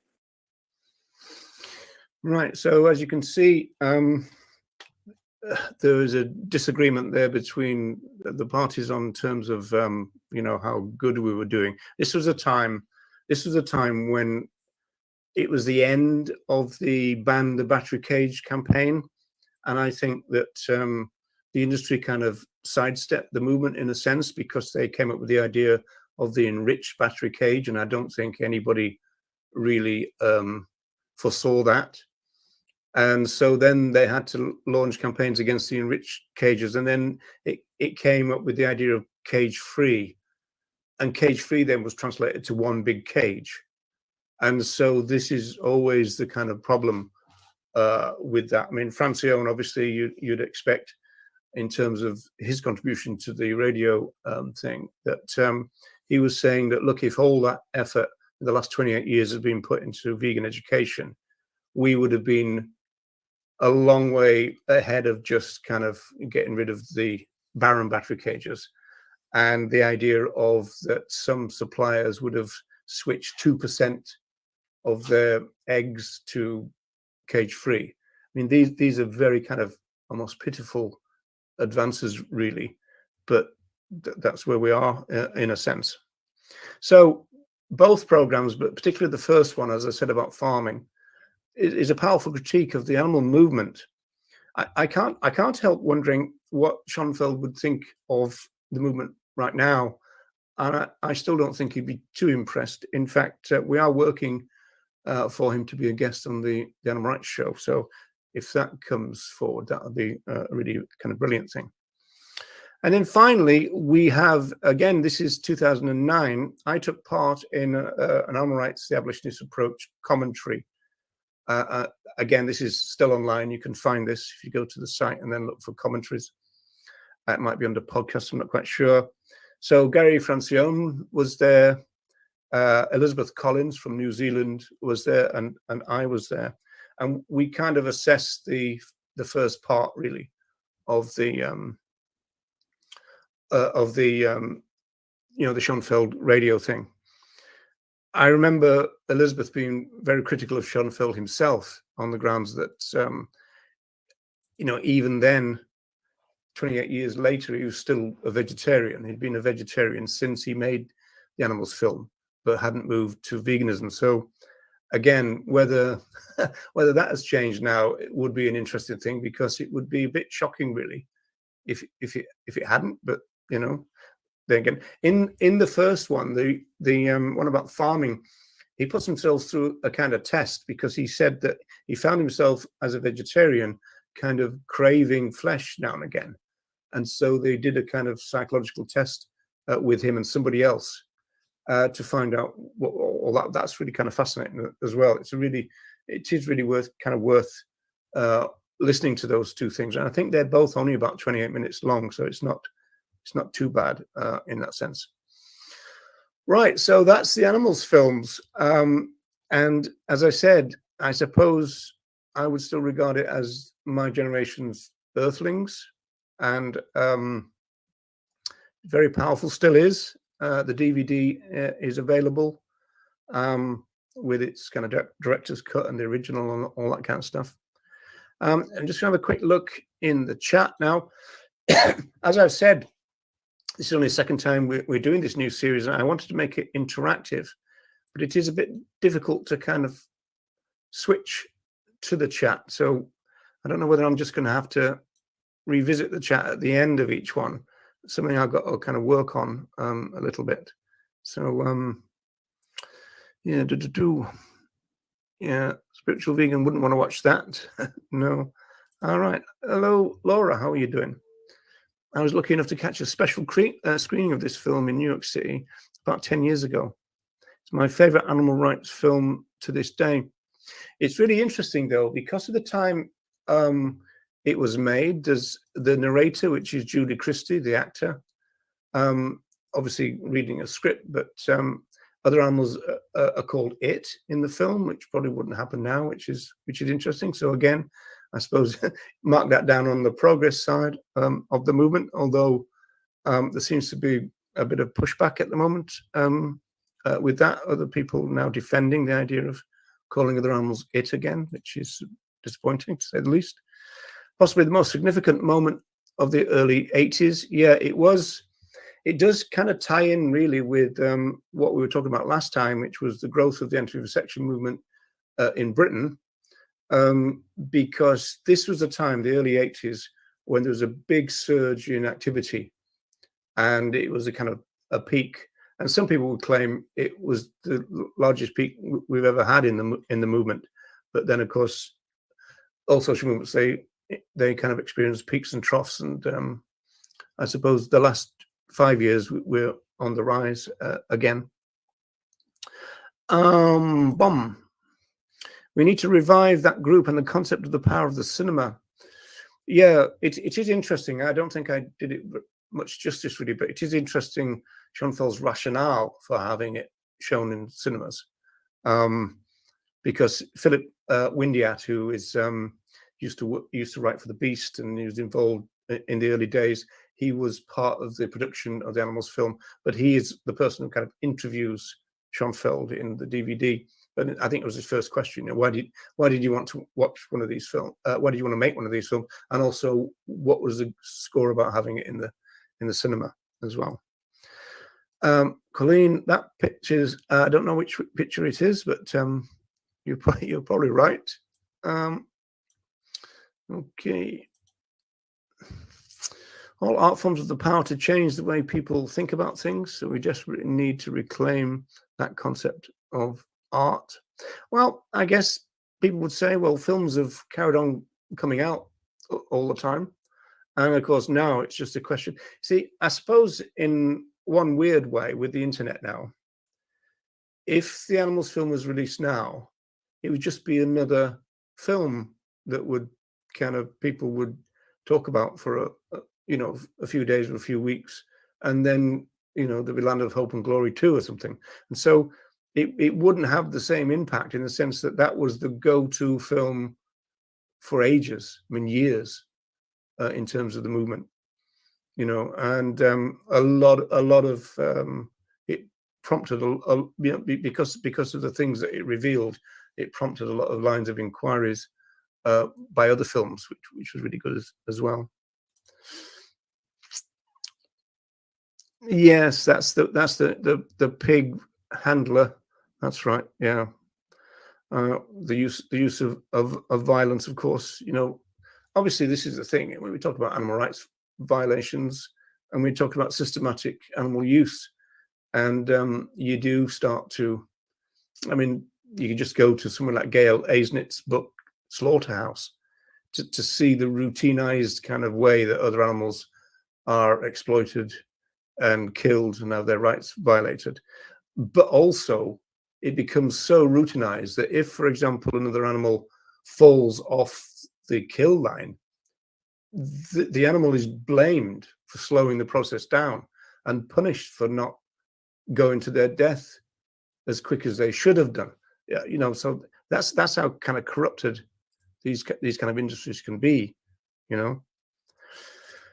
Yeah, Laura, you agree with Benny? Yeah, well, I was quite surprised when Benny told me that. I was quite surprised, but I can see the point for sure.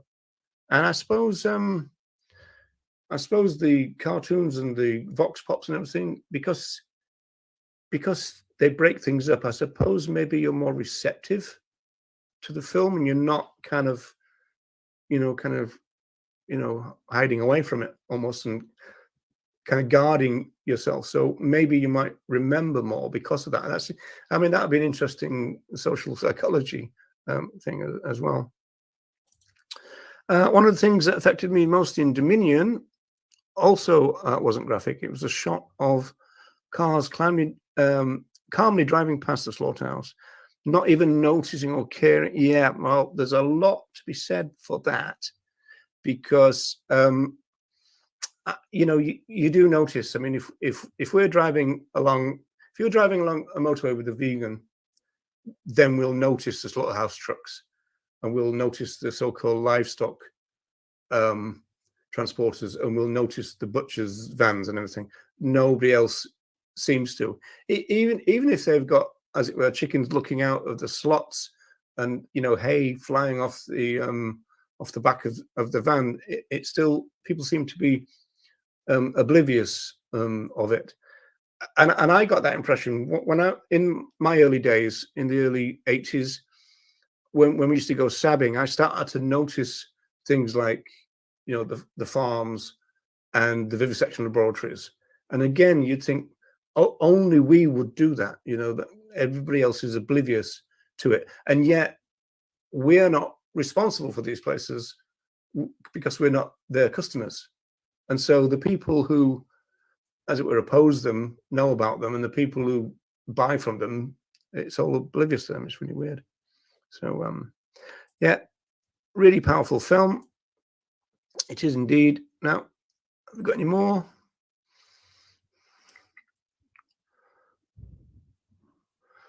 Yeah, well, you've got that thing, and again, you could make that argument that Colleen, this is not meant for you. You're a vegan already. There's no need for you to watch this film, and in fact, you're probably not going to learn anything new in it. So, in that sense, there's no point. I mean, on Still Alive, Ronnie and I have talked about this thing about some vegans will almost like torture themselves with watching films, and sometimes I think that's also some of the rationale for people to go to the Save protests as regularly as they do, because they don't need any more footage. It's just that they buy into that concept that I have a bit of difficulty with, the kind of bearing witness thing. But it's based on that thing. Well, if they're going through it, the least I can do is watch.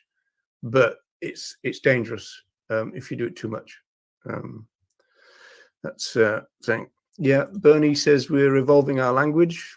That is true. It still needs to be, as it were, policed, which is uncomfortable.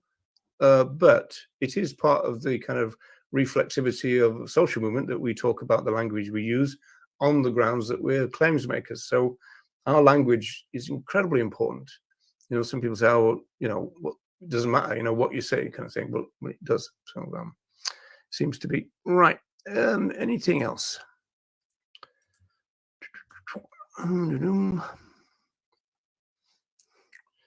Very powerful film. Yeah. I thought somebody said habits. It was Clinton. Habits. Okay.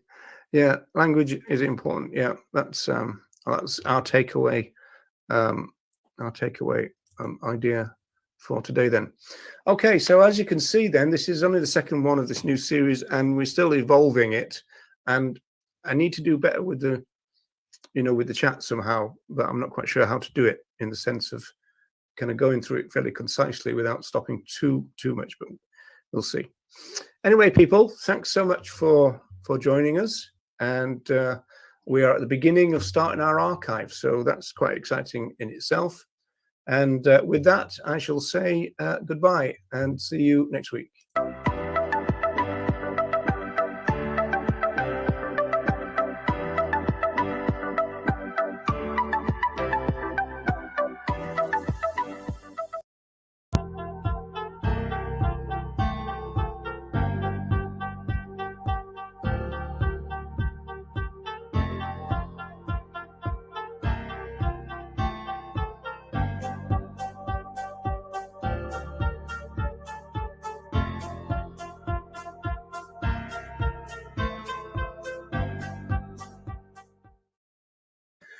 Good evening and welcome to the Vegan Time Tunnel. So welcome along. So we're going to be talking about a famous ALF raid in this one.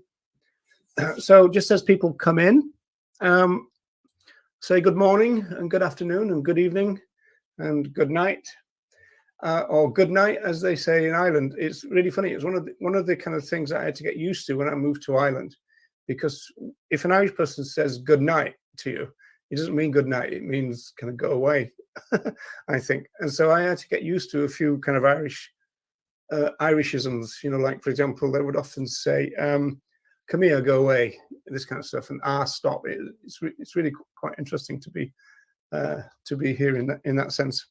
So who have we got in the house? We had, who was very early? Somebody was very early. So, well, Grumpy was the first.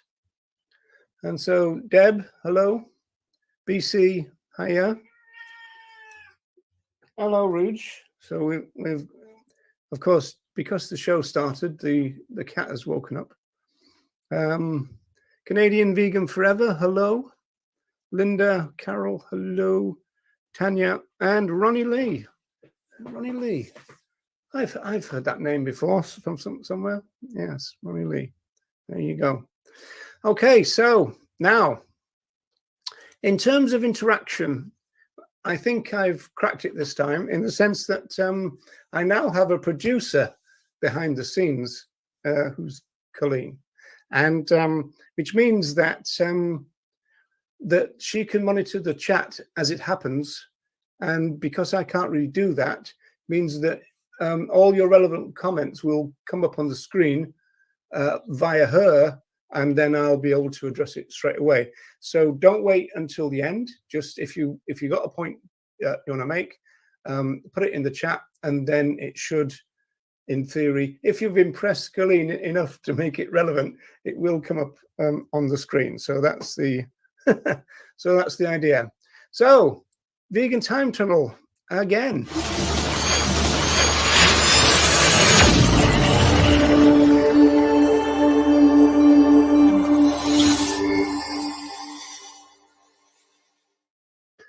Yeah, so I suppose really we could regard this session as a bit of a kind of companion piece to the one that I did about the anti-vivisection movement in Britain, in particular the BUAV radicalization, because we talk about 1982, and that's when it was kind of, as it were, all happening. And also, to understand this raid, we need to understand the relationship between the Animal Liberation Front and the Northern Animal Liberation League, or the leagues in general, but generally speaking at that time, it was the Animal Liberation, the Northern Animal Liberation League. And so here you've got a kind of ideological difference, really. The ALF favored small cells, so small scale actions which involved rescue and damage, economic sabotage. The NAL was more inclined to do large actions, and the idea there would be to minimize the damage, to get in, as it were, just enough to get into his place, some rescue, but mainly it was to do with getting photographs and documents. And so that is the kind of ideological difference, if you like. At this time, the early 80s, they were both focused on vivisection. So that was another thing that was kind of the same, if you like.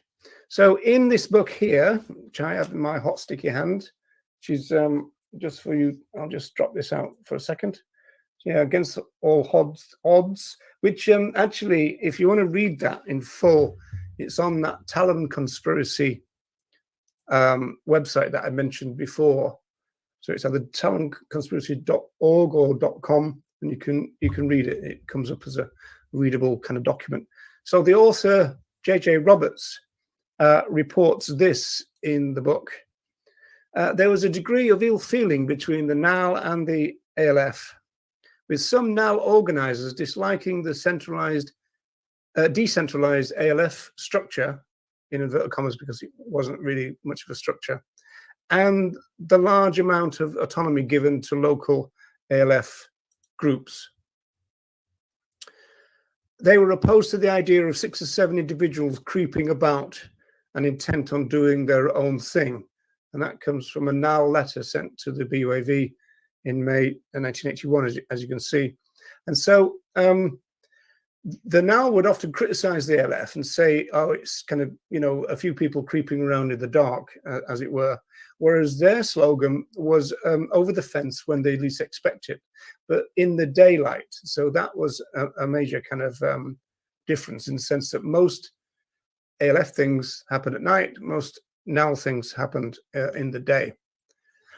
And then it goes on to say, some ALF members, on the other hand, very much wanted people to do their own thing and thought that the NAL approach was discouraging activists from organizing and carrying out their own activities. And for those who are eagle-eyed and eagle-eared, you'll see that that view reflects Ronnie's view currently in terms of you know, the organization of the movement, in terms of whether it disempowers or empowers the grassroots, if you like. And so that becomes an important kind of divide between the two. I did ask Ronnie whether he would agree with that statement, and he said he would, and I would have as well. It kind of adequately talks about the difference between the NAL and the ALF. The only difference, I think, is the fact that it would apply to the leadership, the prime movers of the NAL, much more, say, than the rank and file, because some of the rank and file people were kind of, as it were, in both camps. I myself was really. And then it's a question of whether you, depending on where you were, you kind of abided by the policy of the group that you were with at the time, as it were. And again, there was some tension, because sometimes people kind of didn't, if you like. So that's the divide between the two. And yet, and this is the kind of irony of this story in a way, as it turned out, in 1982, the ALF decided to organize a NAL-type action, which involved hundreds of people and in the daylight. So this was kind of really odd. Roberts goes on to say, there was a further increase in anti-vivisection raids in 1982, and in many ways, the year was a landmark for animal liberation action. First, there was a NAL-type raid on Safe Farm Labs in the English Midlands, a place called Derby, if anybody knows that, in February 1982. And some rabbits were liberated. The press and the TV were present for this action, and 7 activists received suspended sentences. And so Robert says this: the Safe Farm action turned out to be a curtain raiser for what was to follow just a week later. In a large-scale daylight raid, codenamed Operation Valentine, dozens of activists stormed the Life Science Research Lab in Stock, Essex, which is, for people outside of Britain, as it were, is situated just above London, really. It's a kind of county above London, while a demo went on outside. So I was involved with the demo part of it, and it was, from my perspective at least, it was the BUAV who organized the outside part of this. So it was a kind of joint effort, if you like. The activists did their thing inside, and the BUAV were instrumental in organizing what was going to go on outside.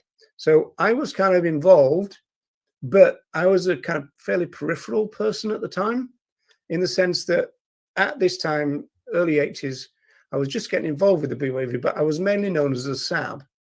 And so, you know, and I wasn't involved with the ALF. And so I was kind of relegated to the outside, should we say. So here's a couple of, yes, that's right, Deb. Was the demo a diversionary tactic? Yes, it was indeed. And it worked really well, in the sense that when the police arrived, and as you'll see in the next couple of slides, they arrived pretty quickly. I mean, there's a claim that they only took 15 minutes to arrive. but it basically meant that if there was a whole bunch of activists and an entire bunch of demonstrators, they then have the problem of differentiating, who was who. So that became a major problem because by the time they arrived, a lot of the activists had got out the back of the building, and a lot of them had come back through and joined, as it were, the demo. So it slowed the police down, and it also confused the issue, which was kind of very useful in that sense. So here's some. I'm going to put it onto that screen there. Here's some bits from the press coverage. So this is, I think, from the Liberator initially. So it's got 3 p.m. And so this is where the activists go in the back. And the picture on the right is somebody with a walkie-talkie, as it were, giving instructions, as it says. And it says, orders are given by masked raiders. And then the next one is interesting. Again, if this had been a now action, the smashing up of the van wouldn't have happened. And in fact, as you'll see, there are kind of different values to the amount of damage that was done. Some put it at just over 60,000, others say £100,000, which was quite a lot of money in those days. But this kind of thing would have happened in a now situation, because they would have just got in, do the damage to actually get in the building rather than smash any vehicles up, as it were. Tires were slashed and all the rest of it. Now it's interesting because it says, this is really kind of personal to me, because it says a new van used for transporting animals was smashed. Now, I don't know if you can see that. Let me put it full screen so you can see that. It's probably not very clear, but the suffix letter at the end is a V. And so that means that this van actually was 3 years old, because this is 1979. And the reason I know that is that I was working at Ford's in 1979. So if anybody ever sees a classic Ford Cortina with a suffix V on it, well, the chances are that I put I fitted the back axle to it, because that's what I was doing. So this is 3 years later, so it's not completely brand new. Not that particularly matters that much. And then finally on this, you've got, it says here, 3:15. I'm getting commentary from a cat. 3:15, so the police arrive, and the activists have left, as I said before. And then the picture on the right there is one of the iconic pictures from the actual raid itself.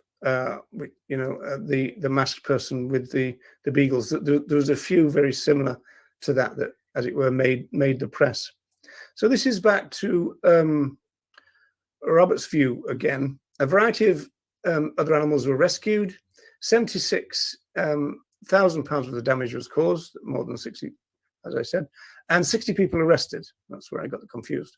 8 activists were later sent to prison for their part in the raid.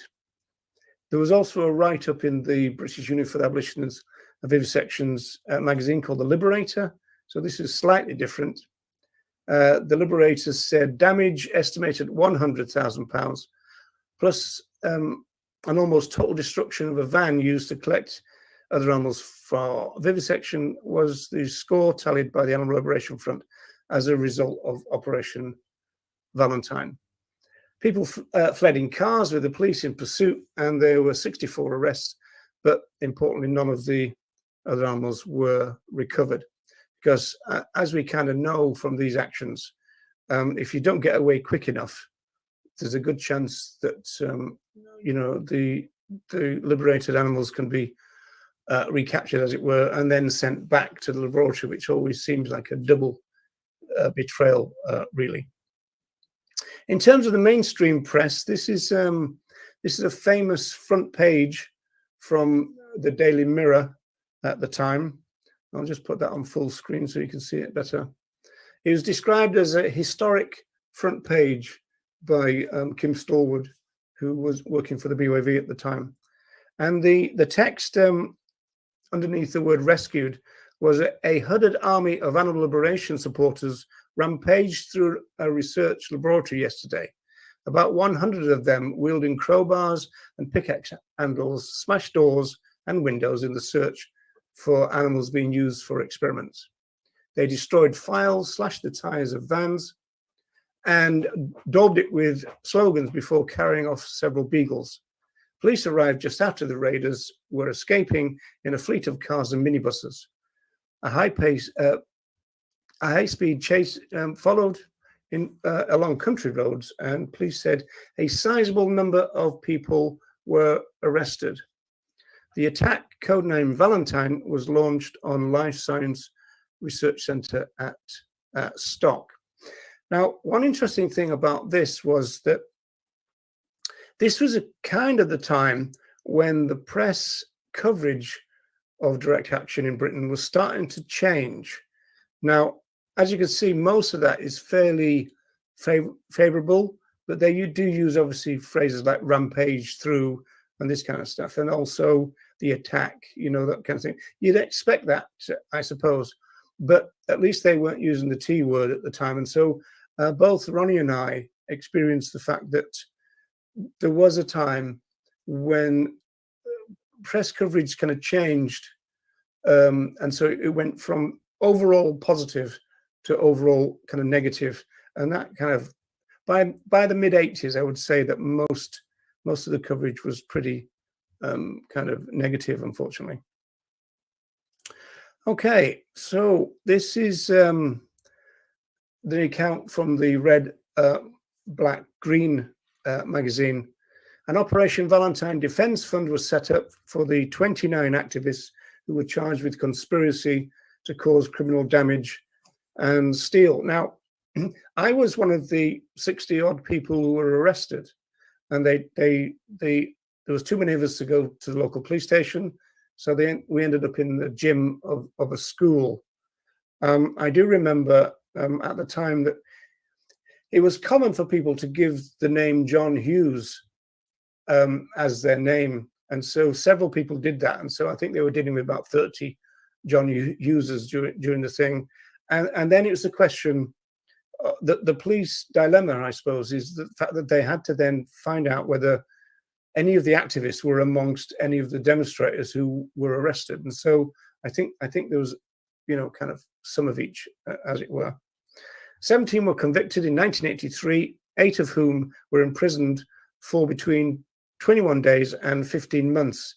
And a further 9 were fined or ordered to do community service.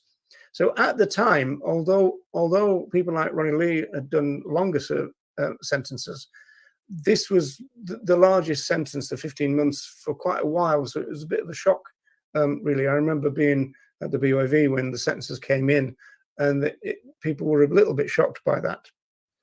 And it says there that the sentences were harsh for the time, but they did not stem the tide of direct action.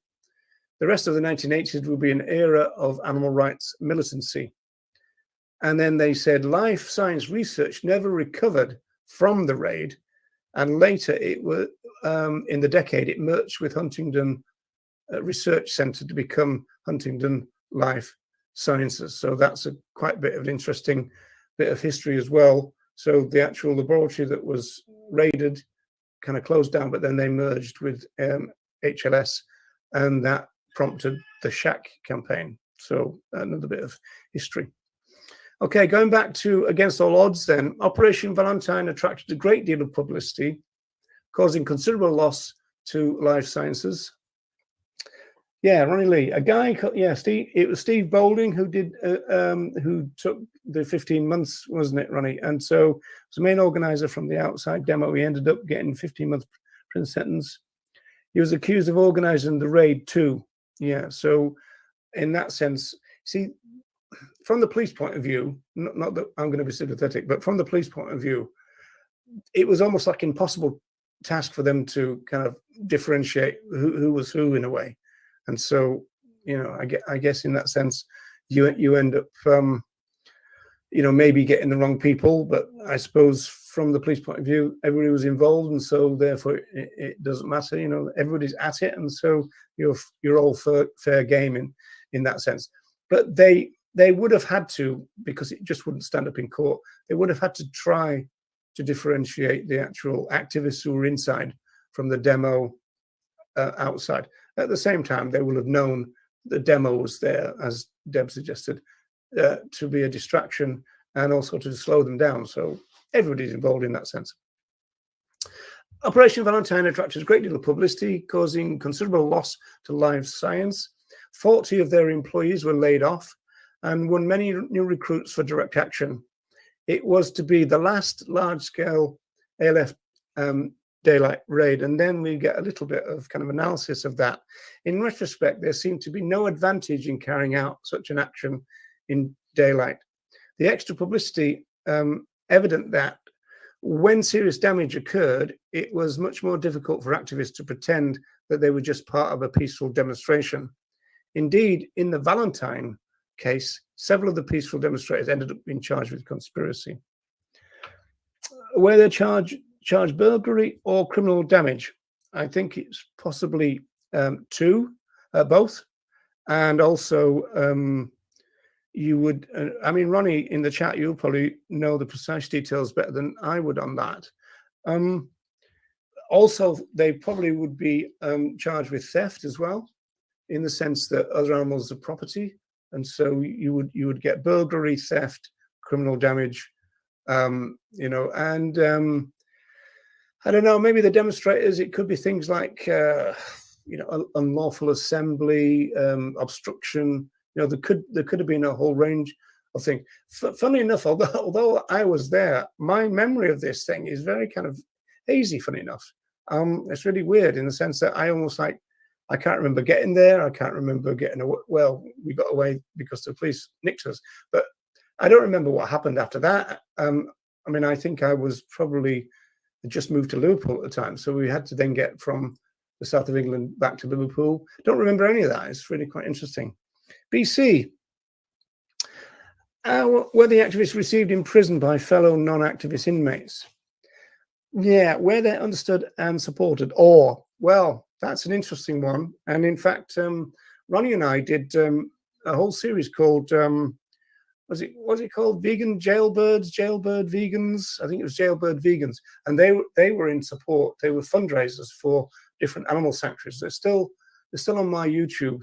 I think you can probably find them in, you know, a tag, you know, what they call them, you know, the different, I can't remember what the tabs are called now.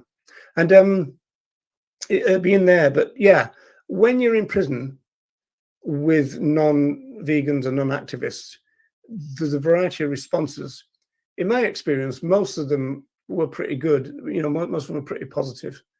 You used to get some strange people. I mean, when we were on remand for our big thing that was a few years later, there was a badger baiter on remand too, and he would be always ribbing us about how dangerous badgers are and all this kind of stuff.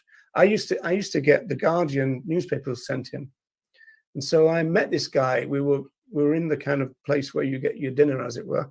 I met him down there once, and I said, "You're right. I read in the paper that badgers have just started developing nuclear weapons. So you're right, they are dangerous." And he said, "Well, there you are then." so there was that kind of thing going on. But generally speaking, I'd say that most cons were fairly, well, they were fairly positive, but also curious, because one thing they didn't understand is that we weren't paid. They thought that we were paid to do it. And so they were very, I mean, you know, these are the kind of people who wouldn't get out of bed in the morning without being paid, as it were. And so in that sense, they were a bit mystified by the fact that you've got people who would put themselves at liberty, you know, their liberty on the line, and not get paid for it. And so they were a bit kind of mystified in that sense. Right, so this is going to be a short one. That's good. We'll all be able to get to our beds early today, folks. So if you want to follow up on this, by any chance, there's 2 podcasts, both involving the cranky vegan, Jake Conroy. So the first one, at the top there, Roger Yates, who was part of a historic ALF raid. That's part of a series that Jake did, which I think it's called Some of My Best Friends Were Involved in Some Shit, or something like that. And then the other one is the Radicals and Revolutionary podcast, which it was a more general thing, but Operation Valentine came up in that. Ronnie, they were charged with conspiracy to cause criminal damage. Okay. There must have been other charges than that, though, I would have thought. But that was probably the main one. You know, and as I said, Ronnie will know better than I anyway. So yeah, that will have been it. Okay, so unless you have some more comments or questions, we can call this one to a halt, I think, which is quite interesting. This has been the third. Is this the third or the fourth? The third of the new series of Time Tunnel. It will be every week, and so we're hoping to build a fairly useful archive of the history of the movement. It is very important for people to know the history of the movement, if only not to make the same mistakes that we did all again, if you like. So it's useful in that sense. So that was Operation Valentine, people. I shall, whoops, let me just have a look at that comment again, if anything. Okay. Operation Valentine and Vegan Time Tunnel signing out. Thanks very much for tuning in.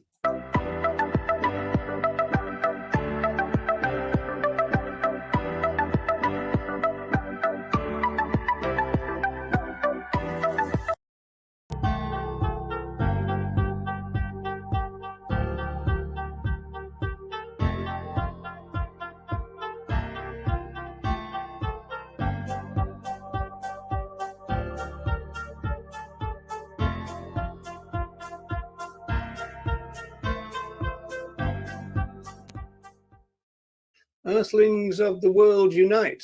Hello everyone, and welcome to the fourth Vegan Time Tunnel. So we're building up an archive about the history of the vegan social movement.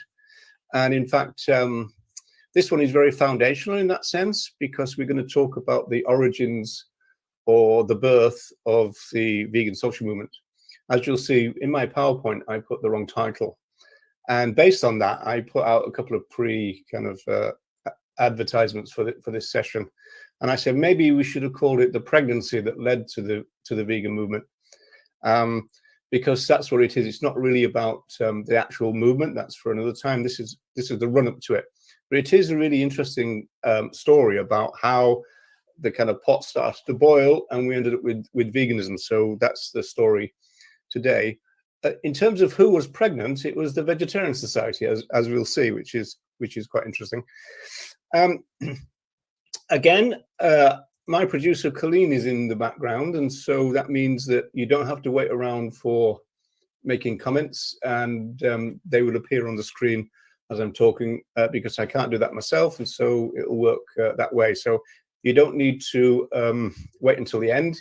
You can put them up as soon as you've got a point or you want to ask a question relevant to what I'm saying.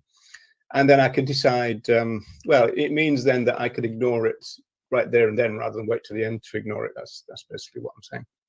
Right, okay, so this is what we're doing this time. And welcome again to the Vegan Time Tunnel.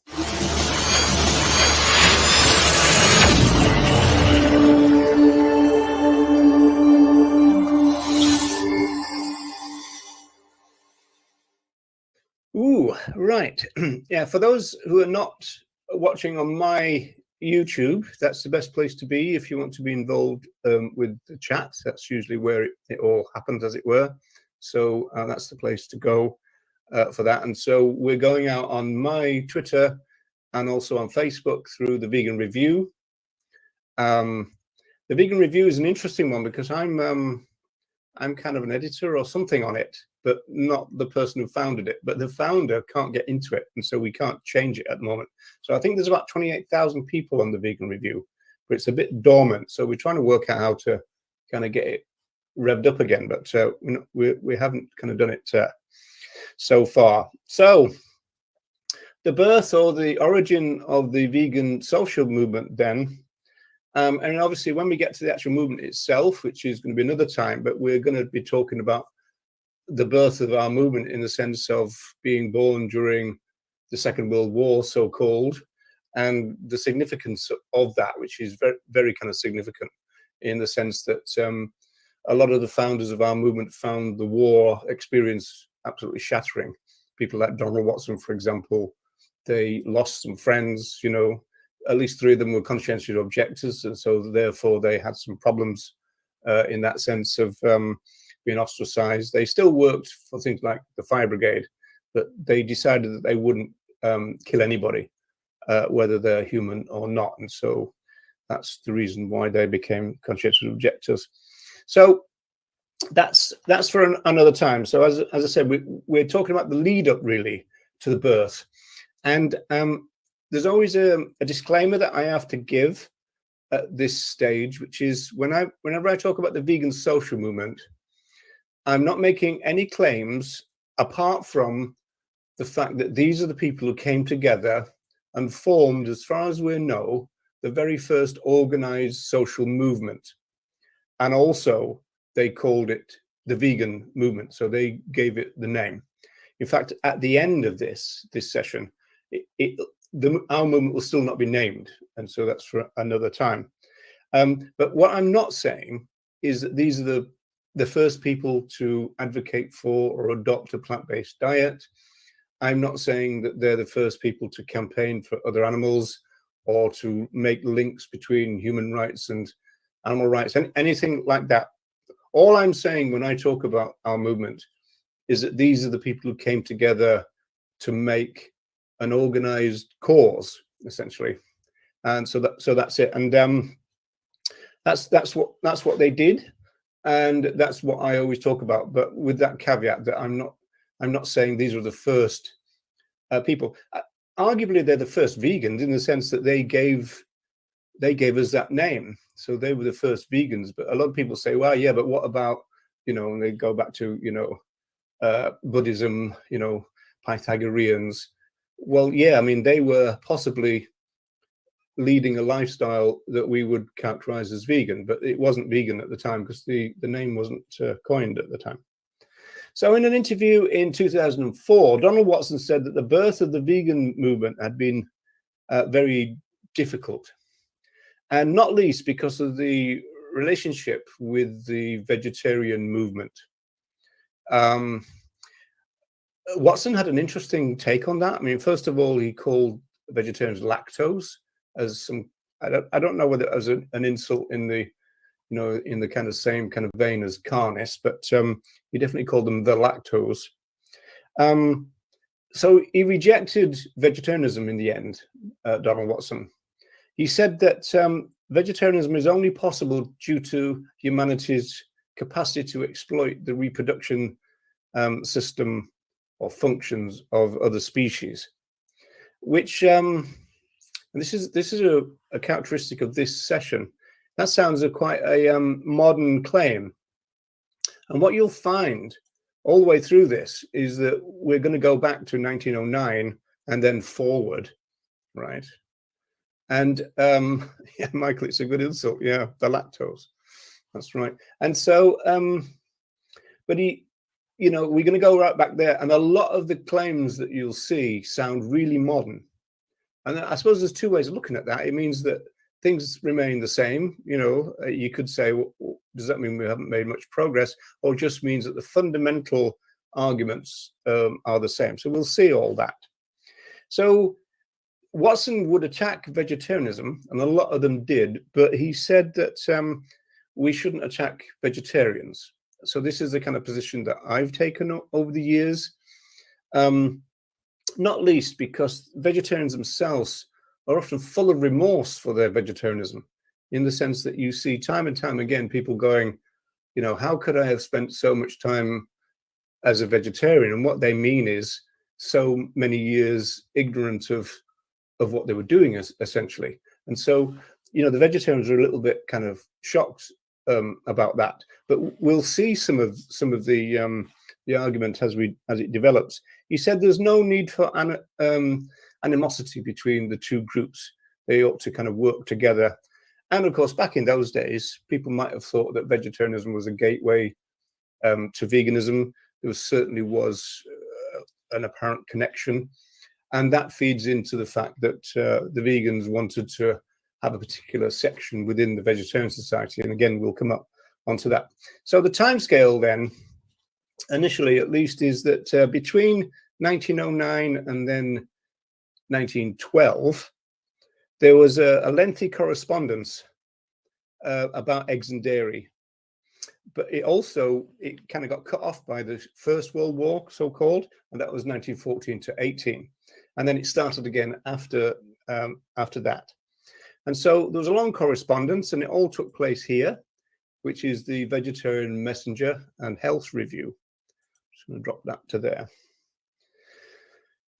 Some of the claims, as I said, are very kind of modern that went on here. And there was a lot of vegetarians who had become uncomfortable in seeing vegetarians consuming eggs and dairy in particular, and also the honey situation developed as well. So let's go to the first kind of example, really. Again, this is from 1909 itself.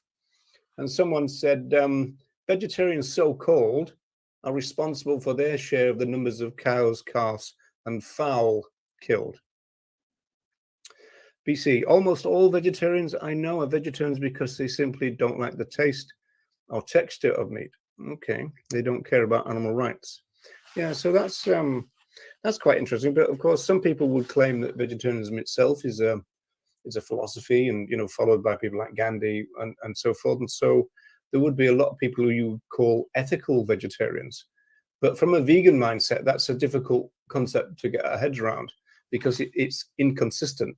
In fact, Watson called vegetarianism a kind of halfway house as well. So that's kind of one kind of problem.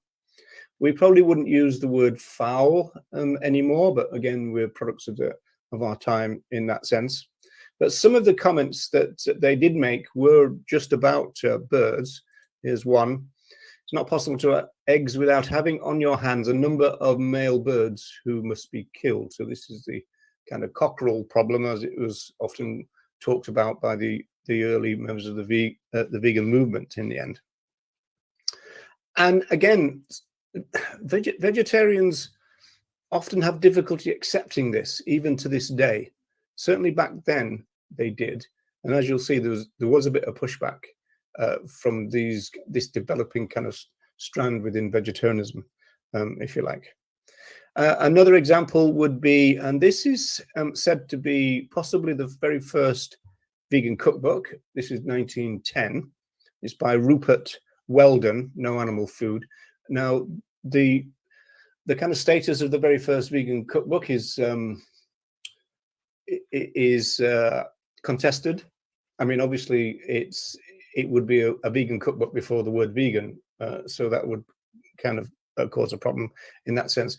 But Weldon said it's quite impossible to consume dairy products without slaughter, as it is to eat flesh without slaughter. And again, you get pushback from vegetarians about this issue, because they don't see vegetarianism as being connected to killing.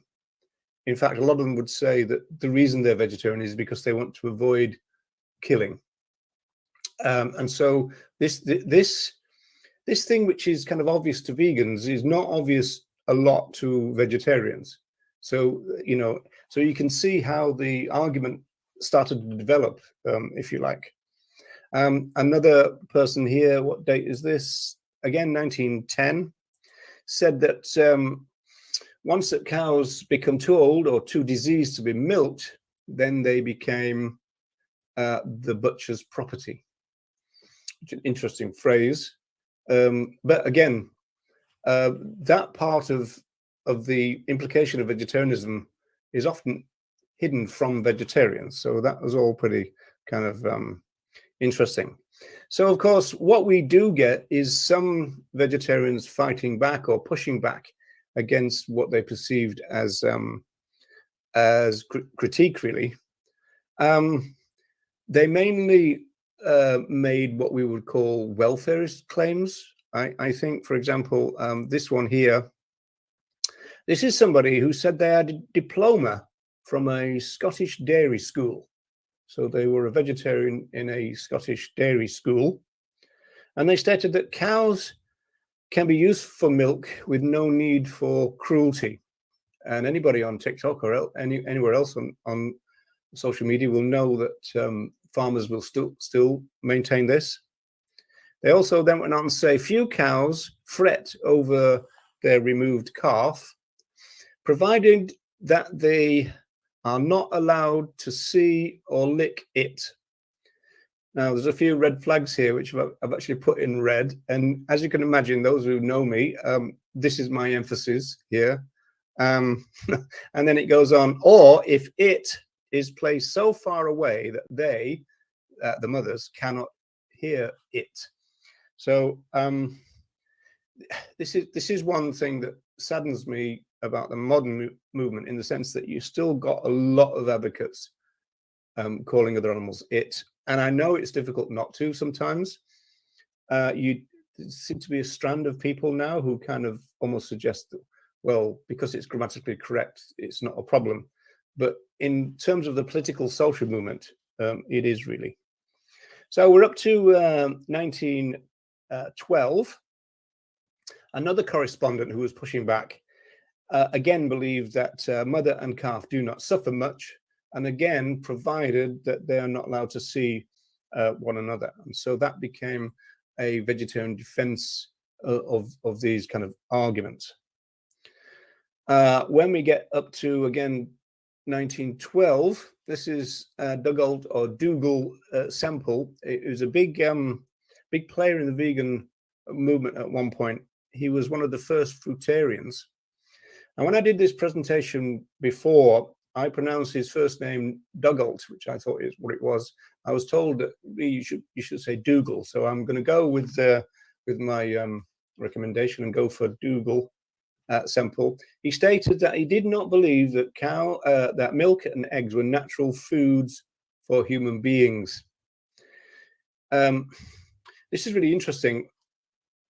I've always found it fascinating doing the street work in Dublin, seeing all these, because he's going to make a point about grown-ups, which Donald Watson did as well.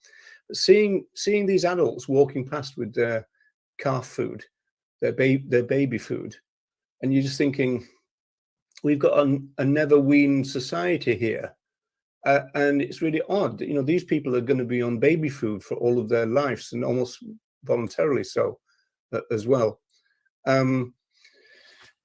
Michael, no human would want to be referred to as an it, so therefore no non-human animals should be referred to as an it either. The pushback on there, Michael, would be that to say that we often would call human babies it if we didn't know the gender.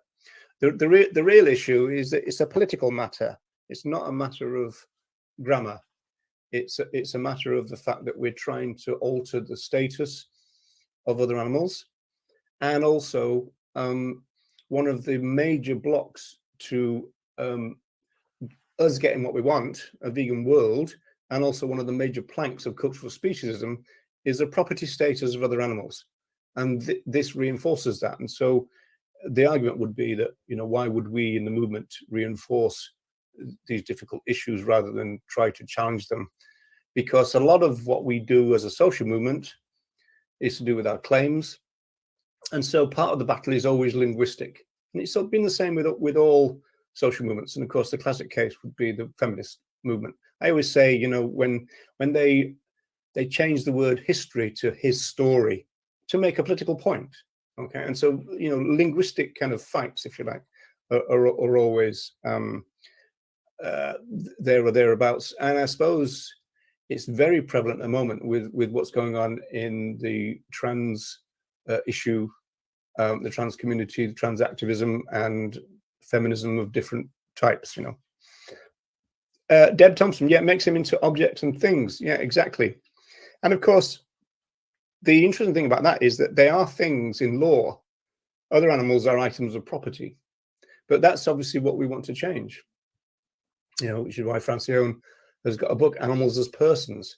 So it's so weird in our legal system that a corporation can be regarded as a legal person, but other animals are just legal things. Although there's a bit of a kind of animal welfare caveat to that, which is weird. in the sense that they're characterized as sentient things, which puts them in a kind of unique legal position, in the sense that there's things that you can't do to your animal property that you could do to your DVDs and CDs if you still got them, vinyl, you know. But in terms of your actual inanimate property, you could do more with those than you can with your sentient property. But at heart, they're both types of property.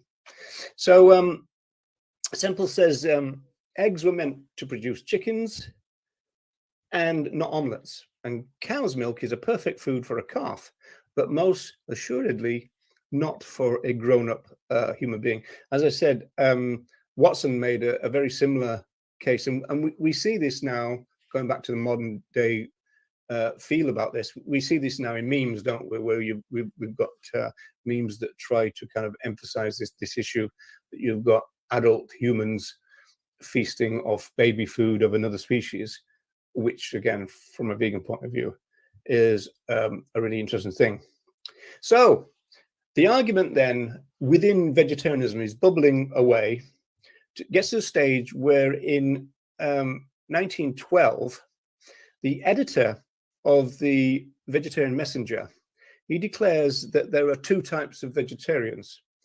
And his position on this is really quite interesting. And then, as you'll see, things change a little bit. Two types of vegetarians: those who consumed eggs and dairy and those who didn't. The honey thing is there and thereabouts, but we'll kind of leave that to one side. Now, he said that the minority of non-egg and non-dairy vegetarians had a very strong case. So that phrase becomes very important in the history of the vegan movement. He says that the arguments that he'd seen for eating eggs and dairy, the ones that he'd received through his journal, as it were, as he put it, not satisfactory. So he'd made a stand, if you like, and took one of the harder lines, saying that even though they're in the minority, the non-egg and dairy people were quite right in terms of their analysis.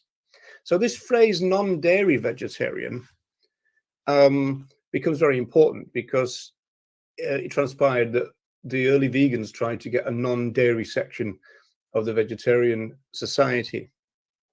Now, another weird part of this story, or a little quirk perhaps, is the fact that eggs at this point seemingly drop out of the argument.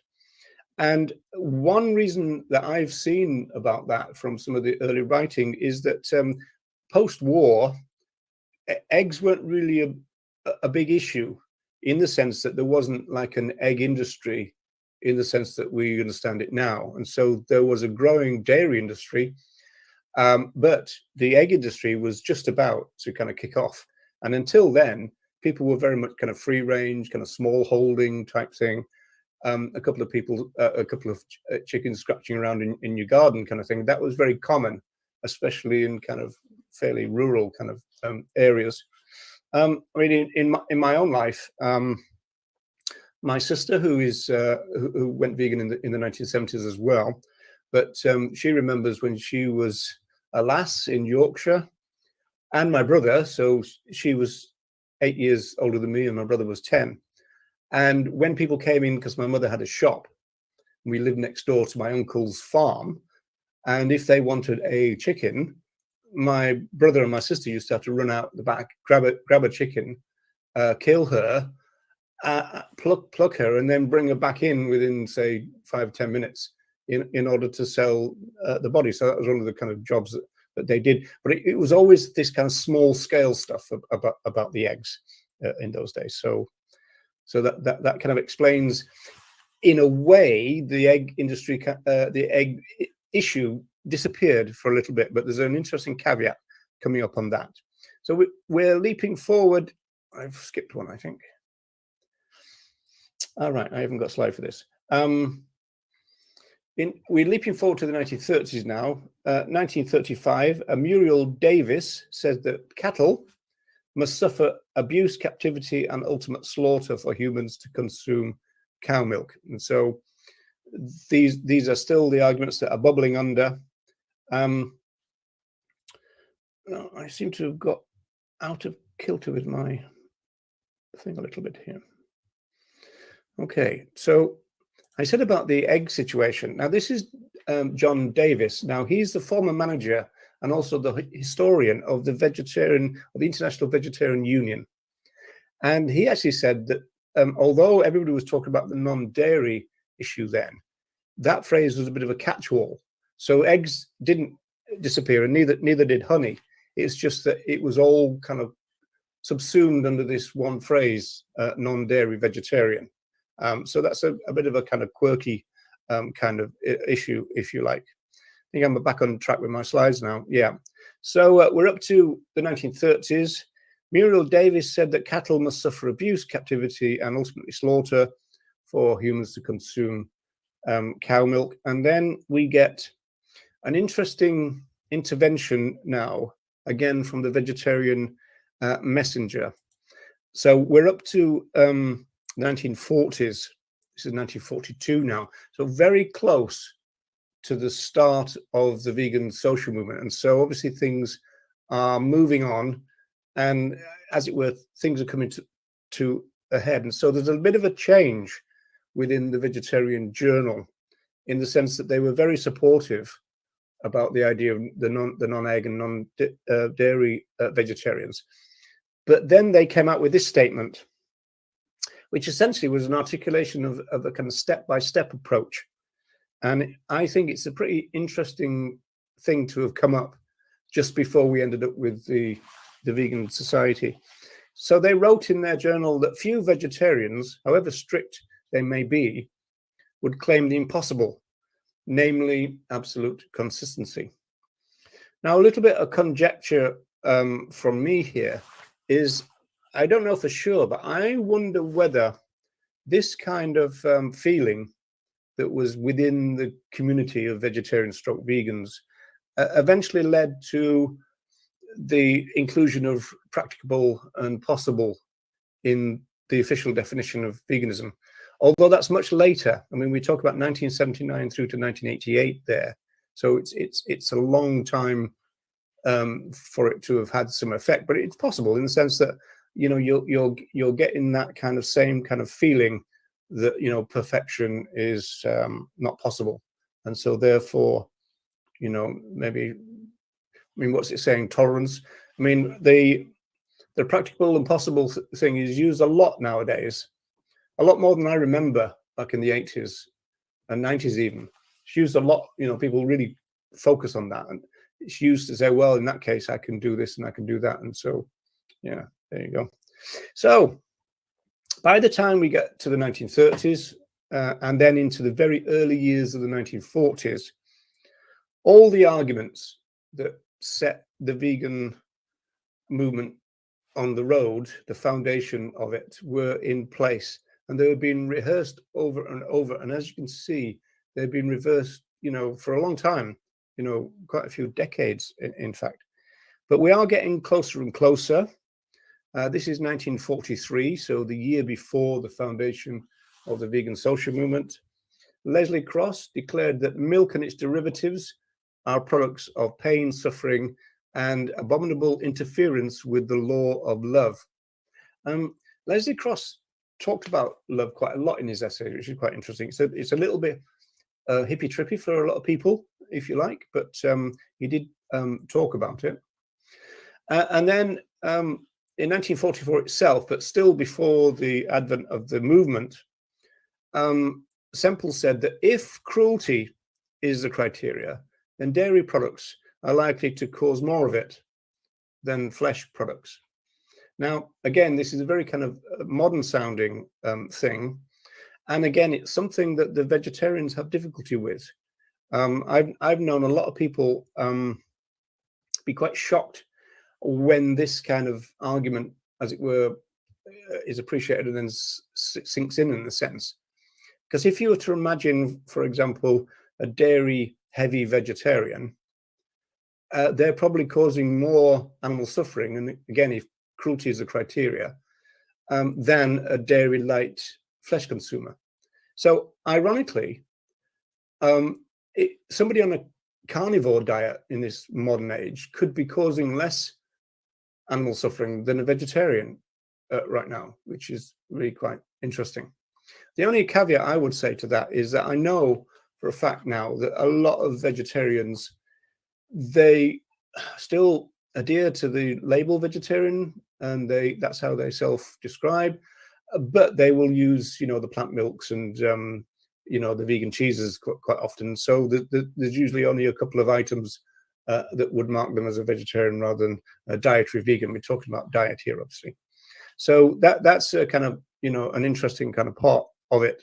I mean, it's like with the modern vegetarian societies. We were talking about this. Most vegetarian societies nowadays seem to be run by vegans, but they seem to have like an identity problem, in the sense that what is our role now? Now that veganism is the moral baseline type issue, and so I think it's a real kind of identity crisis for them. Really. Deb, how did people who call themselves vegetarian vegetables even consider in the wildest interpretation any animal fresh or byproduct as fitting into that category of food?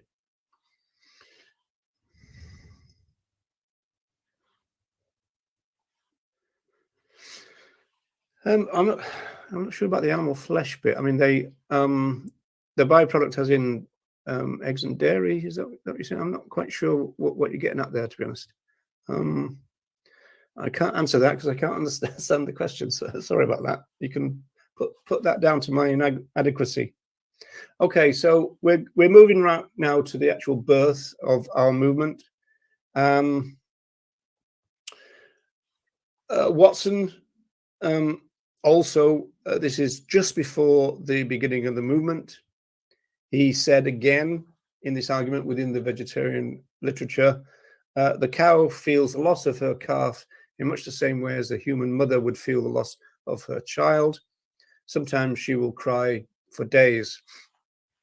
And I told this story before, that I was at an Earthlings Experience event in Dublin, and there was 3 dairy farmers who trotted up to the event, 3 female dairy farmers, and one of them was saying that the thing that really upsets her was the crying of the mother and the calf. Because I did say, well, you could do something about that, as it were, close down. She called it lowing. She said, I hate to see the cows lowing for their calves, as it were. And I asked her a subsequent question, which I was quite surprised about the answer. I thought it would be the other way around. I said, do you think it's worse to separate the calf straight away? Or in some cases, like certain uses of other animals, for example, so-called beef, they might be kept with their mothers for 3 to 5 months, for example. Is it worse for them to be separated then or straight away? And she said, oh, definitely later on than very early, because they're really, really bonded by then, and it's really distressing for them. I was expecting, for some reason, for the answer to be the other way around, but it wasn't to be. Okay, so August 1944 now. Elsie Shrigley and Donald Watson. So that's Elsie Shrigley is somebody there will be a time tunnel about, and Donald Watson certainly as well. Elsie was sometimes called Sally Shrigley in the literature.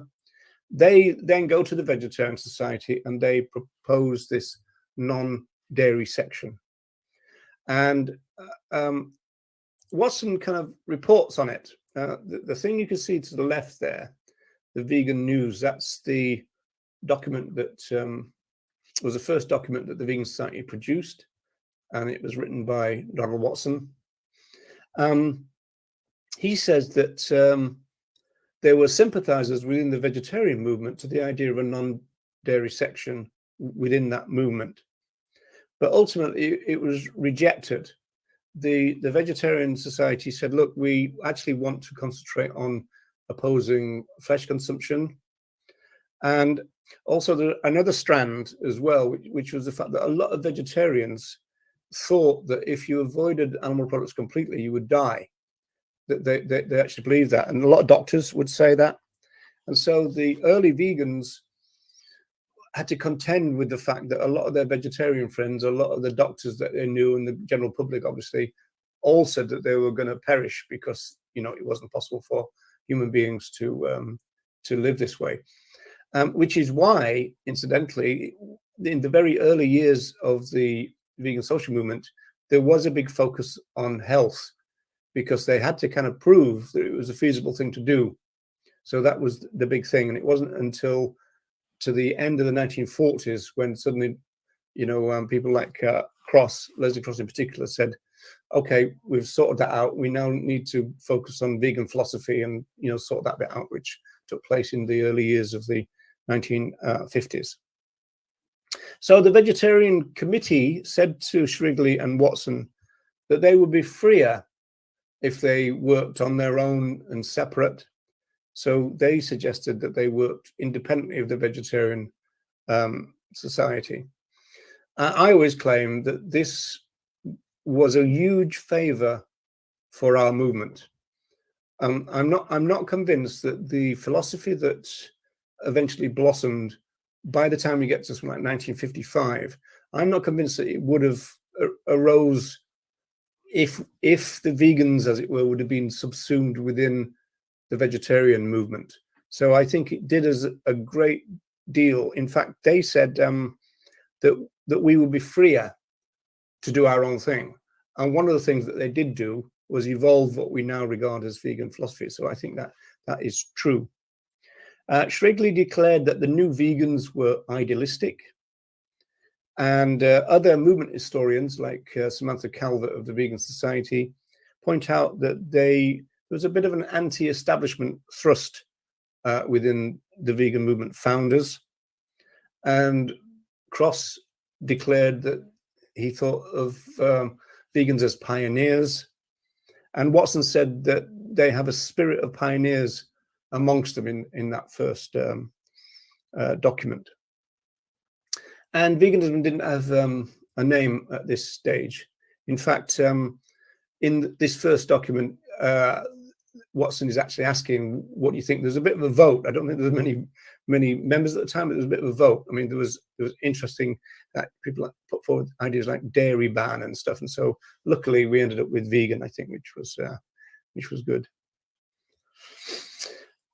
Right. So we're up to the actual birth of the actual vegan movement. And so this is where we end our time for today. But it is an interesting kind of gestation period, in the sense that it was obvious that there was a lot of vegetarians, although classified as a minority, who started to kind of become a bit wary of any animal products whatsoever.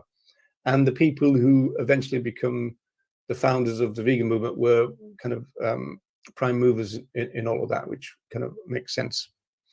Okay, so unless we've got any points, I think we might say saying absolute consistency impossible.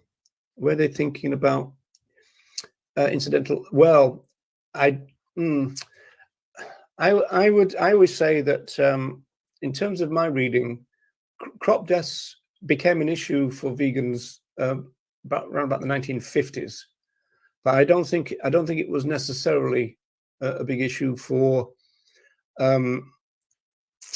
you know, for the very early founders. And I think that could be to do, I mean, people like Declan Bowens from the Back in the Day Animal Sanctuary, he always talks about the kind of evolution of farm equipment, for example. And so farm equipment back in those days, I mean, I remember kind of wanting to jump onto my uncle's tractor when he was going to fetch the cows to be milked down the way. But I mean, we're talking about, you know, little kind of machines, very little wheels, and you know, whereas once you start to get these big kind of mega machines, then I think the crop death issue would become more prevalent and interesting. I noticed that we have Benny in the audience. So hi, Benny. And a few weeks ago, Benny put out, I think it was in Instagram, this conversation that took place amongst combine harvester drivers, and they were claiming that, you know, other animals being caught in their machinery was quite rare, and in fact it's a good job, because it would be very destructive, especially because some farmers and anti-vegans like to say, oh, what about baby fawns, all this kind of stuff. And I think they were saying that would be very damaging to the equipment if they were getting caught all the time, and not least to the product, in the sense that it would then be covered with blood and they'd have to extract all that out. It would stop everything. And so I think then the crop death thing was always around, but it certainly wasn't a big deal until really kind of recently, when a couple of people seem to have latched onto it as though it's a kind of ha, we've got you kind of thing, which of course isn't true. But it's one of those things that are percolating through the kind of discourse about veganism right now, I guess. Right, people, I shall say goodbye. I shall say thank you for tuning in, and I'll see you again.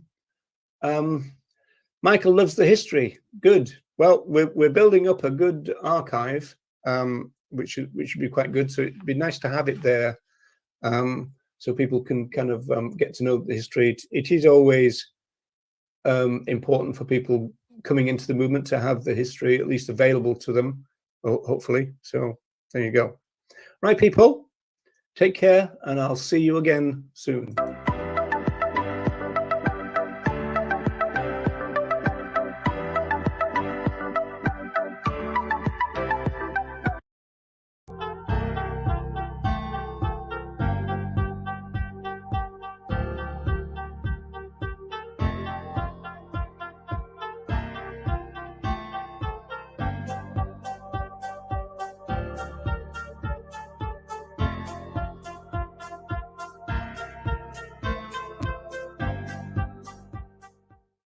Hello, Earthlings, and welcome along to another time tunnel. It used to be called Roger's time tunnel. I think I might call it Roger and Ruger's time tunnel, because usually this is about the time when my cat companion wakes up, and usually it has to have a bit of a chat in the background. So I might start calling ourselves that. So we're up to number 5 now in our new archive, the Vegan Time Tunnel. So the idea is to produce an archive of some historical moments in the animal advocacy movement, and it will be a kind of permanent record there for people to look through, because it's important to know the movement, the history of the movement that you join. It's a very, very important thing. In fact, we've already got 5 little videos. Because the first one is an intro, and I actually talked about Faye Funnell in that, and she was one of the people who burnt a fur coat. She kind of queued outside, I think it was Harrods in London, bought a fur coat which was really, really reduced, and then promptly went out and burnt it as a kind of publicity thing. And then the first one proper is the anti-vivisection movement in Britain. So that's number 1. You can find all these on my YouTube channel. And if you're not on my YouTube channel but watching this now, that's the best place to be for the chat as well. So all of this archive, if you go to playlist and you look for Vegan Time Tunnel, you'll find all these there. The first one was the anti-vivisection movement in Britain. And then the second one was the groundbreaking film from 1981 called The Animals Film, which I always describe as my generation's Earthlings. So that was number 2. Then we had a famous raid on a laboratory called Operation Valentine, because it took place on Valentine's Day, again 1982. And then the last one was the origins of the vegan social movement, when the Vegetarian Society became pregnant with non-dairy vegetarians. And after a very, very, very long gestation period, they gave birth to the Vegan Society, so that's an interesting kind of story. So we're back to anti-vivisection this time, and we're also still back to just change this. There you go. We're also back to the 80s, really. But as a general point, it seems that whenever animal advocates go into, or even other people, like film companies, go into a vivisection laboratory, or even like just an animal holding unit, they end up with some pretty horrible footage, or at least potentially. So, for example, I can think of a few. I just kind of putting a list together today. I was thinking of 1981 Huntingdon Life Science, which was the prompted the Shack campaign. We'll probably have a time tunnel on that. Were exposed by an activist called Sarah Kite. She worked for the BYV at the time. That's the British Union for the Abolition of Vivisection. And so she worked undercover for a few weeks. She started off, I think, in the animal house, caring for rats first and then dogs. In the early 1980s, I was too lazy to really find out exactly. The NAL, the Northern Animal Liberation League, they entered the laboratories at Babraham, which was in Cambridgeshire. And that's when they found a cannula or a fistula in a cow. I think it might be one of the first times when people saw, that big hole that they put in the side of a cow so they can look at the digestion system, this kind of thing. 1984, we had the SEAL, which is a Southeast Animal Liberation League, and they entered the Royal College of Surgeons. And in the first one, I think, I showed you a front page, I think, from the Liberator magazine, and it had a scene from that raid, and it was when the vivisector had tattooed the word crap, C-R-A-P, on the forehead of a monkey. Then 84, we had Hazleton. I was a co-founder of this thing called the Hazleton Action Group, so we'll have a time tunnel about that. And we entered the laboratory and got some documents out, and found that they were doing experiments on rats and New Zealand white rabbits, the favorite rabbit of choice in the vivisection industry. And they were researching on paraquat, although the toxicity of paraquat was already known. And then 1996 to 1997, Zoe Broughton, she filmed again in Huntingdon Life Science, and that ended up on a Channel 4 documentary called It's a Dog's Life. And then finally, just this little rundown of the history of these kind of exposés, 2021 in Madrid, a Madrid-based contract research organization, which is called Vivotecnia, conducted experiments on a wide range of other animals, including monkeys, dogs, mini pigs. Mini pigs seem to have become quite popular with vivisectors in recent years. Rats, mice, and rabbits. And that expose was done by Cruelty Free International, which is the new name for the BYV. Okay, so moving on to what we're going to do today then. The time frame for this time tunnel is the early 80s, but this time it's in North America. It's again an expose of a vivisection lab, or the vivisection industry, whatever you want to say, but it's got an unusual twist to it. In terms of the context to all of this, because we're looking in particular at 1983 to 1985, the context is that Tom Reagan had just published The Case for Animal Rights, which is a groundbreaking rights-based text. So basically, we're talking about the origins of rights-based animal rights there. Gary Francione, a legal scholar, we'll meet him later in the story, was still in the animal movement. He's since left and formed a counter movement. He was working at the time for a small, young radical group by the name of People for the Ethical Treatment of Animals. The ALF, the Animal Liberation Front, was arguably at the peak of its powers in the 1980s. So it was kind of like all happening, if you like. And in terms of the story for today, the ALF and PETA play a huge role.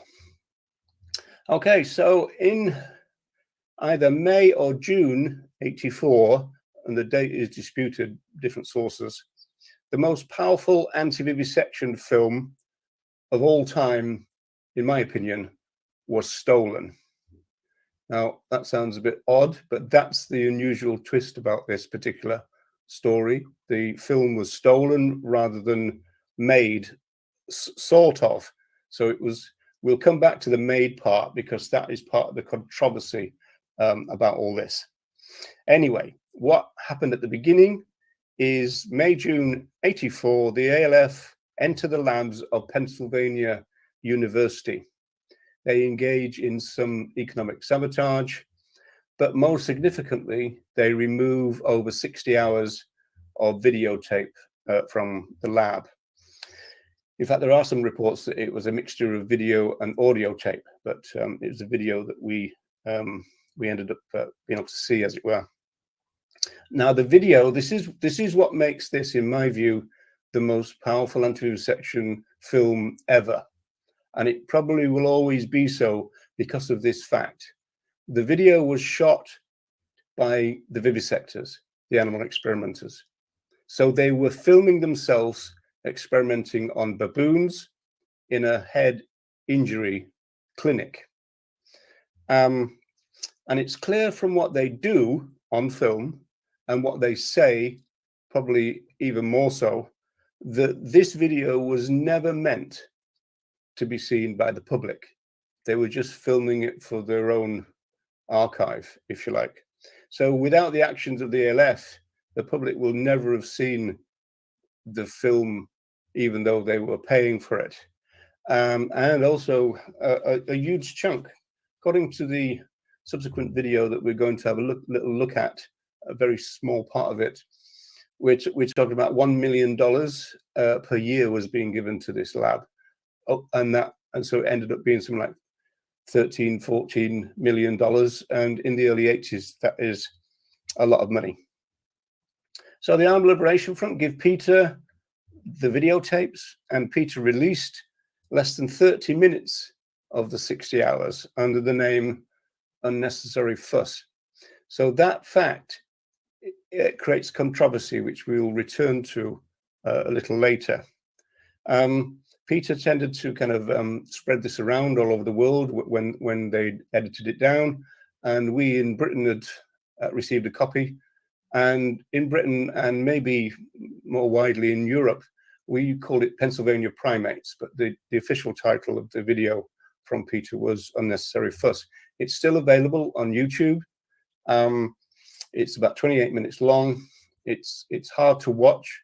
So the edited version that I'm going to show you, I've been very careful about what I've chosen, and I've kind of covered over some of the scenes, if you like. So I've made this edit of about 4 minutes. So it's not graphic, but there is a content warning in the sense that you will hear the audio, which is really interesting, but also the audio itself kind of paints a picture, if you like. So I will give you a warning again when we come to it, which is going to be towards the end, really. So what made the video pretty explosive is this disgusting attitude of the vivisectors, as well as obviously what they were doing to the other animals, but their actual attitude to the other animals was really kind of revealing, and begs the question about, to what extent does that type of thing go on now? Because one thing that is definitely true is that you can guarantee that vivisectors are probably a lot more careful about what they do with the films that they film for themselves now than they did then. Was that something about Francione? No. It's not that he's against animal rights. In fact, quite the opposite. He would say that our movement, the one that, that we're talking about, the animal movement, as he calls it, is really an animal welfare movement. He would call us animal welfareists, and that he's really the animal rights movement. And so rather than stay within the animal welfare movement, he went to separate it out to the abolitionist approach. So he would say he's animal rights, we're animal welfare. Of course, we would disagree with that, but that's the position that we're in. Okay, so I'm only going to give you the barest description of the vivisection that's going on. It was a head injury clinic, and the researchers were cementing with something called dental stone the heads of baboons into helmets. And then once they were in these helmets, then they were placed into a device, and that device jerked the heads of the apes so fast that brain damage was the likely result.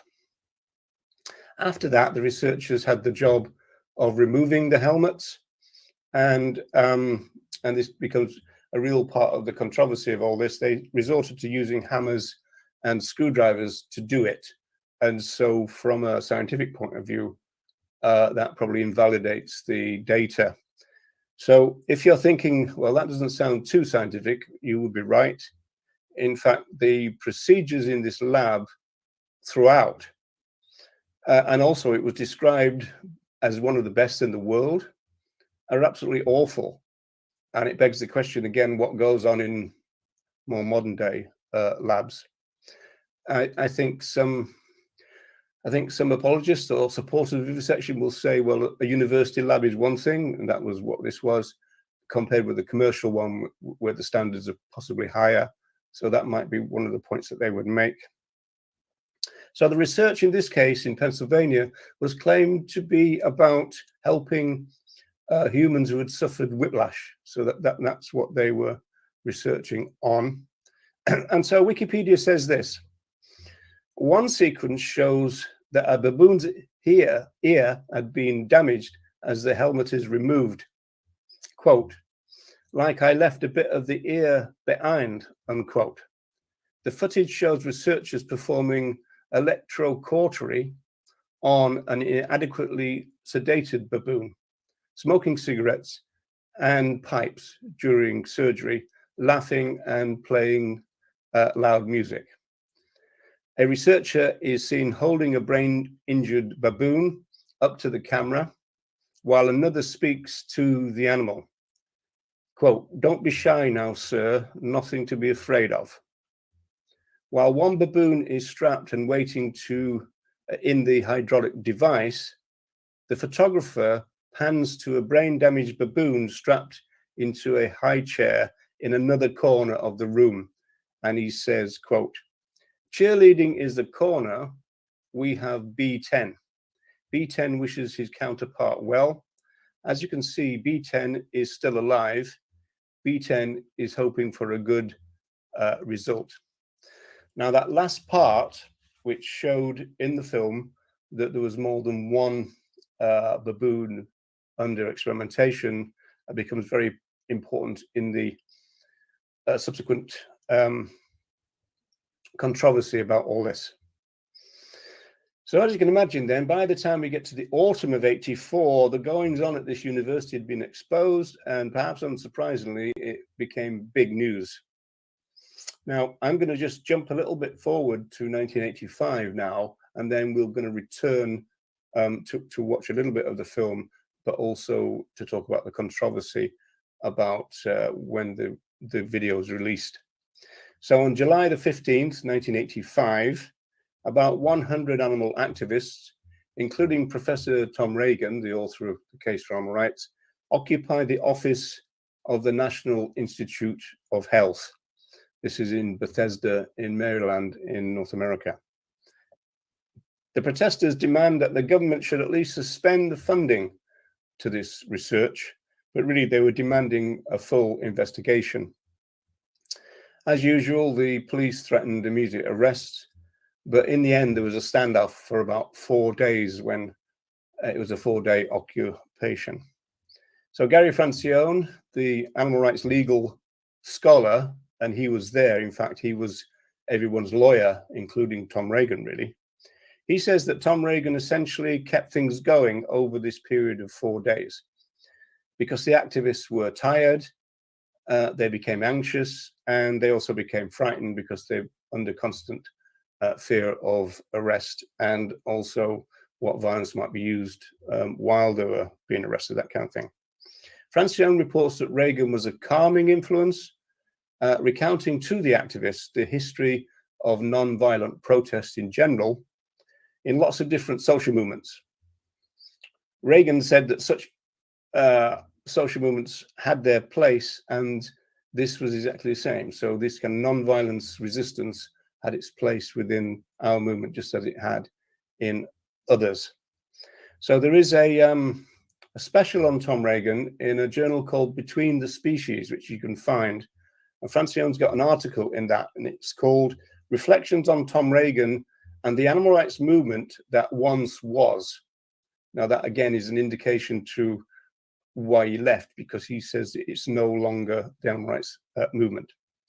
He says this, quote, Tom was a terrific storyteller, and his tales and his knowledge of social justice movements engaged and energized this group day after day for almost 4 days straight.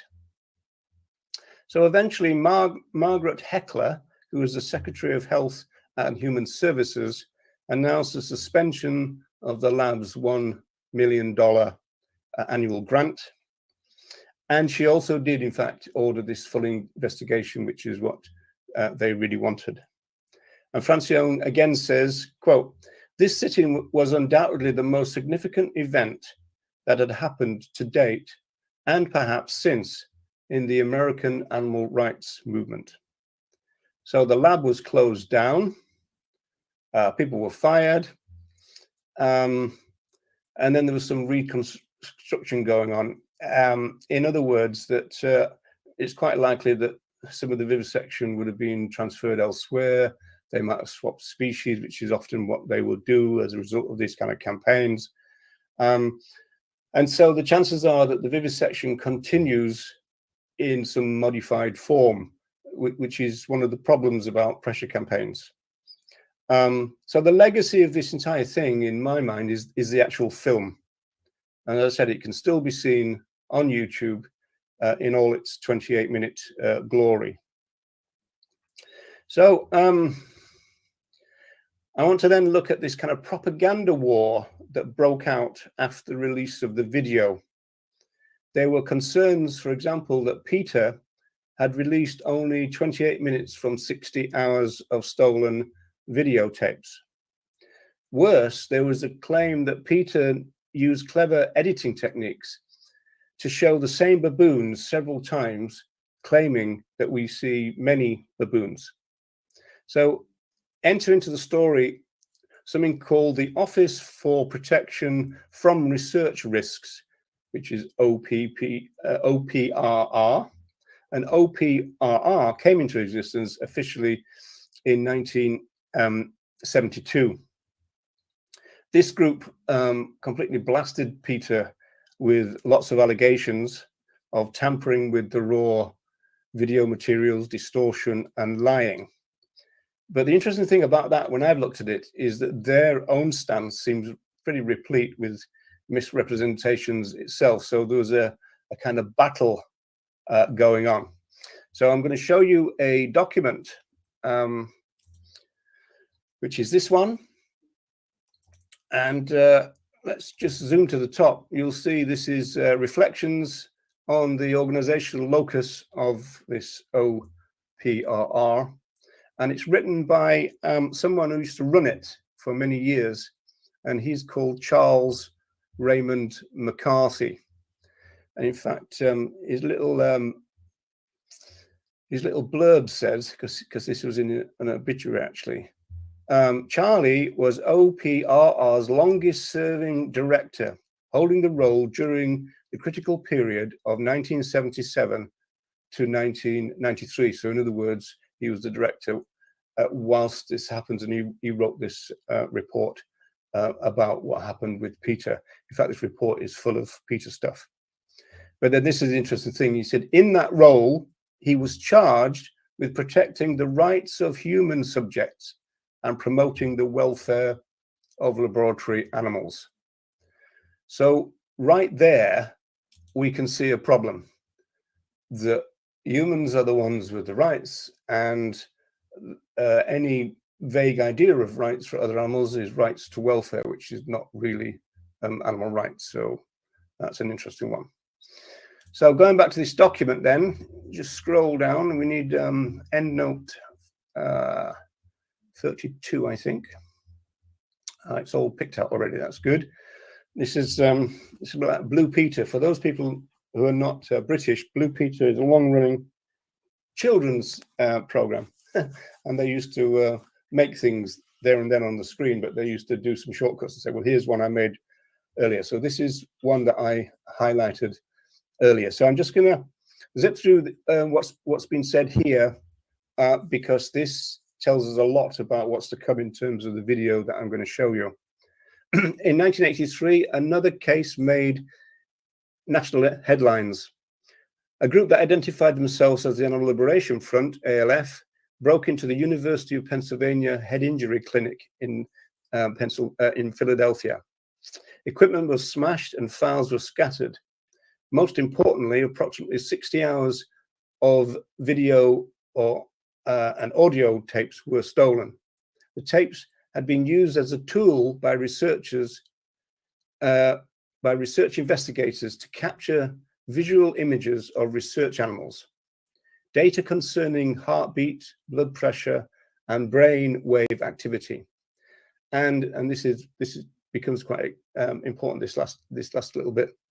And investigators' verbal observations concerning the animals involved in the research study of head injuries. The protocol called for sedated baboons to be injured in a machine that simulated the whiplash motion that often inflicts damage to the neck and spine of humans involved in rear-end auto crashes.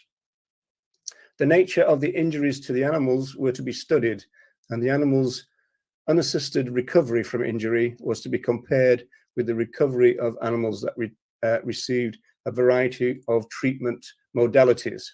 The protocol was controversial because it requires the infliction of severe injuries to the baboons. Each animal ultimately would be examined in terminal surgery. The ALF gave the stolen audio videotapes to Peter.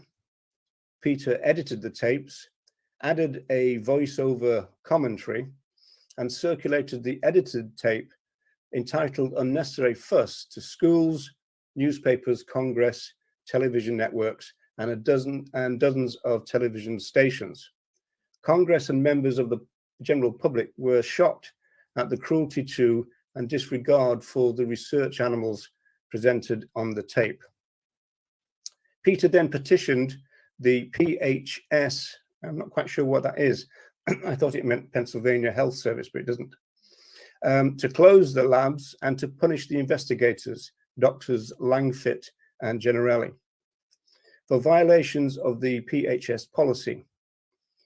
OPRR refused to act on the basis of evidence contained in an edited tape.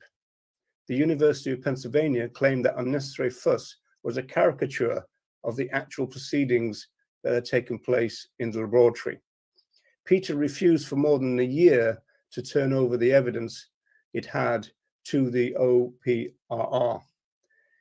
In the spring of 1984, Peter sent the unedited tapes to the USDA, which in turn sent them to the OPRR, the group that this guy works for. OPRR asked 18 veterinarians, mostly diplomats, diplomats of the American College of Laboratory Animal Medicine, who were, for the most part, employed in various institutes within NIH, to review the tapes and report on their findings concerning violations of the PHS policy or the or the Animal Welfare Act. In the meantime, OPRR conducted several site visits to the head injury laboratory. On the last of these site visits, Dr. Generelli performed a surgical procedure in the presence of the visitors, which he claimed was typical of those involved in the study. OPRR was astonished to learn that aseptic technique was sloppy, that smoking was allowed in the operating theatre, improper on many grounds, and dangerous procedure when oxygen tanks were stored and used, and that the depth of induced anesthetic coma in the animals was questionable. OPRR also learned that most of the animals were not seen by the attending veterinarian either prior to or after suffering whiplash. And final paragraph. OPRR discovered that the unnecessary fuss presented the case history of only one of the approximately 150 animals that had received whiplash. By clever editing and inaccurate voiceover comments, the viewer was led to believe that the inhumane treatment depicted on the film was repeated over and over and over again. In actual fact, one baboon was badly treated, and the film showed that single mistreatment over and over again, while the commentary or the commentator narrated that the mistreatment was repeated over a long series of different animals. In all, OPRR identified about 25 errors in the description of what was taking part. Typical was the statement accompanying the film showing an accidental water spill, that acid had been carelessly poured on a baboon. Okay, so that's a fairly damaging attack on Peter, if you like. So I'm just going to show you now my edits, and once again, a bit of a content warning. I've taken out all the graphic imagery, so you shouldn't see much, but you will hear them talking. Now, this is what to look out for. First of all, you see the title. Then you see a statement by this researcher generale, the kind of leader of the pack, if you like. This is where the title came from, because he talked about unnecessary fuss. Then we hear an intro by Ingrid Newkirk. In fact, she mentions rock music. So rock music does appear in the full film, but I've edited it out. So even though it mentions rock music, you don't hear it, but it is there. Sloppy practices leading to injuries. So this is the controversy about whether acid was spilt or not. Then you've got Dr. Torg, and he's talking about how easy it is to damage a brain. And this is where you get the issue about the hammer and screwdriver being used. So you got Newkirk talking about that. The fact that it was not sterile was an issue, that smoking was involved, as it said in that report, violations of regulations and the law. Researchers then called an injured baboon a sucker. And then Langfit, in a press statement about laughing, said that the researchers wouldn't laugh at the apes, and then this is totally contradicted by the film. One of the vivisectors called one of the baboons a punk, and there's a little bit of flirting going on really between the guys and a female research technician, I think. And the real problem here was that she was holding the baboon, but he was brain damaged, and so his head kept tilting back, and so she was cracking jokes about he wanted a kiss and this kind of stuff. As a general matter, in terms of Peter, you'll see that there's a lot of emphasis on the fact that they broke laws and regulations. So you start to see how Peter kind of moved towards a kind of animal welfare stance, even as early as '85, which is quite interesting in that. So those are the things that you're about, as it were, to see. So let's see if we can get on with it.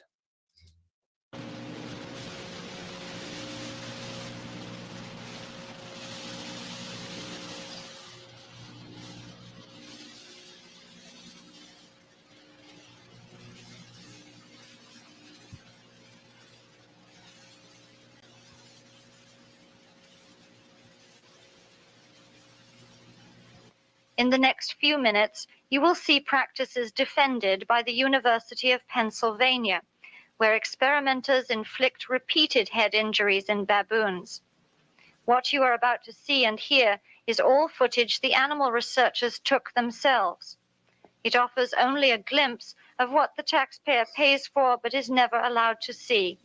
Aside from my voice, the voices you will hear belong to the experimenters themselves. The rock music is theirs. Why don't you put him in the fucking goddamn cage? I'm working on it. I'm working on it. I'm trying to get, would you cut this? I'm trying to cut this thing. What was it? This federally funded head injury clinic receives approximately 1 million tax dollars every year and is now in its 13th year.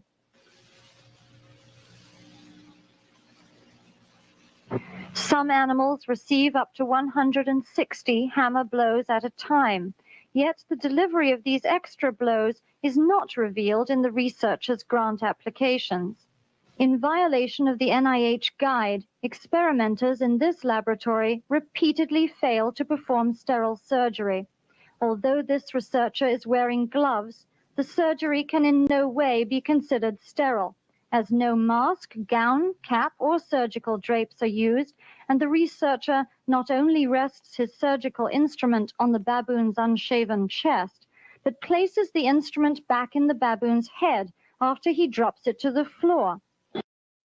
Again, in violation of the NIH guide, these experimenters smoke continually at the operating table. These experimenters are also violating Pennsylvania state law, which prohibits smoking in the vicinity of bottled oxygen and nitrous oxide, both highly dangerous gases in use in this room.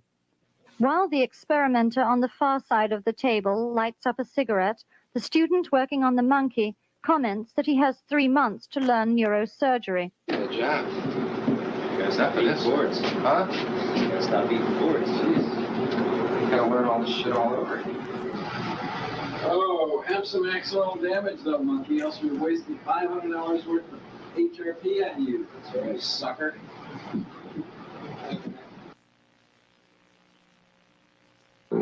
She doesn't look the least bit here. There she goes. There she goes. She's on TV. Oh, God. Holding her monkey. Look, yeah! No, go. Like a cat. Kitty, look at the cat commercial. Say over here. Say cheese. Looks like she's gonna fall in.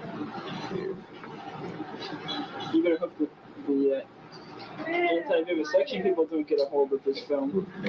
The hell? The anti-vivisection people, they got a nice shot of you. Why did You got Larry's name. For in the picture. And Karen.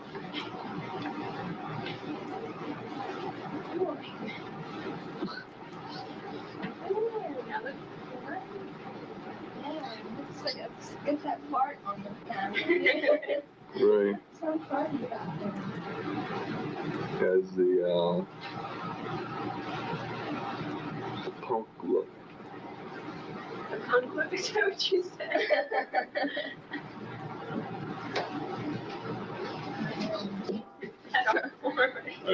He says, "You're gonna rescue me from this, aren't you? Aren't you?"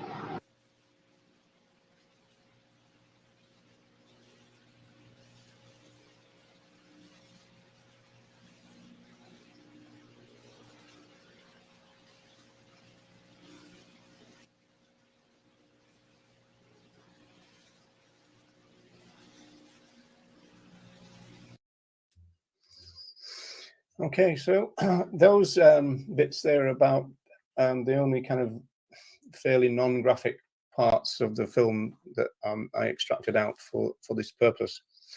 Just wanted to go back to a couple of things that that was said in that report. For example, typical was the statement accompanying the film showing an accidental water spill that acid had been carelessly poured on a baboon. I read that out before badly. I've always been terrible at reading out loud. What Newkirk actually says in the film is that poor handling results in a fluid, perhaps acid, being spilt on an animal. So whether you think that that was totally misleading, and I suppose it puts into the viewer the mind that it could have been acid. But then again, we are talking about a laboratory here, so there is that. Also, he says that in all, OPRR identify about 25 errors in the description of what was taking place.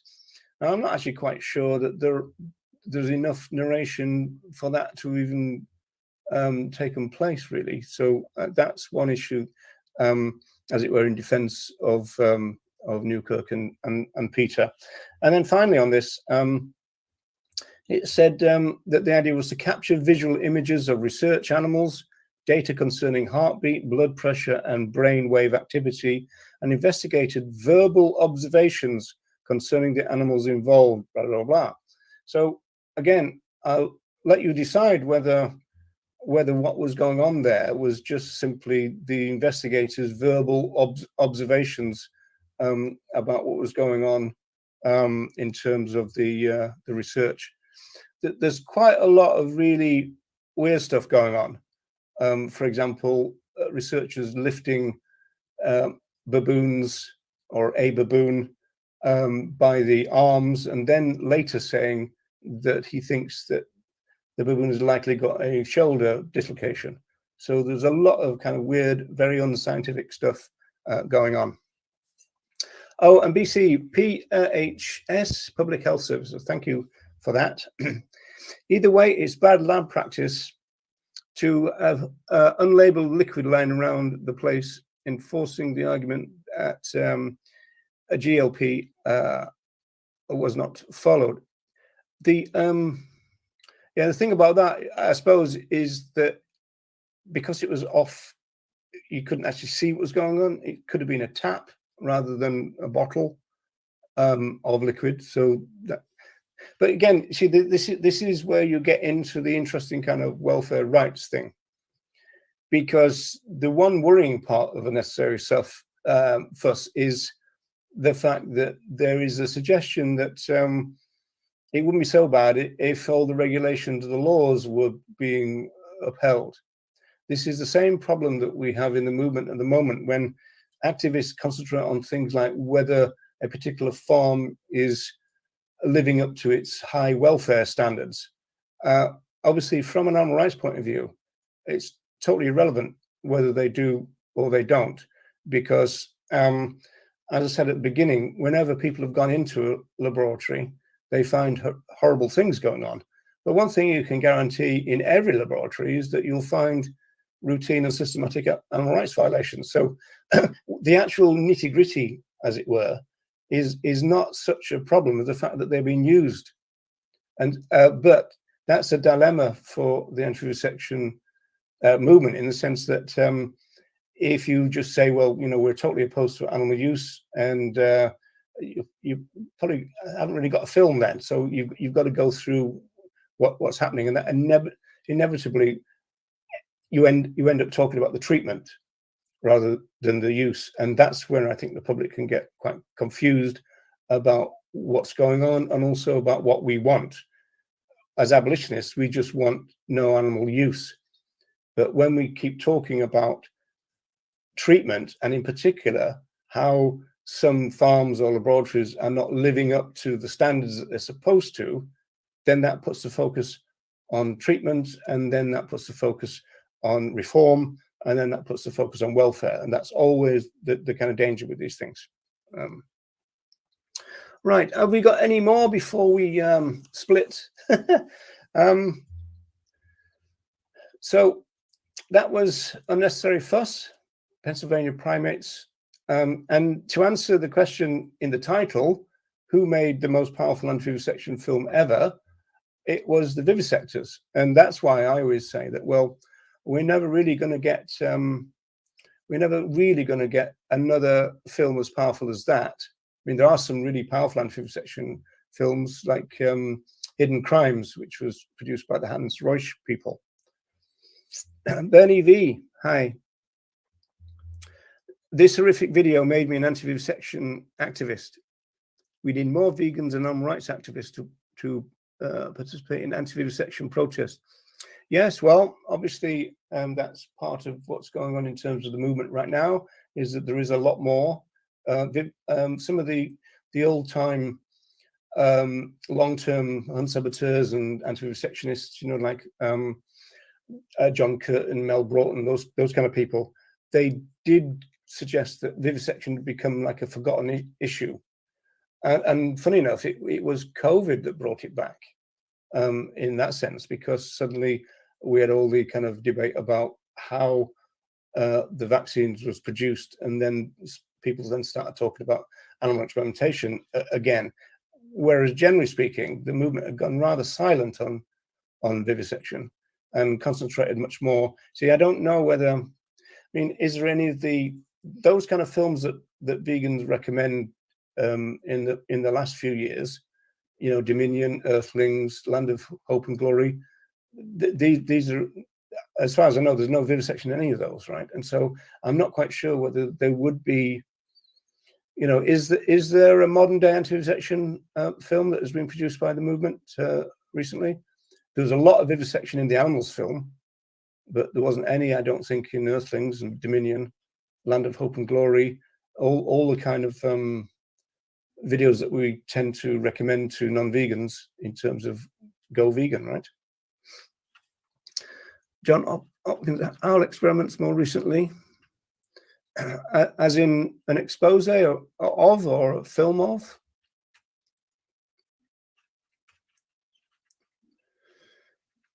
Yeah, Joanna is reminding people about the ongoing controversy, which seems to be being resolved almost, well, slightly at least. It does seem that I heard a report that Apple have now suggested that there are no animal products in their devices. And one argument there is the fact that it would have to have some kind of health and safety warning about allergies on the packaging.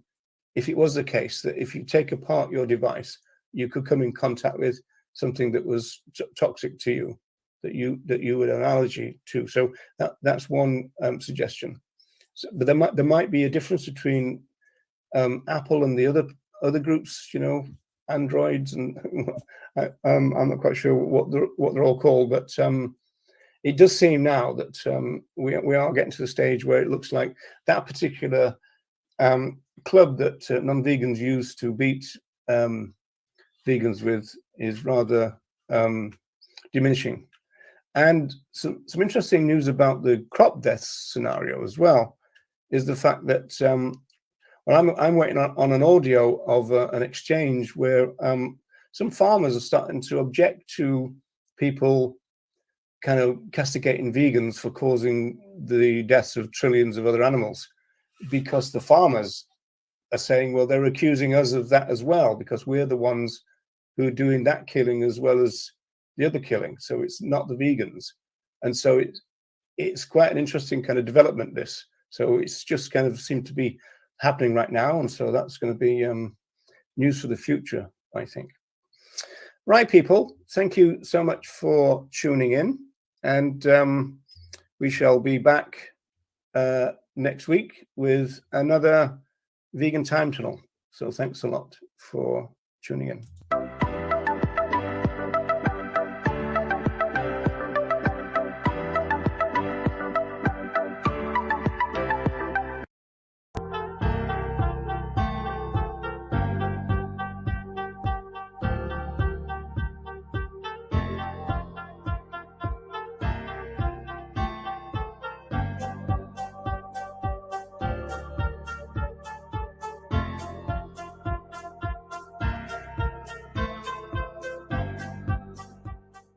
Hey, Earthlings, and welcome along to another Rogers or the Time Tunnel. So I think we're up to number 6 now in the new series. So we've got an intro.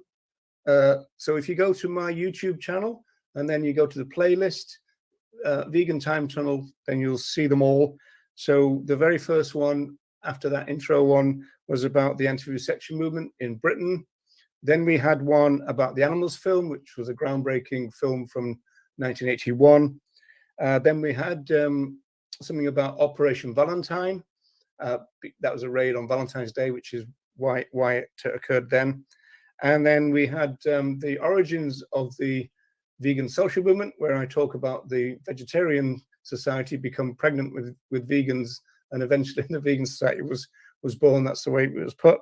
And then the last one last week was an account of unnecessary fuss, which I regard as still the most powerful anti-vivisection movie of all time, and the reason for that is that the vivisectors filmed it themselves. Okay, so that's what we're doing. We're trying to build up an archive. So the idea is week on week, we're going to build up an archive, and then eventually we'll have something of substance, hopefully, for people to come into the movement and learn a bit about the history of the movement that they've joined, which is always an important thing, I think.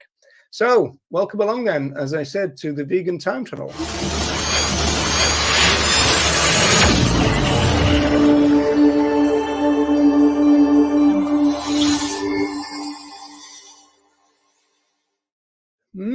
So as you can see, then we're into a relatively big name in the vegan movement. We're talking about Donald Watson. He was born in 1910 and died in 2005, which made him 95 years old. Actually, he died in November, so that was World Vegan Month. So I'm not quite sure if he knew it was that, timed it in that way.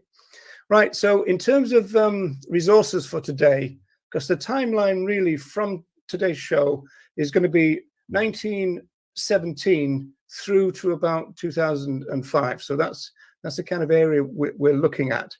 So this is the resources that I'm using. Just going to drop that down to that screen, so you might be able to see that. I know people on phones are not going to be able to see that, so I'll just run through them. So we've got the very, very first vegan news, which Donald Watson produced in November 1944.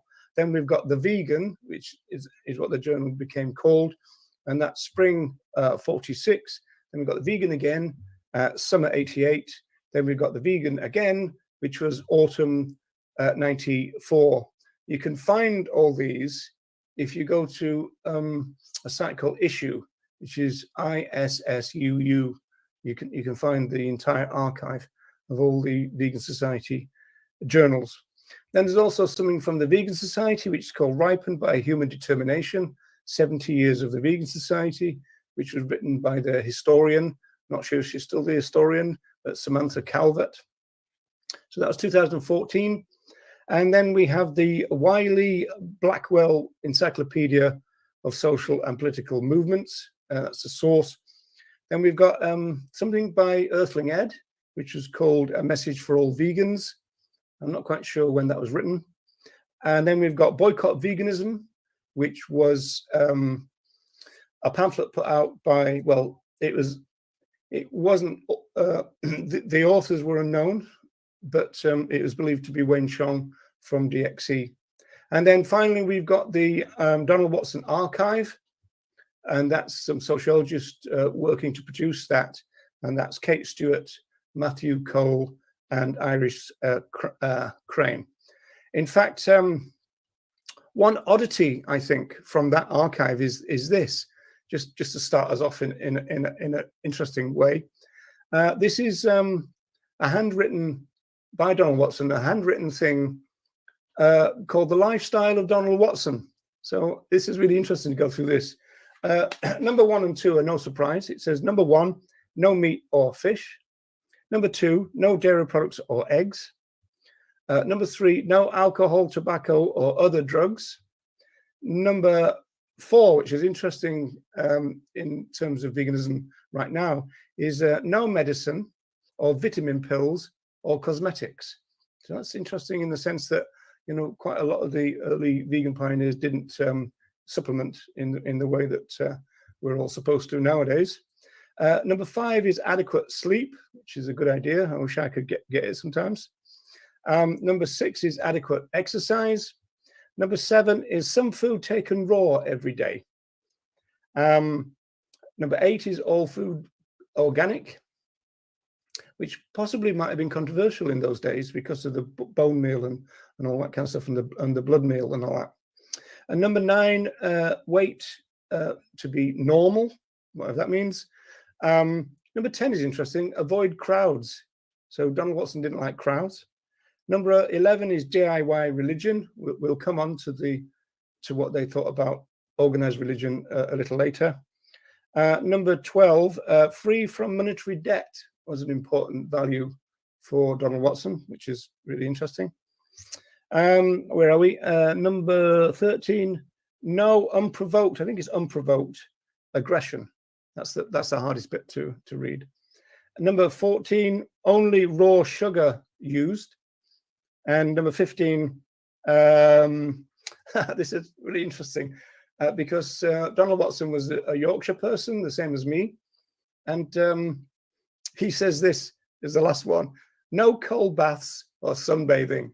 I always think that's really funny because in Yorkshire you probably don't get much chance to sunbathe, and you probably would be be a bit of a masochist to have a cold bath in Yorkshire, I would think.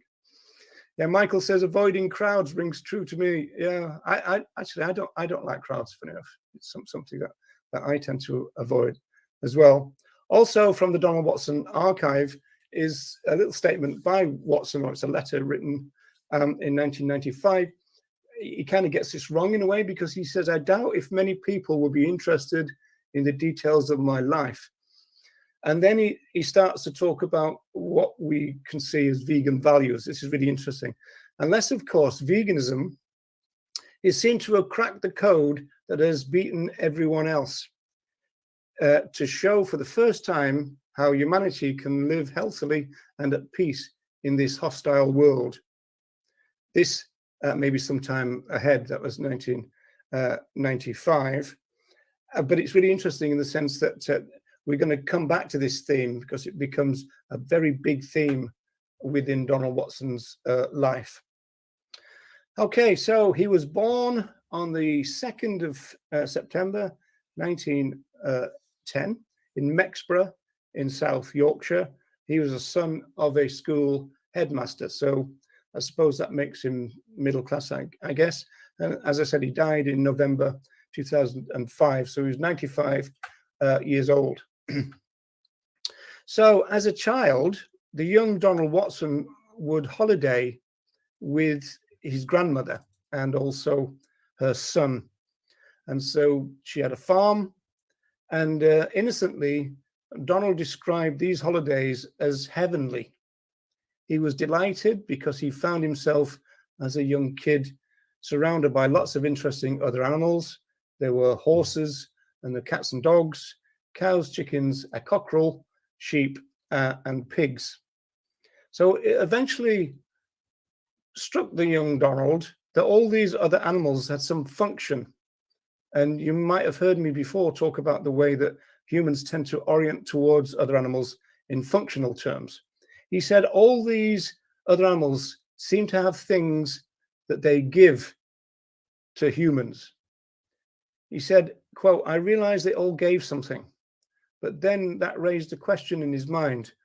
Yeah, but what about the pigs? He said, "I could never understand what the pigs did. All the other animals gave something, but I couldn't for the life of me see what the pigs gave.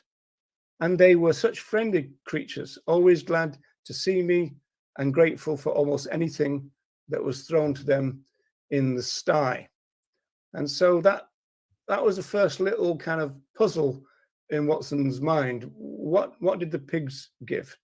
One day he goes downstairs for breakfast, and Granny on this occasion is not alone.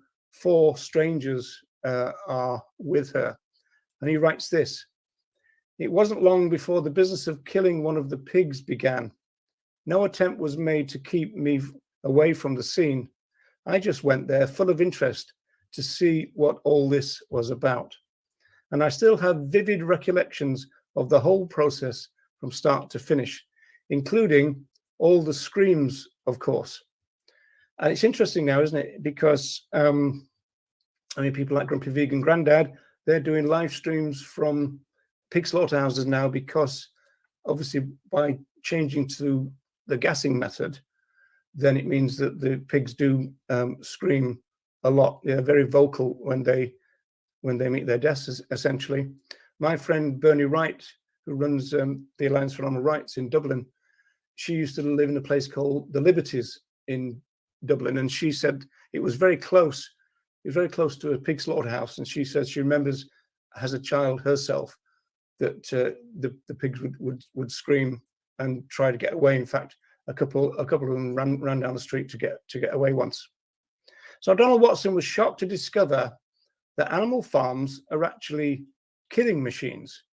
He says they were a death row where every creature's days were numbered. And his kind of young mind concluded that if he were to write a report on what you might call man's progress, he would say that that we could do better. Now, all of this, Watson reports, paved his way to veganism and also the formation of the very first vegan social movement organization, the Vegan Society. And it's interesting because he saw no other social movement offering as much as the vegan movement. And he came to see veganism as the salvation of humanity, which sounds a bit grand, but we're going to go into what he was talking about a little later. Now, a lot's been written by about Donald Watson, and some of it is true. What's not true is that Watson single-handedly invented veganism, or that he wrote a comprehensive definition of veganism in 1944. Those things are not true. In fact, he had a good sense of humor, and he said he was always keen to spread the blame for the foundation of the vegan social movement among several others, like Elsie Shrigley, for example. But he did also say this. He said, I hesitate to single out anyone, but I would say Leslie Cross and Arthur Ling must be put in the records as being two outstanding, faithful contributors to our cause. Now that's interesting in the sense that they didn't use the language of social movements back then, but they did see themselves as being in a cause to bring about radical change, and that's going to come back in later thing. And in terms of, let me just put that on full screen for a second. So that's Leslie Cross at the top, Arthur Ling, both involved in the plant milk pioneers they were. So I always look at that picture and I think this is when Leslie Cross was involved in artificial insemination, but it wasn't really. This is when they were getting involved with the plant milks. Okay, so I'm just going to drop that out for a little while. So in terms of actually coining the word vegan, the sociologist researching the Donald Watson archive, as I said, was Kate Stewart, Matthew Cole, and Iris Crane. He says that Watson claimed that he and his wife, Dorothy, came up with the idea jointly at a dance, which I think was in Leicester. There are some claims that that Elsie Shrigley came up with the idea, or came up with the idea jointly with Watson, but Watson himself said it was him and his wife Dorothy. It was probably Dorothy Morgan at the time. So now this is an interesting movement issue because for a variety of reasons, and you will have probably heard me say this before, some members of the 21st century animal advocacy movement have been attempting and are attempting to reduce and slim down and also make quite shallow the kind of overarching philosophy of veganism. For example, some people will claim that veganism is merely a diet, and others would suggest that the concerns of the vegan social movement are restricted to the liberation of other animals and has nothing to do whatsoever with human liberation. Now, these claims are not accurate, I think, as we're going to see in a while. Donald Watson was once asked if he had any message for new vegans. So let me bring this back in. He said, yes, he said, I would like them to take a broad view of what veganism stands for. Something beyond finding new alternatives to, shall we say, scrambled eggs or on toast, or a new recipe for a Christmas cake. He added, I would like them to realize that they're onto something really big. In his later life, he was invited to write as the kind of president of the Vegan Society for The Vegan, the journal of the society. And he regularly thanked the people who had followed his generation of vegan pioneers for remaining steadfast in their adherence to vegan philosophical principles. But he warned in the very first Vegan Society bulletin in 44 that nothing is automatic and that social movements need to guard against things sliding away from their core ideas. He also wrote to the aforementioned Arthur Ling, and this is 2003. He wrote this. I'm going to put this full screen to give you a better chance of seeing it. He said, since veganism by definition claims to help animals and people, the word people was underlined by Watson himself, the Vegan Society must do its part in showing how to bring this about. A letter to Arthur Ling, as I said. Now let's just drop back a little while, because something other than being confronted with the realities of animal farming when he was a kid was to have a profound effect on the young Donald Watson. His politics and his values were forever shaped by the events of the Second World War. And he said that the Second World War absolutely sickened him. He said it was a terrible, terrible thing to have gone through. In 1994, looking back on the first 50 years of the vegan movement, Watson noted that people were shattered by the tragedy of the war. So much so that in 1944, as the conflict drew to a close, most had little time, quote, to fuss about the fate of a few animals. But the vegans had a different idea. And this is very telling in terms of what becomes the scope of the vegan movement that was yet to evolve at this stage. Watson said that the vegan pioneers would never agree to the general popular notion that the war on animals that were going on was a just war. In fact, to the contrary, it was the position of the vegans that humanity's tyranny towards humans and other animals is connected. And he said that the vegan pioneers were not religious in any orthodox sense, but they did take the commandment, thou shalt not kill, seriously, and applied it to both humans and other than human animals. And so Watson said this: if our vision of a better world was a dream, it was a dream to escape the nightmare of a world overflowing with evil. The humans of this world overflowing with evil, he states, saw nothing wrong with killing other animals. He said that we, on the other hand, felt that we were facing the issue of morality at its most basic. Now, in terms of his personal life, Donald Watson lost several friends during World War II, including colleagues that he knew from the vegetarian movement.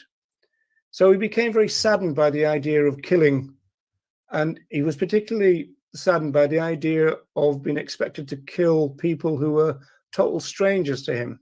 And he picked out the 50,000 people killed in one raid on Dresden once. And this is the devastation that resulted in that.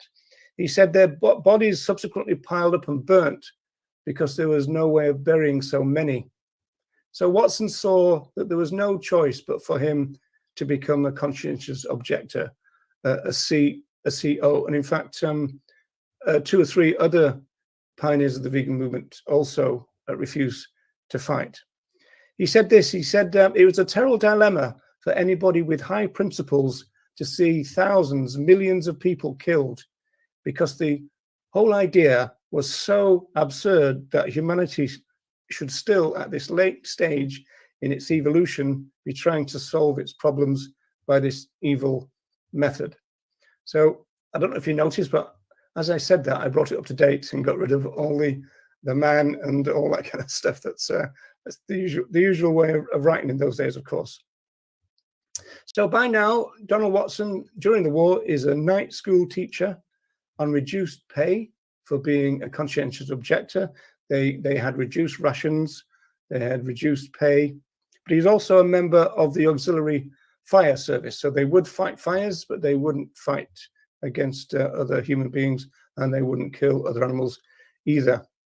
In fact, he does report that there was a real possibility that his own death was close in 1940, because he believed that at least some of the German air raids that destroyed large parts of Coventry, the city of Coventry, and that's a picture of that devastation. It's really thing. I'll just put it a little bit bigger on your screen.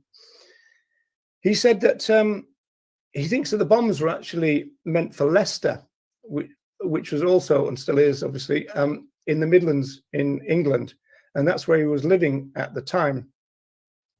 And it used to be the case that in the war they used to have blackouts, and what they did in the Peak District, which is a moor area of the north of England, not far from the Midlands, they would set up lights to make it look like cities from the air, and they wanted to kind of obviously the German bombers to bomb that rather than the real cities, of course. And of course, from a vegan point of view, we would think about all the other animals who would be killed on the moors, of course, but that's what their plan was.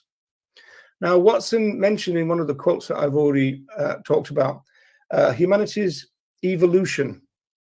Now, this idea became really central to what the movement talked about in the very early years. The pioneers appeared to see the values embedded within veganism as challenging the barbarity that had created both war and also exploitation. And so they said that veganism should be seen as part of the moral evolution of humanity. And Watson stated that he liked to think that the vegan movement is the greatest movement that ever was. In 2002, for example, when he was 92 years old, he was 92 years old and 140 days old, he said that veganism is the greatest of movements. And he said, because it's the only one now that can save humanity. Now, that might seem rather arrogant as a claim, but he basically declared that all the other movements were lesser than veganism because they had a limited vision of the future, whereas the vegan vision of the future was very expansive. He said that such lesser movements were as people rearranging deck chairs on the Titanic. So he used that kind of cliche, called it a common cliche of the time, whereas they could be helping the vegans who were busy shining their searchlight on the iceberg, which, quote, is going to be the end of the whole show. Now, this here is a meme that I produced. It's not very good, but I tried to kind of articulate this idea. So you've got the iceberg, the exploitation of sentient life up there at the top, and then you've got the good ship veganism with the searchlight, and then the quote, as I said, as well. So making somewhat of a prophetic pronouncement, Watson points out that nature rebels against any species that becomes too numerous, usually by food shortages, but also by disease. And he said both of which are now rampaging ahead in the human community. Boom, let's just drop that back down. And he argued then that vegans alone at this stage have the possible solutions to this crisis. So it's not an exaggeration to say that the early vegan vision of the future was pretty spectacular, and of course could easily be dismissed as utopian. But it must be remembered that people are a product of their time, you know, and when you think about what they went through, it's remarkable. For example, there's these two sickening, shattering wars involving populations from all over the planet, which is why they're called world wars, right?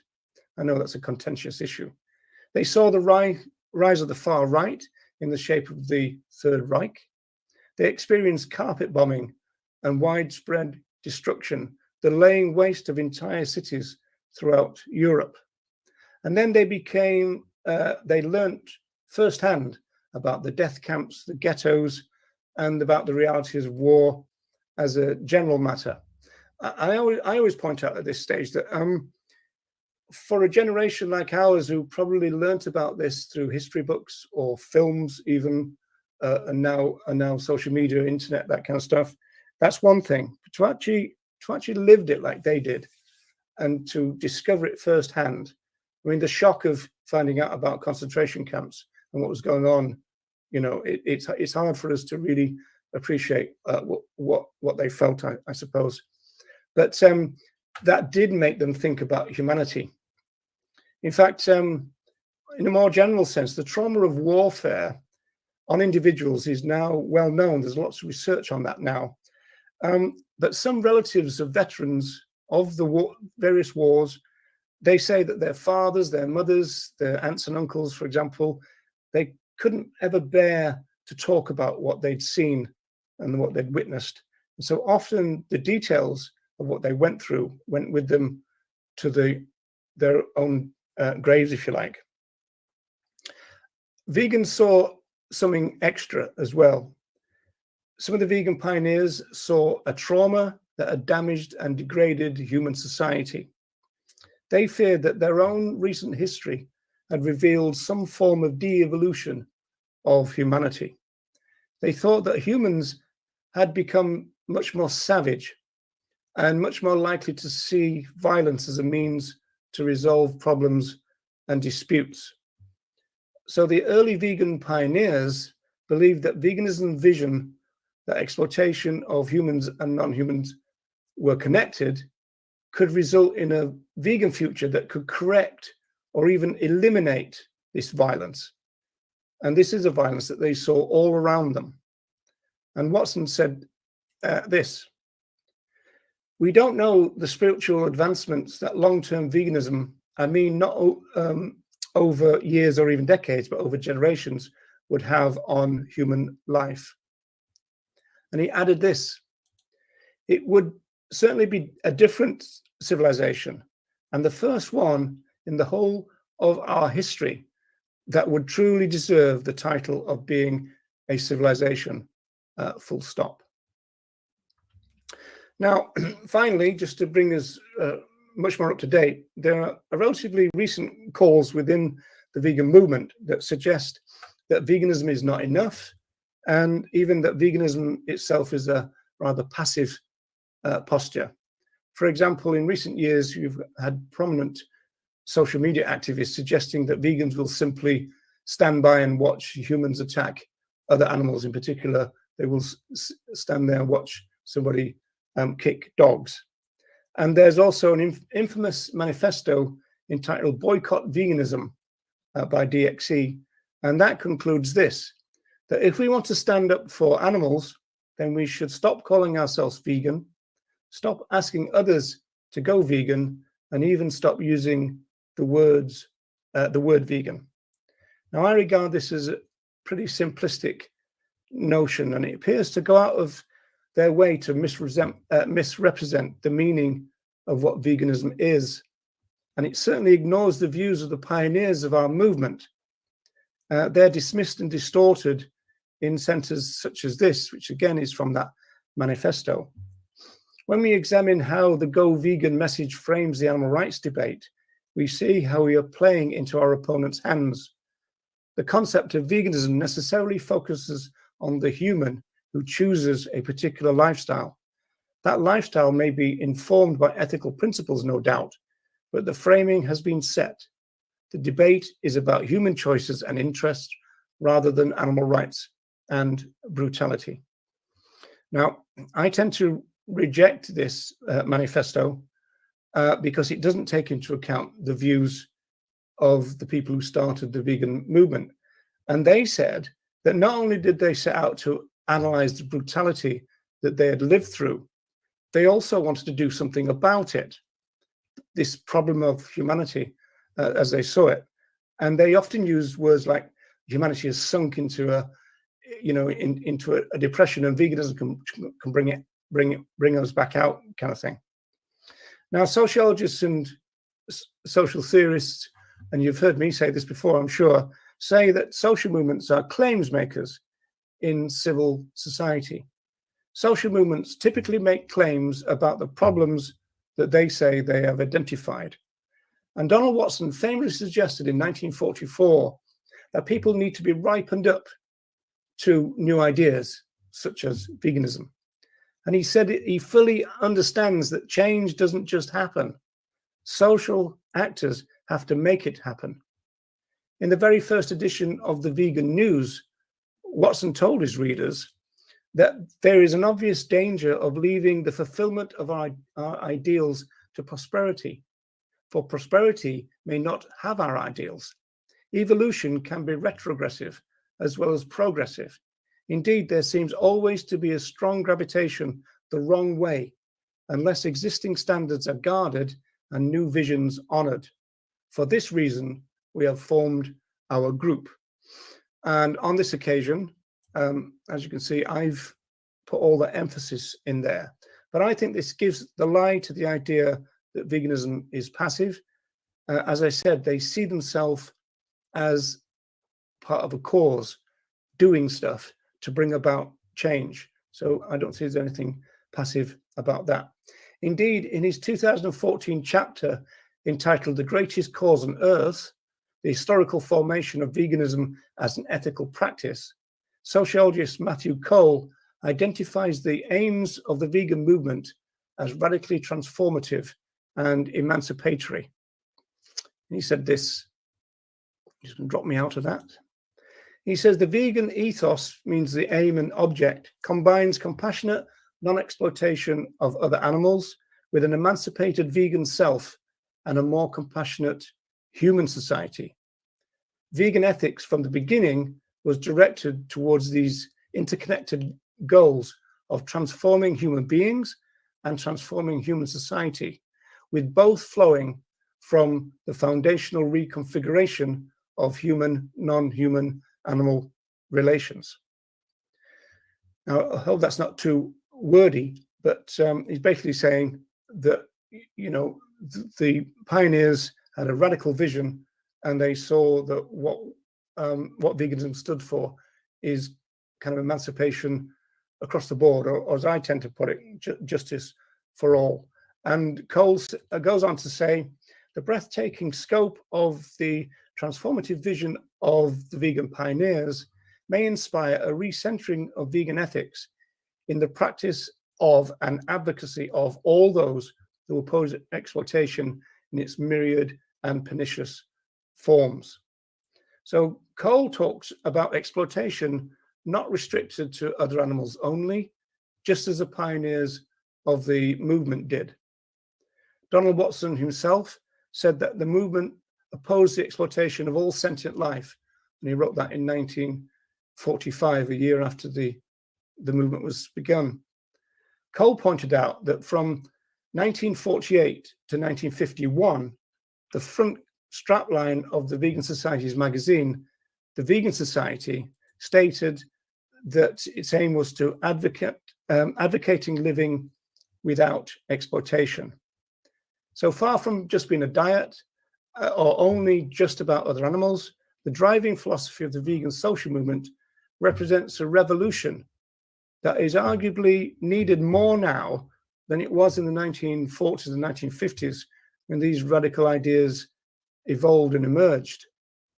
So it seems a little bit shocking to me that their revolutionary vision for a less violent future right across the board is being somewhat cast aside within the 21st century by some people in the vegan movement. And so I always say, let's get back, you know, veganism back on track in a sense, and get back to, you know, the kind of wider vision of the pioneers. So I just want to finish with a couple of more quotes from Watson. There are a lot more, but it's good to have them all in the same place. The vegan believes that if we were to be true emancipators of animals, we must renounce absolutely our traditional and conceited attitude that we have the right to use them to serve our needs. We must supply these needs by other means. And then this is one that I made an entirely separate meme from. If the vegan ideal of non-exploitation were generally adopted, it would be the greatest peaceful revolution ever known, abolishing vast industries and establishing new ones in the better interests of men and other animals alike.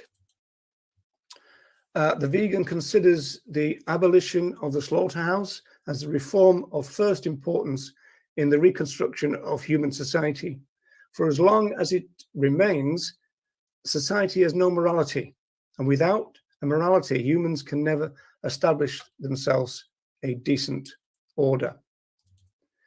And I'm not going to read all this out, just the bottom bit, which is veganism is a powerful word describing a powerful reform. It challenges orthodox morality over a wide field, renouncing the ideas that man has the right to exploit animals. And in doing it, it sets new horizons in the evolutionary trend towards emancipation. So that was the 1960s. And then finally, we've got this, which was, I believe, the year before, and apologies if you can't see much of this. I can't see much of it, but I'm going to read it out for you. I think this was said, I think the year before he died. He was asked about his gracious achievement. My gracious achievement, question mark. Well, it's in succeeding, I think, although I mustn't be the judge in my own estimation, in achieving what I set out to do. One can hardly rise higher in one's opinion of one's life in general than to feel that I was instrumental in starting a great new movement which could even not only change the course of things for humanity and the rest of creation, but alter man's expectation of surviving for much longer on this planet. So that was his almost like last public statement in a sense, and that then is the time tunnel. So have I missed any? Have I missed any questions or points? Or if not, does anybody want to make any? Otherwise, we can bid each other a fare thee well. So, hi, Paul. Paul from Galway. Paul from Galway. Yes. So, okay. So I'll just wait. I'll just wait another minute, and just in case anybody wants to say anything.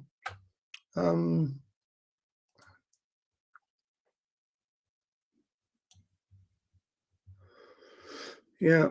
Well, that's true, isn't it? You know, people talk about peace and love, and that, you know, in fact, that's one of the problems of the left, according to Steve Best.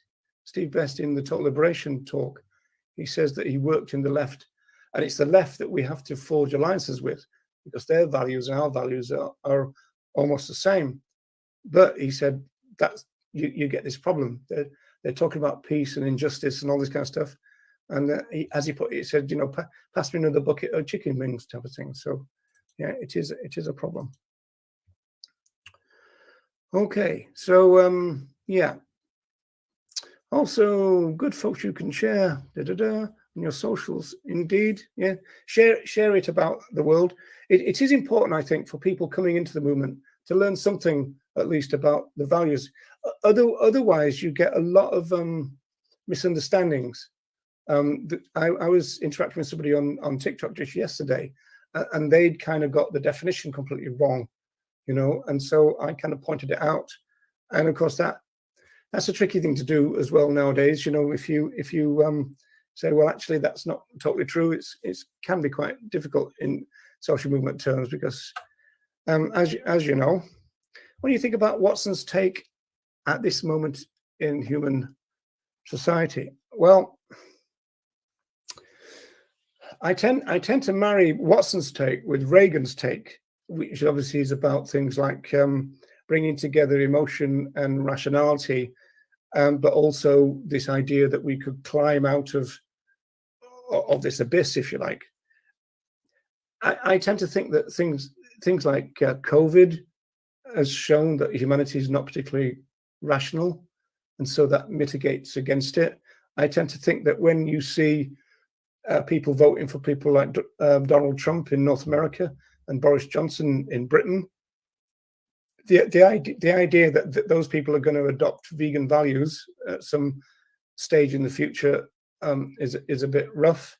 When I see Dan Shepherd going on live on TikTok outside the gas chambers in Manchester, the comments are absolutely vile, absolutely disgusting comments from the people. Now, obviously, we know from a social psychology sense, we don't know that those comments are defensive. They're a defensive mechanism. So we do know that, and so you can't take them at face value. But it is pretty rough to see that. So I wouldn't suggest that we're very, very far along the road as Watson saw it.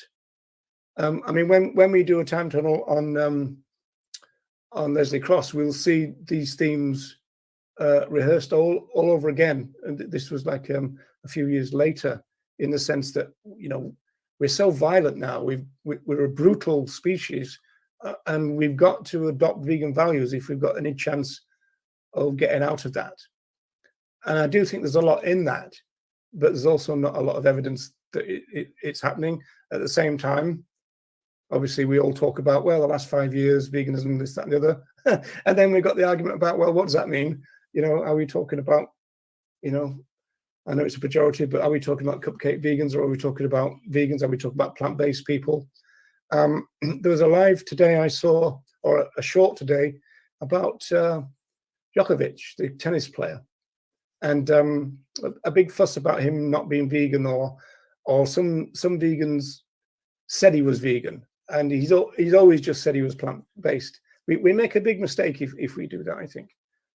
You know, if we try and co-opt the plant-based into the vegan movement, because it just causes confusion, I would say. Yes. Right.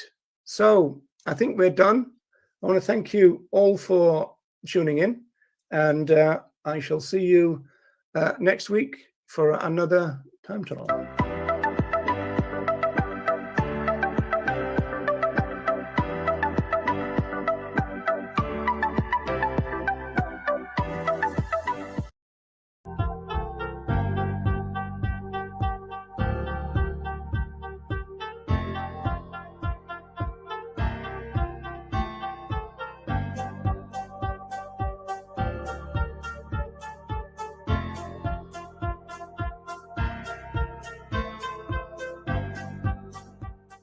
Hey, Earthlings of the world, thank you for joining me. So we're into another time tunnel, and as we know, we're trying to build up a kind of archive of, well, maybe we could call it significant events in the history of the animal movement.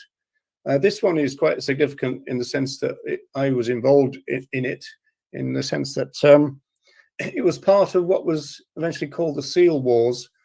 And I had a very kind of small part to play around about 1981, and so that's the substance of where we are today.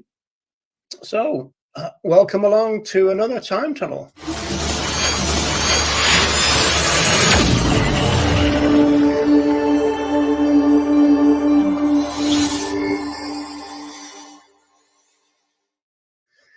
Yeah, so we're into Save the Seal territory, and we're talking about the Orkney Islands. Now, sometimes people don't know where that is, and so this is a map to show you about that. So we talk about the north of Scotland here. So the Orkneys are the circled bunch of islands in that one on the left there, and it's in between the mainland Scotland and the Shetland Islands. And then this picture on the second picture really is the actual Orkney Islands themselves. There's quite a conglomeration of different islands, as you can see. The main one in the middle is called the mainland, and Kirkwall is the capital. So if you see all the ones that are kind of, as it were, to the north or above Kirkwall, that's where the actual seals were being killed, and that's where we sail to from the mainland. So that's where it all kind of happened. So that's the kind of geography of the situation. So this story involves Sea Shepherd, or Sea Shepherd Conservation Society, and also the Hunt Saboteurs, and also Greenpeace International, not to be confused with Greenpeace London. Now, I always say that. I don't know if they've ever been confused, so but I always say it anyway. So maybe if they've never been confused, it's because of me. But we're talking about Greenpeace International, you know, the famous conservation group, in other words.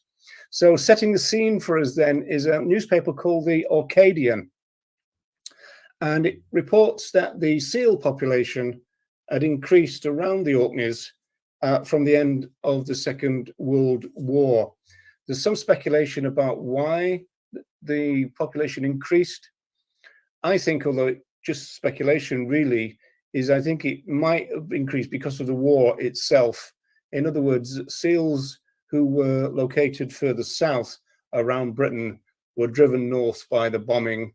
And also, and this came up with in COVID really, it was reported that the whales were thriving because there was less boats in the sea, and their screws, you know, the propeller, create a lot of turbulence and noise. And so if you imagine wartime, it must have been really bad because there's been a big increase in submarines, for example. And so the chances are that the seals were driven north from around Britain, and they found themselves in the Orkney Islands. And presumably, once they found a safe place and a quiet place, they stayed, I suppose.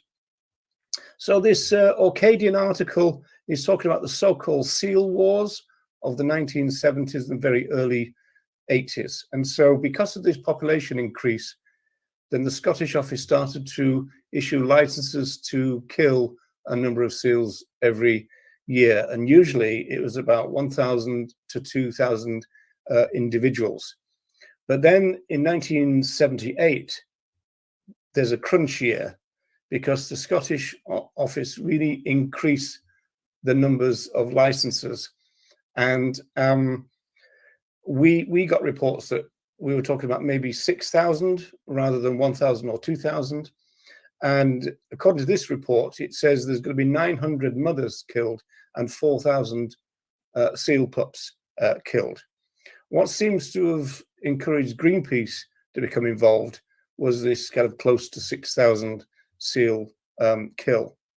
Other people got involved because of the publicity that was caused by all this. Brigitte Bardot, the right-wing actress, was involved. And at the time, the Orkney MP, Member of Parliament, was called Joe Grimmond. And he received a petition signed by over 6,000 people. But that was 6,000 people from within the Orkney Islands themselves, which is pretty good. And he also received 118 letters of protest from within the islands as well. So that's a pretty good percentage. There were about 18,000 humans at the time living in the Orkney Islands. Nowadays, it's more like 22,000, maybe 25,000 by now.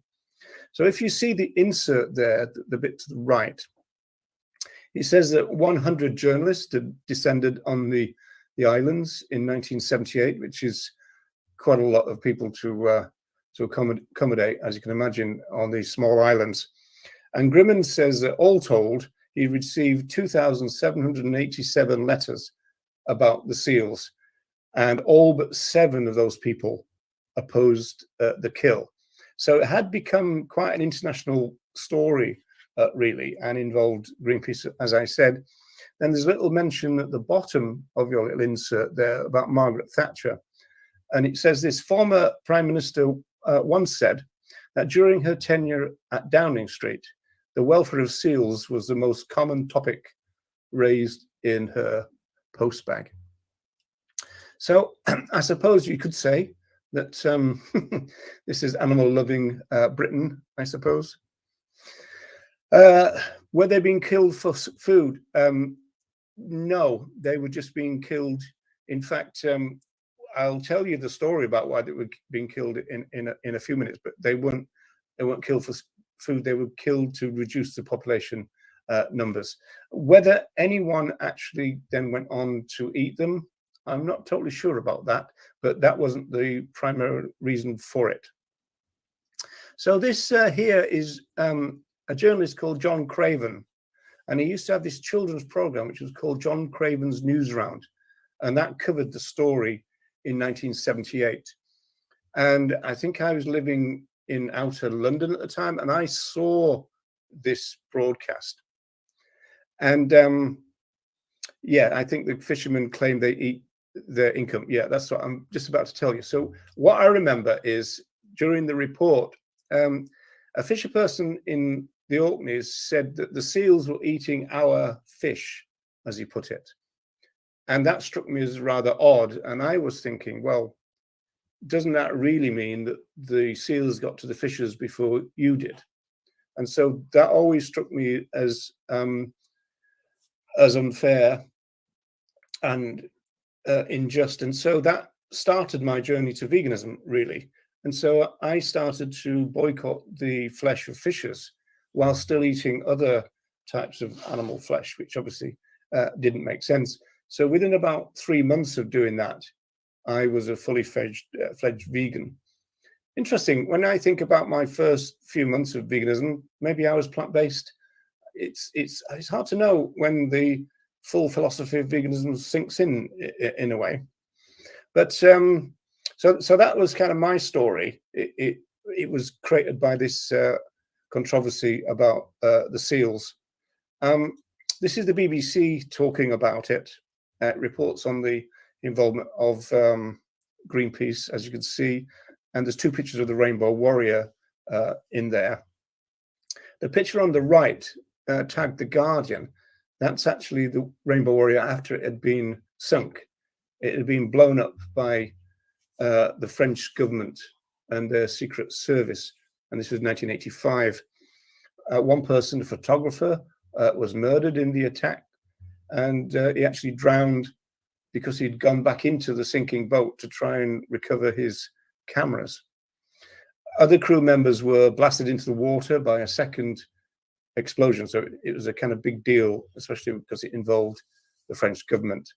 It was a scandal, really, and resulted in resignation of the French defense minister, who was called Charles Arnoux. 2 French agents pleaded guilty to manslaughter, and they became sentenced to 10 years in prison. Although this won't surprise you too much, they spent little over 2 years in a prison on the Polynesian island, and then they were released by the French government. So that's the way that those things usually work. So this BBC report failed to mention that the hunt saboteurs were there, but they were actually there. And so this is what created the involvement of Sea Shepherd, because the Scottish office at this point, in fact, the headline here, grey seal cull dramatically reduced, the Scottish office backed down because of the involvement of Sea Shepherd, Greenpeace and all this kind of stuff. All the publicity, all pretty bad publicity. So they go back to the idea of the original 2000 kill. And Greenpeace, being a conservation group rather than an animal rights group, they declared that to be a victory. So they opened up their champagne and essentially they sailed off, leaving the SABs to say, well, what about the 2000 who are going to be killed anyway? The BBC said this, only just 2,000 kills, seals will now be killed, 2,300 less than originally planned. I think that should be 2,300 fewer, I think, in terms of English, but anyway. Okay, so that's the kind of scene for it. And to paint a little bit more of a picture, I'm going to show you a video.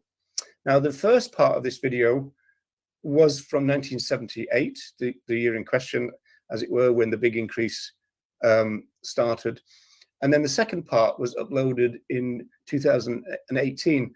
The interesting part of the second part is that it shows that the problem of the seals and the sealers and the killers had remained, but for a different reason, which was fish farming. So that's quite interesting. And also the report mentions shooting. So that's one difference between what goes on in the Orkneys and in Britain, for example. They shoot the seals, whereas obviously if you think about the Canadian kill in Newfoundland, then you're talking about the clubbing of seals. So it is a bit different in that sense.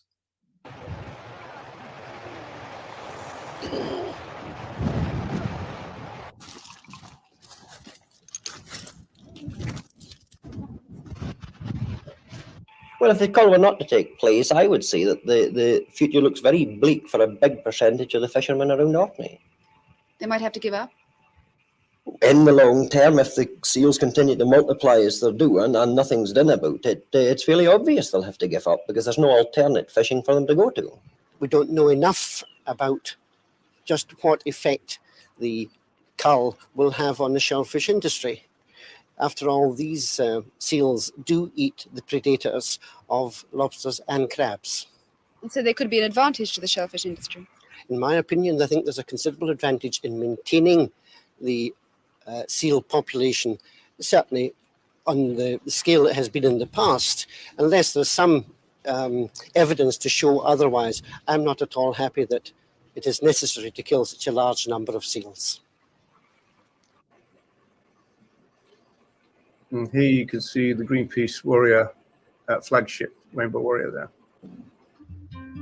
Scotland is a good place for both common and grey seals due to the wild and remote coastline, which provides safe places to haul ashore and to breed with nearby rich foraging grounds. With more than 250 salmon farm sites in Scotland and a seemingly endless supply of what would be natural seal food, it's not surprising there is an issue of conflict. The Marine Scotland Act was put in place in 2010 to ensure the protection of our seals and to enforce appropriate management of seals here in the UK. So the shooting of seals is something that is happening here in the UK and is licensed. This licensing to shoot seals has been put in place to protect the fish and to reduce the damage to farms. Salmon farms are an important industry for Scotland, but the good news is that it is possible for them to coexist alongside seals without the loss of fish or shooting of seals. There are a variety of methods that can be employed to protect seals. One of the most commonly used is ADDs, or acoustic deterrent devices. They make painfully loud underwater noises which the salmon farms use to keep the seals away from their salmon pens. I met up with David Ainsley, who's been looking into the use of ADDs by salmon farms in Scotland and their effect on seals and other wildlife. They're not particularly good at keeping seals and salmon separated because the seals can either be eventually deafened by the ADDs or they keep their heads above the water so that the ADDs are not effective. And seals can learn that the noise from the ADDs is a dinner bell showing them where the fish farms are and where the food is. Really? Okay, so it's almost like the opposite effect.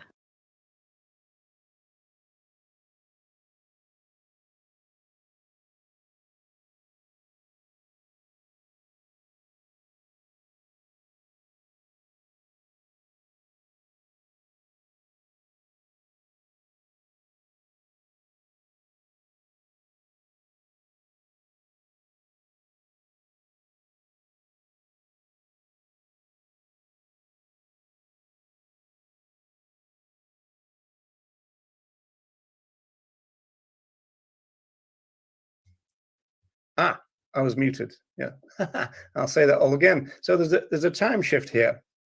So this is the Greenpeace statement. They declared victory, and then Wilkinson, who is the director, said, "We have always said that there's a case for culling the seals, but evidence has simply not been made available." So essentially, Greenpeace was saying it was the size of the cull which was the issue for them, rather than the cull itself. And so this is why the Orkney campaign transferred to Sea Shepherd, or the European version of Sea Shepherd, and also the Hunt Saboteur. So rather than Greenpeace and the SABs, it ended up being Sea Shepherd and the SABs. So Sea Shepherd Europe was based in Glasgow, and the European director was this guy here called Dave McCall. Now, I knew Dave pretty well in the sense that we were both on the BUAV committee in 1982. So that's the British Union for the Abolition of vivisection. Now, the interesting thing about Dave is that he's almost been totally erased from Sea Shepherd history. And there is a possibility that he may have fallen out with Paul Watson, but I don't know that for certain. But certainly, if you look at Sea Shepherd history, either online or in books, for example, you don't get a lot about Dave McCall, although he was the prime mover in this particular thing.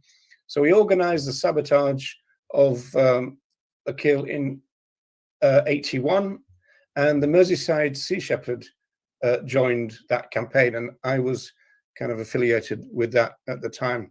The prime mover of Merseyside Sea Shepherd was somebody called Kevin Lee, and we're going to meet him again in some press coverage a little later on. So that was a scene. So we'd moved from the late 70s into the 80s, and then we had to start some kind of training. So this is a Sea Rider, my favorite type of boat.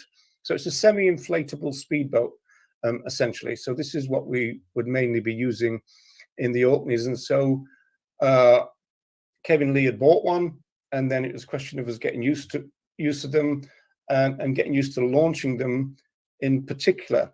Now, that was interesting in the sense that we would go to, on a stormy day, we would go to the Wirral, which is near Liverpool, where there's strong winds and high tides, and we would try to launch the boats into the water.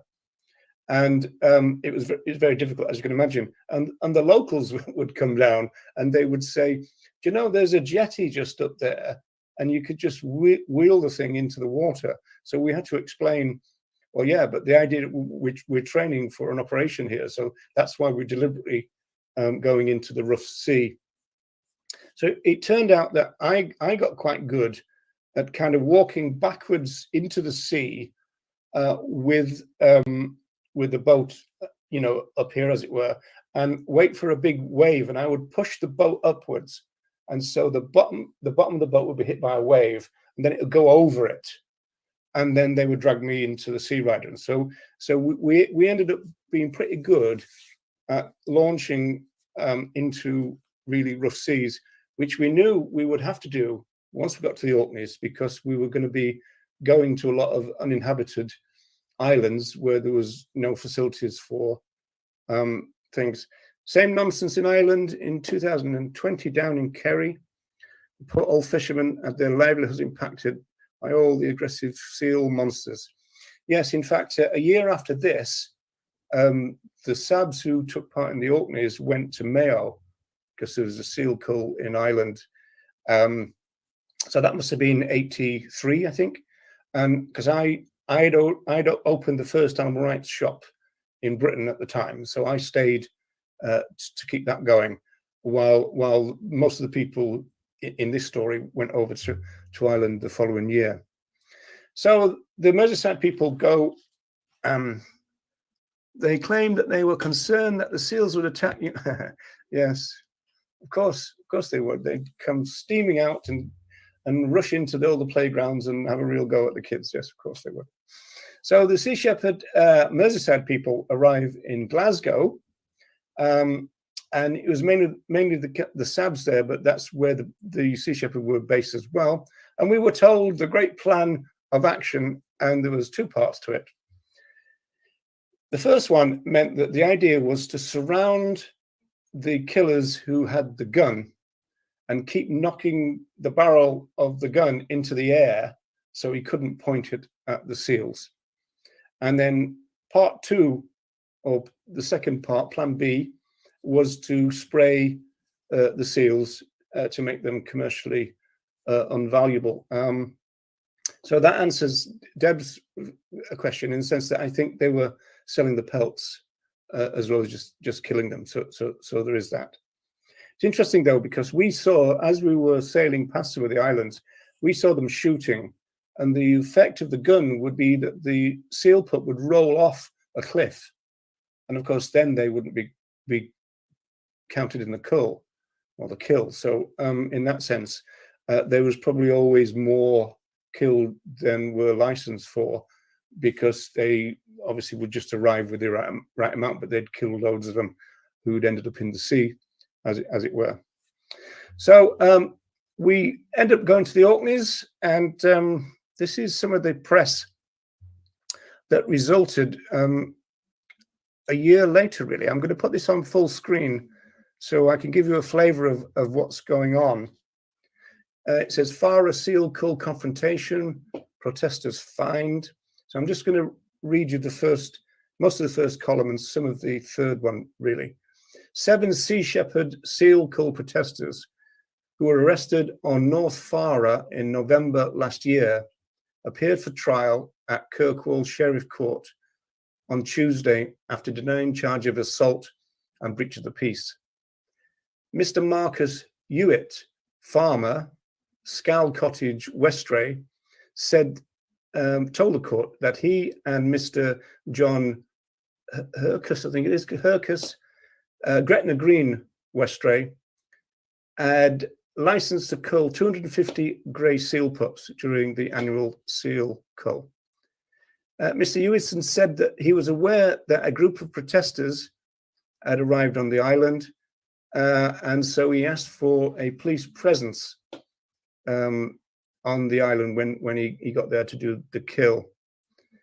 Mr. Hewson said that the police had signalled to him to come ashore and warned him to keep his .22 rifle in the air, unloaded, and only to shoot when it was safe.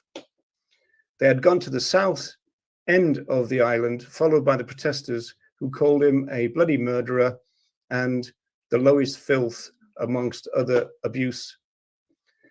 He loaded his rifle with the intention of shooting a seal pup when the gun was grabbed by Clive John Swinscoe, and three others then jumped in on top of him. One was Kevin Joseph Patrick Lee, and he put his arms around Mr. Hewison, causing him to have a nosebleed. And then Kevin Lee's wife was also arrested. She'd put herself in front of between the gun and the seals, which was kind of, as it were, the plan. And then it says here, Mr. Hewison said that he shot the seals as part of his livelihood and had been agitated by the incidents. European Director of the Sea Shepherd Conservation Group, Dave McCall, who organised the trip to Orkneys, said that there had been rumours that seals were being culled on out-of-bounds islands illegally, and the group had formed a policy of direct action tactics, including spraying seals with dye to make their pelts commercially valueless. He said that all members of the group were against any sort of violence and would not use abusive language. He found the charges hard to believe. So that was a subsequent court case report. He said about 7 arrests, as I said, confrontation with the sealers. So I don't really know how accurate this report is, because I wasn't actually involved with these confrontations, because I was involved with being on the boats. But all of that wasn't the methodology agreed, as it were, back in Glasgow. But we shall see. For the rest of the time, when we arrived in Orkneys, Sea Shepherd had rented out 2 small cottages and also an office in a hotel for the duration. And so this here is Mick Heslin and myself in one of the cottages. That's me on the right. So the party was split up as follows. We had 2 or maybe 3 groups who would set up camps on uninhabited islands, which was suspected to be where the seal killers would land. So that was one of the main plans. We did a seal demo in Toronto and the MP's office recently. No response, but fake blood poured in front. Not sure if you know Jerry and Peter McQueen. No, I don't actually know them. No, I don't. Okay, so as I said, I wasn't involved in that confrontation. I was part of the Sea Rider crew. So our job really was to ferry people and supplies around during the kind of operation. The captain of one of the Sea Riders was an experienced seafarer, and I was trying to think of his name, and I can't think of it. I think it's James something, but I'm not sure. But he was experienced because he used to be part of Greenpeace International before he got involved with Sea Shepherd. Now, the Scotsman, which published a special mag 1 year later, a glossy mag to go with the paper, reported that I had no experience of sailing, but I was learning fast. So that was our job, really, to kind of ferry people and supplies around, because obviously when we got reports about where the sealers had been, then the camps had to move around as well. So one time when we were out at sea, we discovered that we had been sabotaged.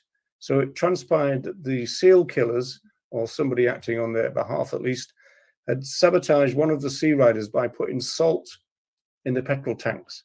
And so that meant that the engines conked out and we broke down at sea. It was a bit dusky at the time, and we could see a distant island. And so we resorted to rowing there. And we got there, but it was dark by the time we arrived.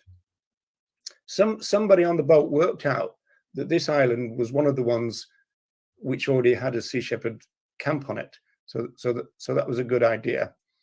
But we had a problem in the sense that we couldn't land the boat because of the jagged rocks.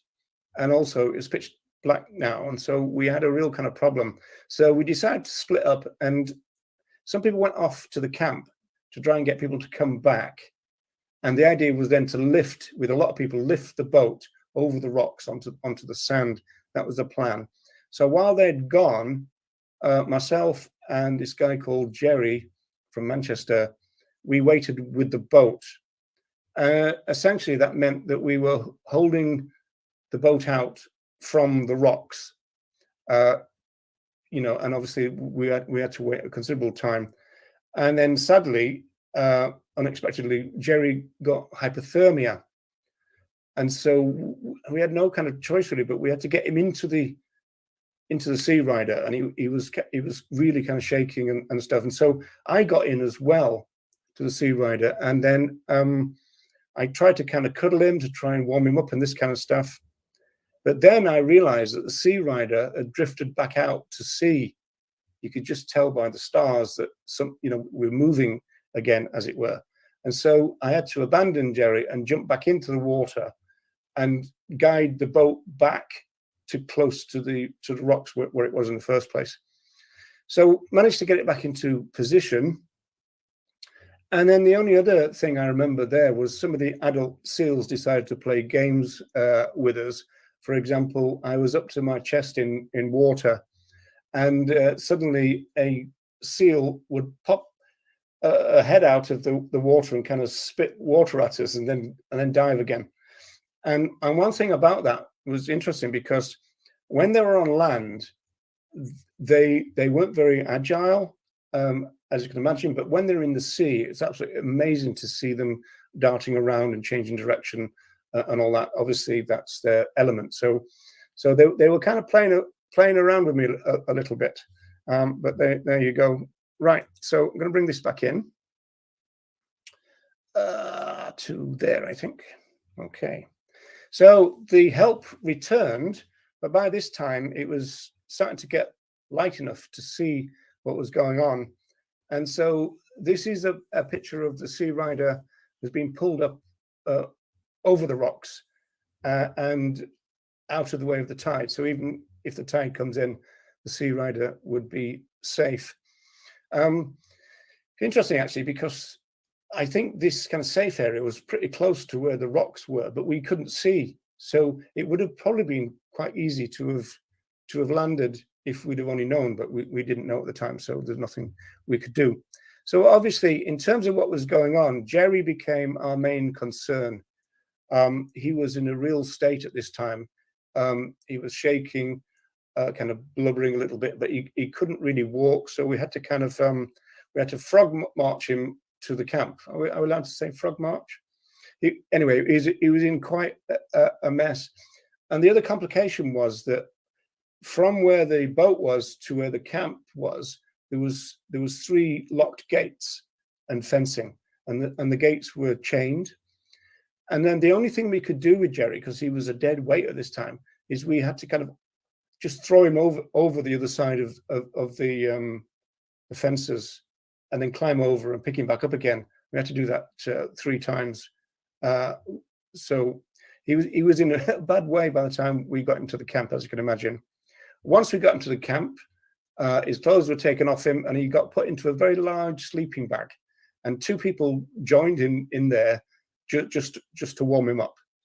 And so then emergency flares were set off, and the lifeboat eventually came out, and we were taken back to Kirkwall, the capital of the Orkneys. Now, the Sea Shepherd was just abandoned because there's nothing we could do at the time.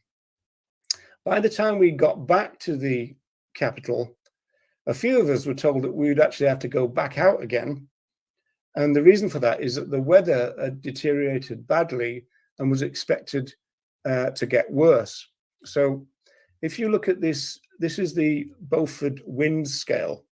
So we were told that the camps were going to be subject to these Beaufort wind scales of 10, 11, and 12. So these are things like storms, violent storms, and then hurricane force. And so this meant very, very high winds and massive waves.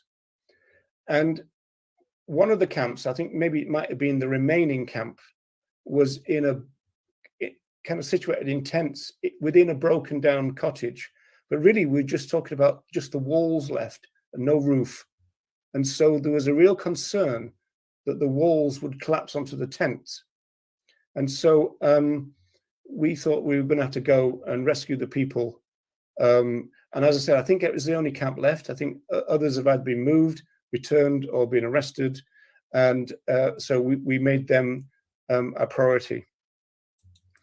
Now, there was a North American journalist who was part of the adventure called Mary Bloom, and she arranged with her editor to hire a fishing trawler and its crew to go back out. So this is a picture here with Mary Bloom in the middle. I'm the next one along with the hat. Well, there's 2 people with a hat and the one with a beard. And then the confusion here is the fact that I think this might have been the trawler going out to the island. The confusion for me is that the person at the end, I think, is Dave Callender. Now, Dave Callender was on the island, so there's obviously a kind of juxtaposition with regard to the photographs and the events going off. But it's Dave Callender was the kind of problem, if you like. So by the time we get to the island, the seas are getting pretty rough.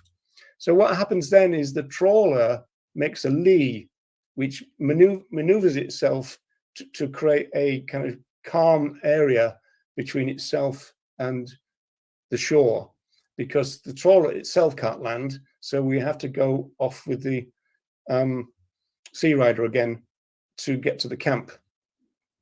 We get to the camp and tell the people there what the problem is and that they've been advised that they've got to leave, and they refused to leave.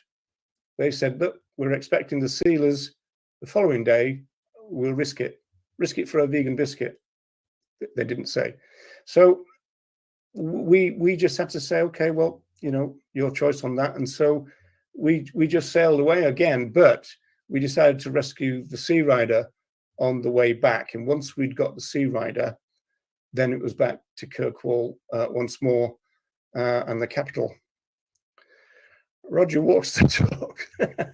Well, I'm not trying to make it dramatic. I'm just kind of telling you what it was. Boys' home, I suppose.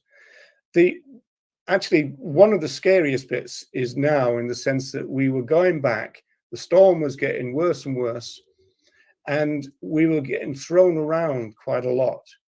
But we had the Sea Rider on tow.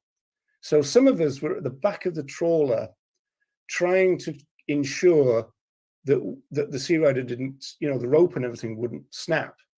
But the problem was that the sea was so bad that 1 minute the Sea Rider would be kind of towering above you, and then the next second it would be below you. And then sometimes the rope would go slack, And then when the boats came together again, it would kind of thwack. So it was pretty dangerous. So much so that in the end, the captain of the trawler said to us, "You need to get into the galley, which is at the front of the boat, and just leave the Sea Rider. And if it goes, it goes. Nothing we can do about it." And so that's what we decided to do. And then the only memory of the galley that I had was there was a stove in there which was lit and everything. And one big wave hit us, and I was thrown backwards onto the stove, and all my coat started sizzling and stuff, and I rolled off and all this kind of stuff. But that was the scariest bit. It wasn't the police. It was the weather, essentially. So eventually we get back, and Dave McCall had arranged for the Sea Rider to go to a ship's chandler, a place to be cleaned of the salt, because of the fact that the salt was put into the fuel tanks. It meant that the salt was everywhere, all the piping into the engine and everything else. So that really meant that the Sea Rider would have to be virtually taken apart, and that would take all night. But they decided that they would do that for us. And the guy called in his entire team of mechanics, and they worked all night to do this job. Now, the guy that I said was a experienced seafarer is in this picture. He's the guy on the left. I'm the one in the middle, and you can tell he's a seafarer because he's got a roller neck jumper. So we just had to wait until next morning, and I do remember that Dave McCall was getting a bit agitated about the money situation at this stage, because he didn't know if he's going to have enough to pay for the repair, especially if there were several mechanics working all the way through the night. So we kind of timidly went down in the morning to find out what the score was, as it were, and they refused to pay. They refused payment. So they said, "No, here's the boat. It's all free." So Dave went scuttling back to his old hotel. And for some reason, he had a big crate of Scottish whiskey in the hotel room. I think to kind of give to journalists during press conferences and stuff. I think that's what the official thing was. And so we took several bottles of that back to the shipyard, and we gave them out to him. So the boat was back in working order, and so then we were able to do things like get equipment and all the rest of it. But essentially, that's kind of the end of the story, really. A few people had been arrested and then bailed. We had the boat that was broken down and then recovered, and luckily we didn't have to pay too much. So that's the end of the story, apart from this, which is a picture of us sabbing a hunt on the way back to Glasgow. The guy on the left, that's Clive Swinscoe from that story. I'm the one at the top in the red. Dave Callan just below me, Mick to his right. No, left, right. I'm bad at that.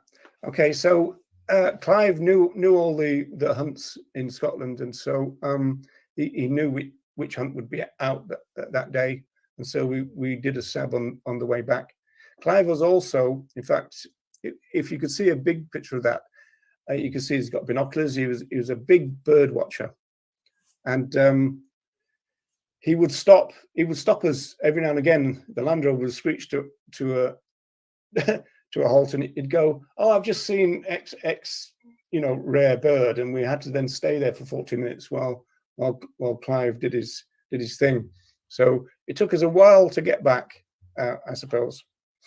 Right, so that's the end of all this, except for this.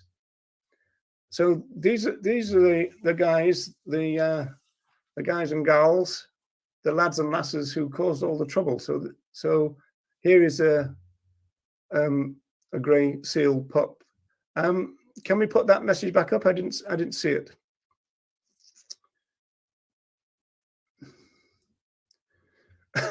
You paid them with, yeah, we probably did. I think, to be honest, on the grounds that they were living on the Orkneys, there was no trees on the Orkneys because the wind was so ferocious that there was no trees, you know, and I think there might be kind of bushes or, you know, very kind of little ones which tended to be all bent over and everything, but there was no kind of forest or anything like that. So fascinating overview. So we can have a couple more minutes if anybody wants to ask any more questions. So another time tunnel. They sure look ferocious. Well, those seals.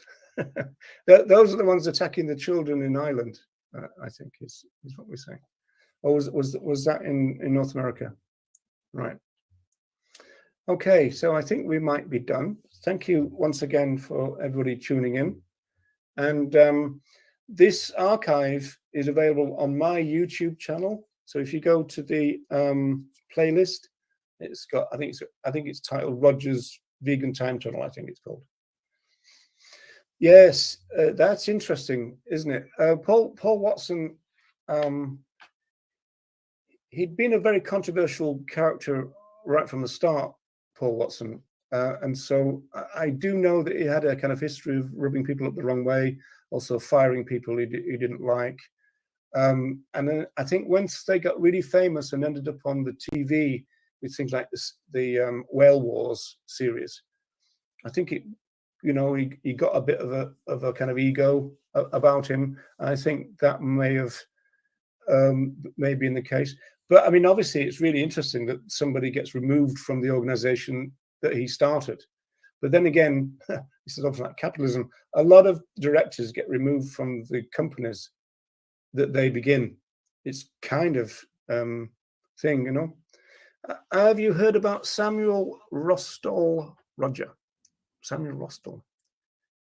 Oh, right. No, I haven't heard of that. I've not really kept up with the modern history of Sea Shepherd, to be honest.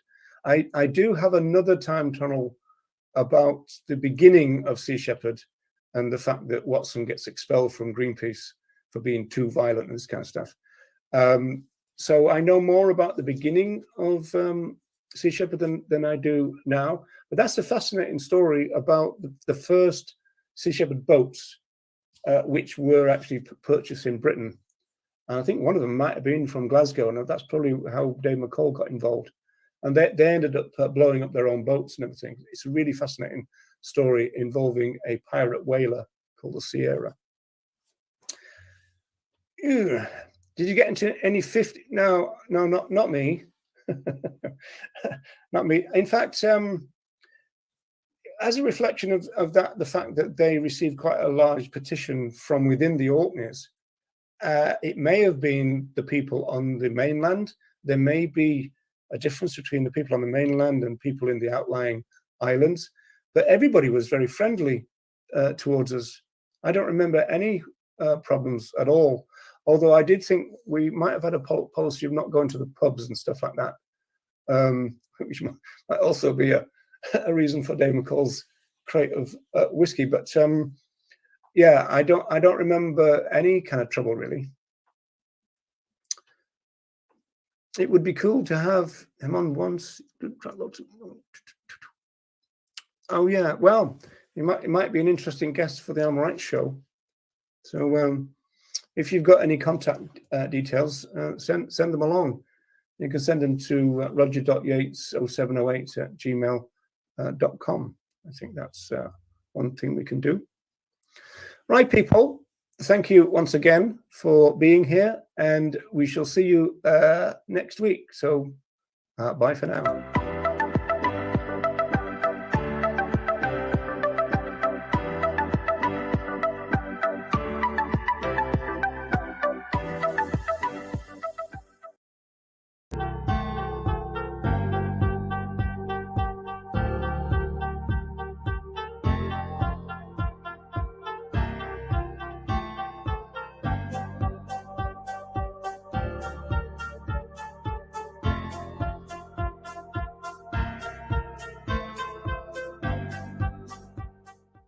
Earthlings, welcome along to another vegan time tunnel.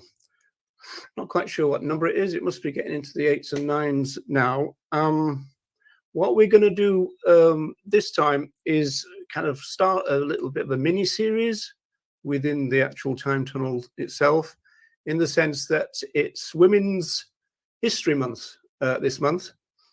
And so I thought this is a good time to start the look at the women pioneers of the movement, because they're often overlooked or downplayed, which is a kind of common thing within the social movements in general. So so the time tunnel itself, we're building up an archive, and so that's the entire idea of things. And so hopefully then we'll have in one place a whole series of videos, which we usually try to go for 30 to 40 minutes.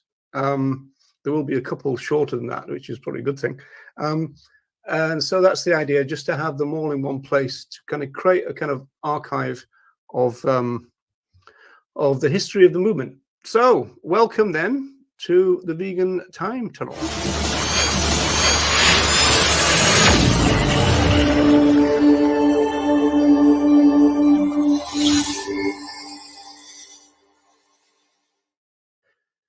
Yes, indeed. So the women pioneers of our movement, in fact.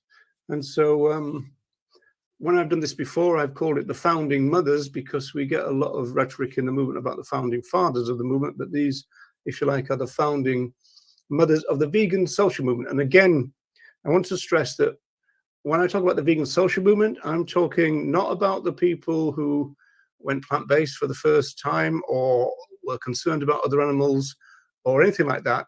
These are the people who came together and put together a social movement, which they called a cause. So that's what marks them out for me. These are the people who formed the vegan social movement and also gave it its name, of course. So this is part 1 of 3 of this kind of mini series within the time tunnels. It won't be week on week, but it'll be 3 in the end, if you like. And the first 2 people are those you can see on your screen: Elsie Shrigley and Dot Watson, or Dorothy Morgan, as she was. And Elsie Shrigley was also called Sally Shrigley. So there's a lot of name play going on. Now, a general point that we say at this stage is that the demographics of the animal movement, or the movements, so whether you're talking animal welfare or animal rights or animal liberation, it's the same for all of them. It's been revealed that most people involved are and always have been women. For example, there's an interesting thing that I found in the Washington Post from 2019. And they say, we found that political conservatives and more religious Americans were less likely to support animal rights. Women were much more likely than men to support them, the animal rights movement. Most interestingly, however, we found that attitudes about LGBT rights, universal health care, welfare of the poor, improving conditions of African Americans, and supporting birthright citizenship for US-born children of undocumented immigrants were all strongly associated with views about animal rights.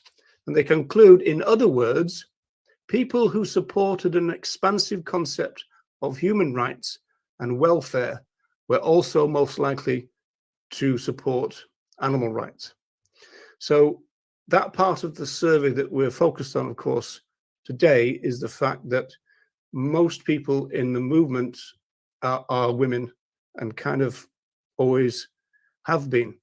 But then there is a movement issue that feminists have pointed out, like this one: in the patriarchal space of non-human animal rights activism, the voices and contributions of many women who helped build the movement are generally silenced or forgotten. That's a bait from the Vegan Feminist Network. It's claimed that even in a movement then, with a membership historically and currently dominated by women, women's voices are often the least heard. Now, the very first version of this time tunnel talk that I ever did was for VegFest. And so I remembered when I came into the movement, and we talk about the late 1970s, early 1980s, it coincided with the time when women were very, very prominent in the movement, or at least in the movement that I knew, i.e. the British movement spreading over to the North American one. For example, in Britain, people like Paddy Broughton and Margaret Manzoni were the management, really, of the BYV, the British Union for the Abolition of Vivisection. Angela Walder was their scientific advisor at the time. Jean Pink, she founded Animal Aid in 1977. Juliet Gellatley was and still is the prime mover of Viva. Jan Creamer founded ADI, which stands for Animal Defenders International, and she worked for the NAVS, which is the National Anti-Vivisection Society. Louise Wallace was the NAVS Regional Campaigns Officer in the 1980s, and then she moved to the Vegan Society, and she is the person who initiated the annual World Vegan Day events.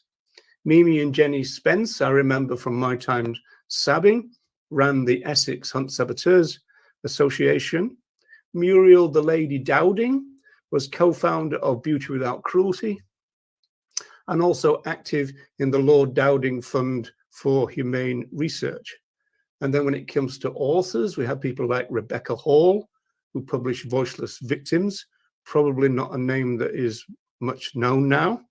But we've also got Bridget Brophy, wrote a very controversial, not controversial, but influential article in 1965 about animal rights. Then we've got books by Ruth Harrison and Rachel Carsons. We've got Ingrid Newkirk in the States, founding PETA, People for the Ethical Treatment of Animals. And in Ireland, we have people like Bernie Wright and Nuala Donlan, who were amongst the co-founders of a group called AFAR, which stands for Alliance for Animal Rights. So when I came into the movement, it was really interesting. Women were very prominent, but the general idea is that there's a visibility. Can we bring that back up? I'll address that. I think this subject is something I need to write a poem about. Yeah. Need more research. Yeah. I like that. WPOTVSM are great. Yes, they are indeed. So the issue now, I suppose, and there's times when this is worse and sometimes better, as it were, is the general invisibility of women, you know, and that applies to the start of the vegan social movement. So much so that Samantha Calvert, this is Dr. Calvert, of the Vegan Society. Now, I'm not quite sure what post she holds now, but she was the head of communications. And she wrote in Veggie Vision TV, which is still going and run by Karen Ridgers, another strong woman of the movement. She described Elsie Shrigley as a shadowy figure in the movement, despite her vast importance in its earliest years. You know, so one of the pioneers of the movement is seen as a shadowy figure, and you'll see that being repeated really with what's to come. So in August 1944, Elsie Beatrice Shrigley, often known as Sally for some reason, don't ask me why, I don't know that bit, joined with Donald Watson in pushing for a non-dairy section of the Vegetarian Society. So we've covered this already in a previous time tunnel.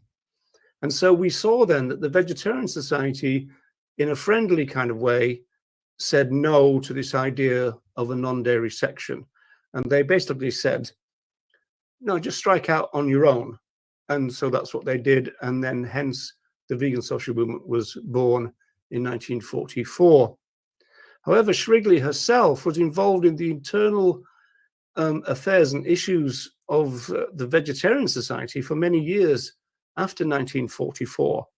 And also that's the case with many of the vegan pioneers. They talked at the International Vegetarian Union Congresses in the late 1940s, throughout the 1950s, into the 1960s, and sometimes as late as 1980s. So this goes back to something really that that Donald Watson developed, which is the kind of veganism. Veganism is critical of vegetarianism, but shouldn't be a question of attacking vegetarians. So that was a distinction that they made then. Now, going back again to the formation of the movement, this is what Shrigley herself said. I'm not going to read this all this out, just some of it. She's talking about 1944 to 1965. What memories I have of those years. The first meeting on Sunday, November the 5th, 1944.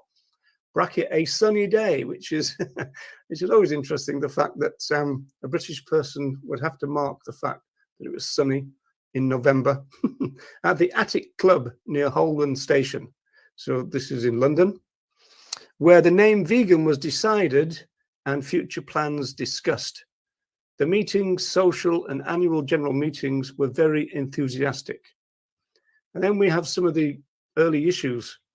In the 1950s, some vegans were ill, and I remember with gratitude the help given to us by many vegetarian doctors and Dr.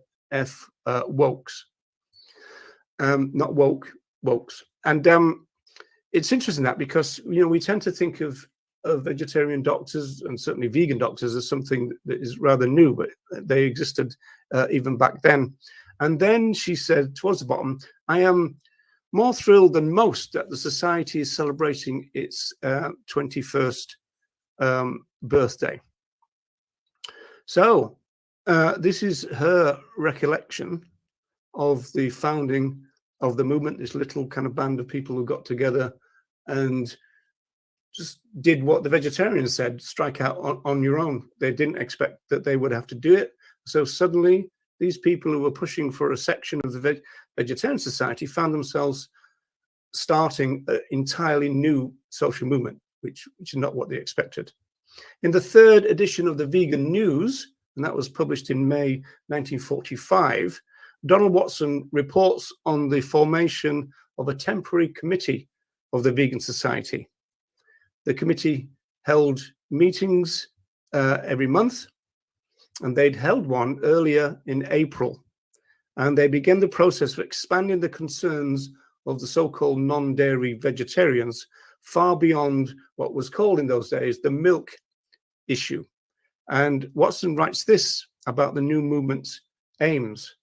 It was unanimously decided that the society, which had developed from a small group of non-dairy vegetarians, should work for the abolition not only of all food of animal origin, but also of commodities made from animal products, in particular those from the slaughterhouse. So this essentially is the start of the evolution of what we now regard as vegan philosophy, which was finished, if you like, by about 1955. So it took quite a long time. Going back to what Shrigley said about the health problems, they really had to prove in the very early years that it was feasible to live on a plant diet. And so that's what they set out to do. And again, I mentioned this in another time tunnel, because they were told by a lot of doctors, I don't know whether the vegetarians were included on this, but they were told by their friends as well that they were going to die. They were literally going to die. And so they had to prove in the early years of the society that it was actually feasible to live on a plant diet. So Shrigley becomes elected as a committee member and also a committee member of the London Vegan Group. The London Vegan Group was formed in July 1945, and it was initially separated from the National Vegan Society. And Watson reports that she gave a talk at their first meeting, arguing that the vegans' diet was clean, humane, and logical. By the time of the publication of the spring 1946 edition of The Vegan, So it changed from the vegan news to the vegan. So this was the first properly printed version of the vegan social movement magazine. So even there is interesting because it took almost kind of 2 years for this, or at least 18 months for this to happen. It's interesting from our point of view now in the internet age, how kind of slow things were. And so they were founded November 44, but they didn't even get a proper magazine together until 1946, you know, that kind of thing. Shrigley was announced as the Society's Press and Minutes Secretary, which is an interesting thing. And again, you could probably make some feminist-related points about that, I imagine. In 1947, Shrigley had begun a series in the magazine entitled Report of Food Investigations. Now, this is interesting. 1947, she concentrated on chocolates, sweets, and biscuits in the autumn edition of the mag.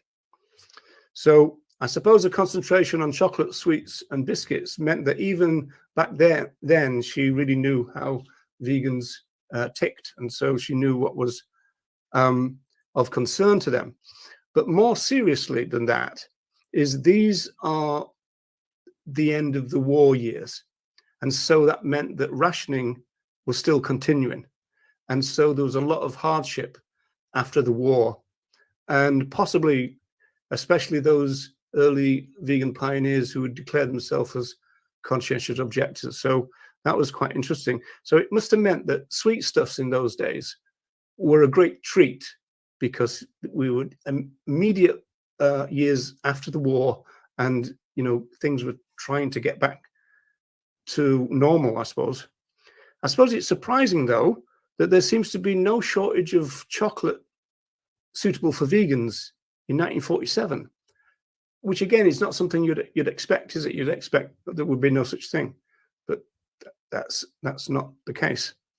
Now, Sam Calvert, the historian, said that Shrigley's early work on the products suitable for vegans, and this is one of the things that the Vegan Society really kind of went for, because there was no labeling back in those days. We've got to remember that. Again, things were much different in those days. Everything was slower, but everything was more difficult. There was no labels on the jars and the packets, and so it all had to be done by letter, and then confirmation, keep tracking it, this kind of thing.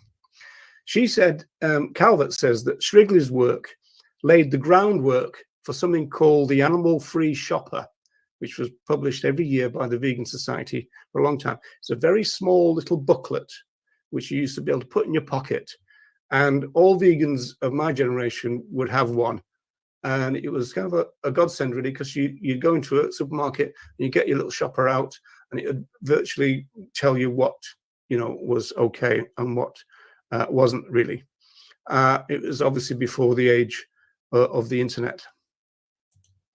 Shrigley was to work for the vegan movement in one capacity or another for 33 years until she died in 1978, which is a pretty good track record. She was, as said, a vegan delegate at the Congresses of the International Vegetarian Union. She was a long-time member of the Vegan Society's committee. And then in the 1960s, she was the organization's deputy president, and then she became the president as well. And so in 1967, in a warm tribute entitled Vegan Since 1944, by someone called SNC. Now, I've never been able to figure out who that was, but I think it's probably Serena Coles, a person called Serena Coles, who was a committee member of the Vegan Society at this time. She wrote an obituary, really, or a tribute, saying, Elsie Shrigley was remembered as a pioneer of the movement who was still playing an active part in the outworking of the idealists who first brought the society into being. Now, this little statement is really interesting. This happened a great deal. A lot of the early pioneers, and then the ones who came like 10 years later, they were urging the people in the movement to stay kind of faithful to the developing philosophy and the radical view of the founders of the movement, and that went right through to about the 1980s. You can find little statements where, and people like Watson, looking back, 50 years and all that kind of stuff, they would say, don't forget the values of the pioneers. They're very important. We want them to be upheld. We don't want any kind of slippage, if you like. Sadly, slippage is exactly what's happened, but that's what they wanted. They wanted a consistency of radical values, which has sadly not really occurred.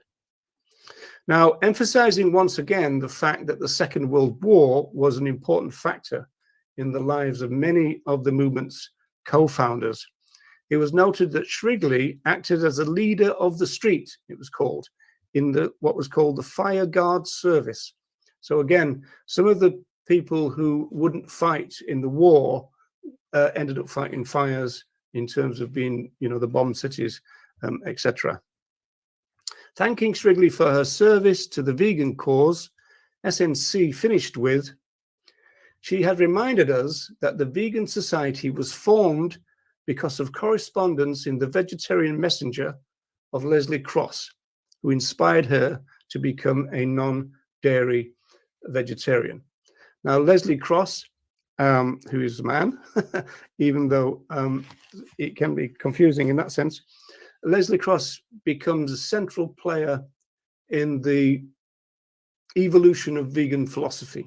And so he will be a subject of a time tunnel to come.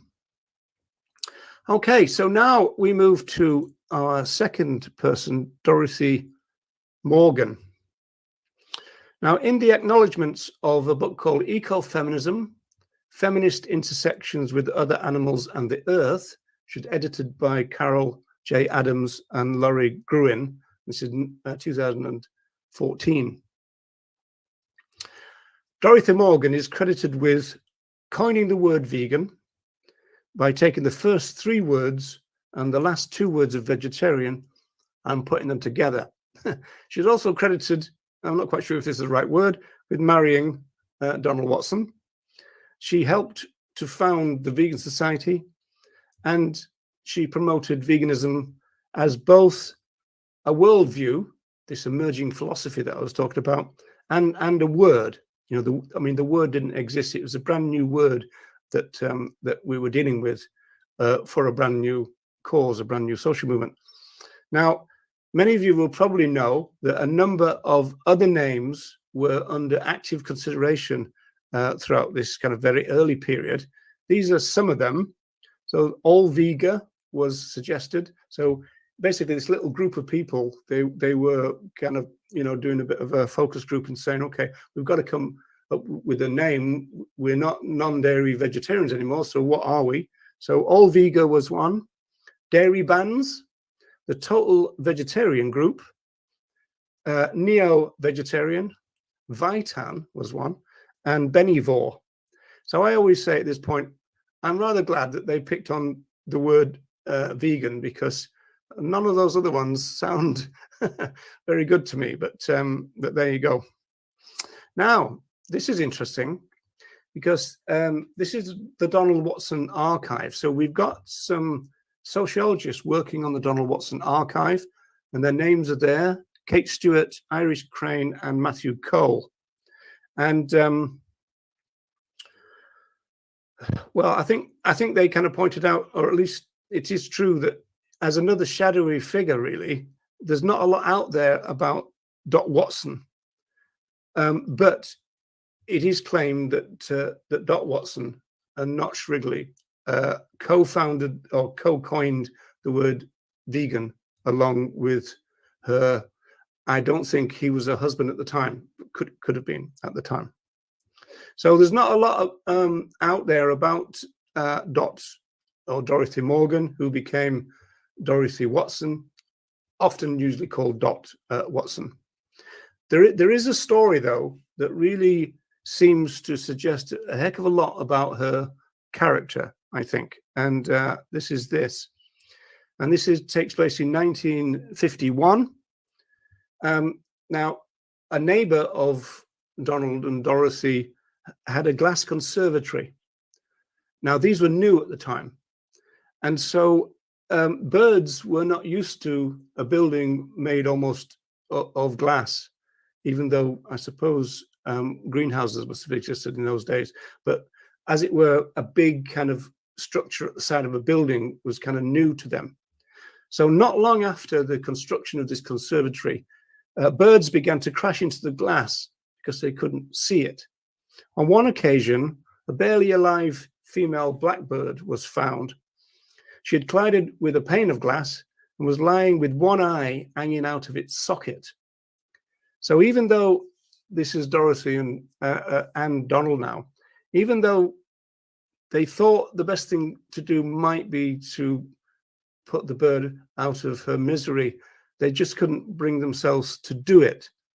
So they left her in with some water and tried to keep her comfy, as it were, for overnight, both expecting that she would be dead in the morning.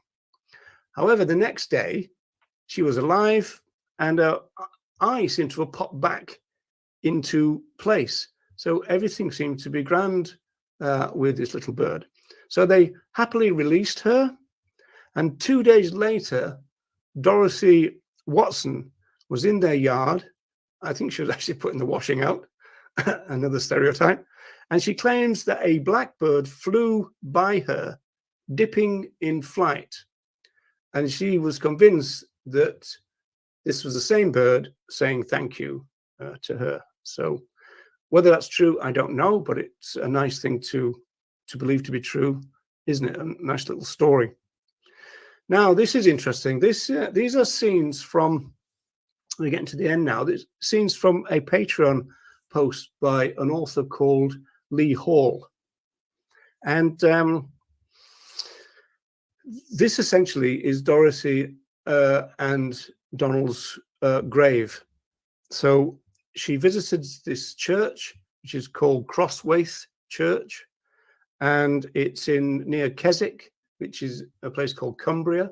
So if you probably can't see it very well, but the kind of bottom left there's a picture of Britain with Keswick kind of pointed out. So if people know the Lake District in the northwest of England, just below Scotland, that's where we're talking about. And so, yeah, Lee Hall said Donald Watson married Dorothy sometime after the war ended. The pair settled in Keswick, Cumbria. They became active members of the Cumbrian Vegetarian Society. But by then, and together with Elsie Shrigley and about 24 like-minded people, they had already launched the vegan movement. Now, what's interesting here, all right, Veganic Graham, we rescued a blackbird ages ago, got him back to good health. He came back often. All right, yeah, you see, that's great, isn't it? Brilliant little stories, those. I love those. So, so this is the grave, really, of the two of them, and it's an incredibly picturesque place overlooking the lakes. This is maybe a more clear picture. It was bigger before, but I wanted to include the flowers in the bin because Lee Hall said that she wanted to leave flowers, but she wouldn't buy any, and so she kind of raided the bin for some second-hand ones, if you like. She also says that Dorothy and Donald were not among the notable people listed by the church buried there. So they actually had difficulty finding the grave in the end. There was no headstone, for example. And so what you get really is just this little mark in the ground, a little mark in the ground, which is where they were buried. So they didn't make a big deal out of that. You can see all around Lee Hall in that picture, there's, you know, kind of formal headstones. But what she's looking at is the actual grave of the two of the big founders of the vegan movement. Right, so that is your first two of the powerful women of the vegan movement. Elsie Shrigley and Dorothy Morgan, who became Dorothy Watson. So I haven't been looking at the chat whatsoever. So if I've missed anything, they can go back up. But also, if not, we can leave it a couple of minutes just to see. Yes, that's right, Deb. They did make their mark as well.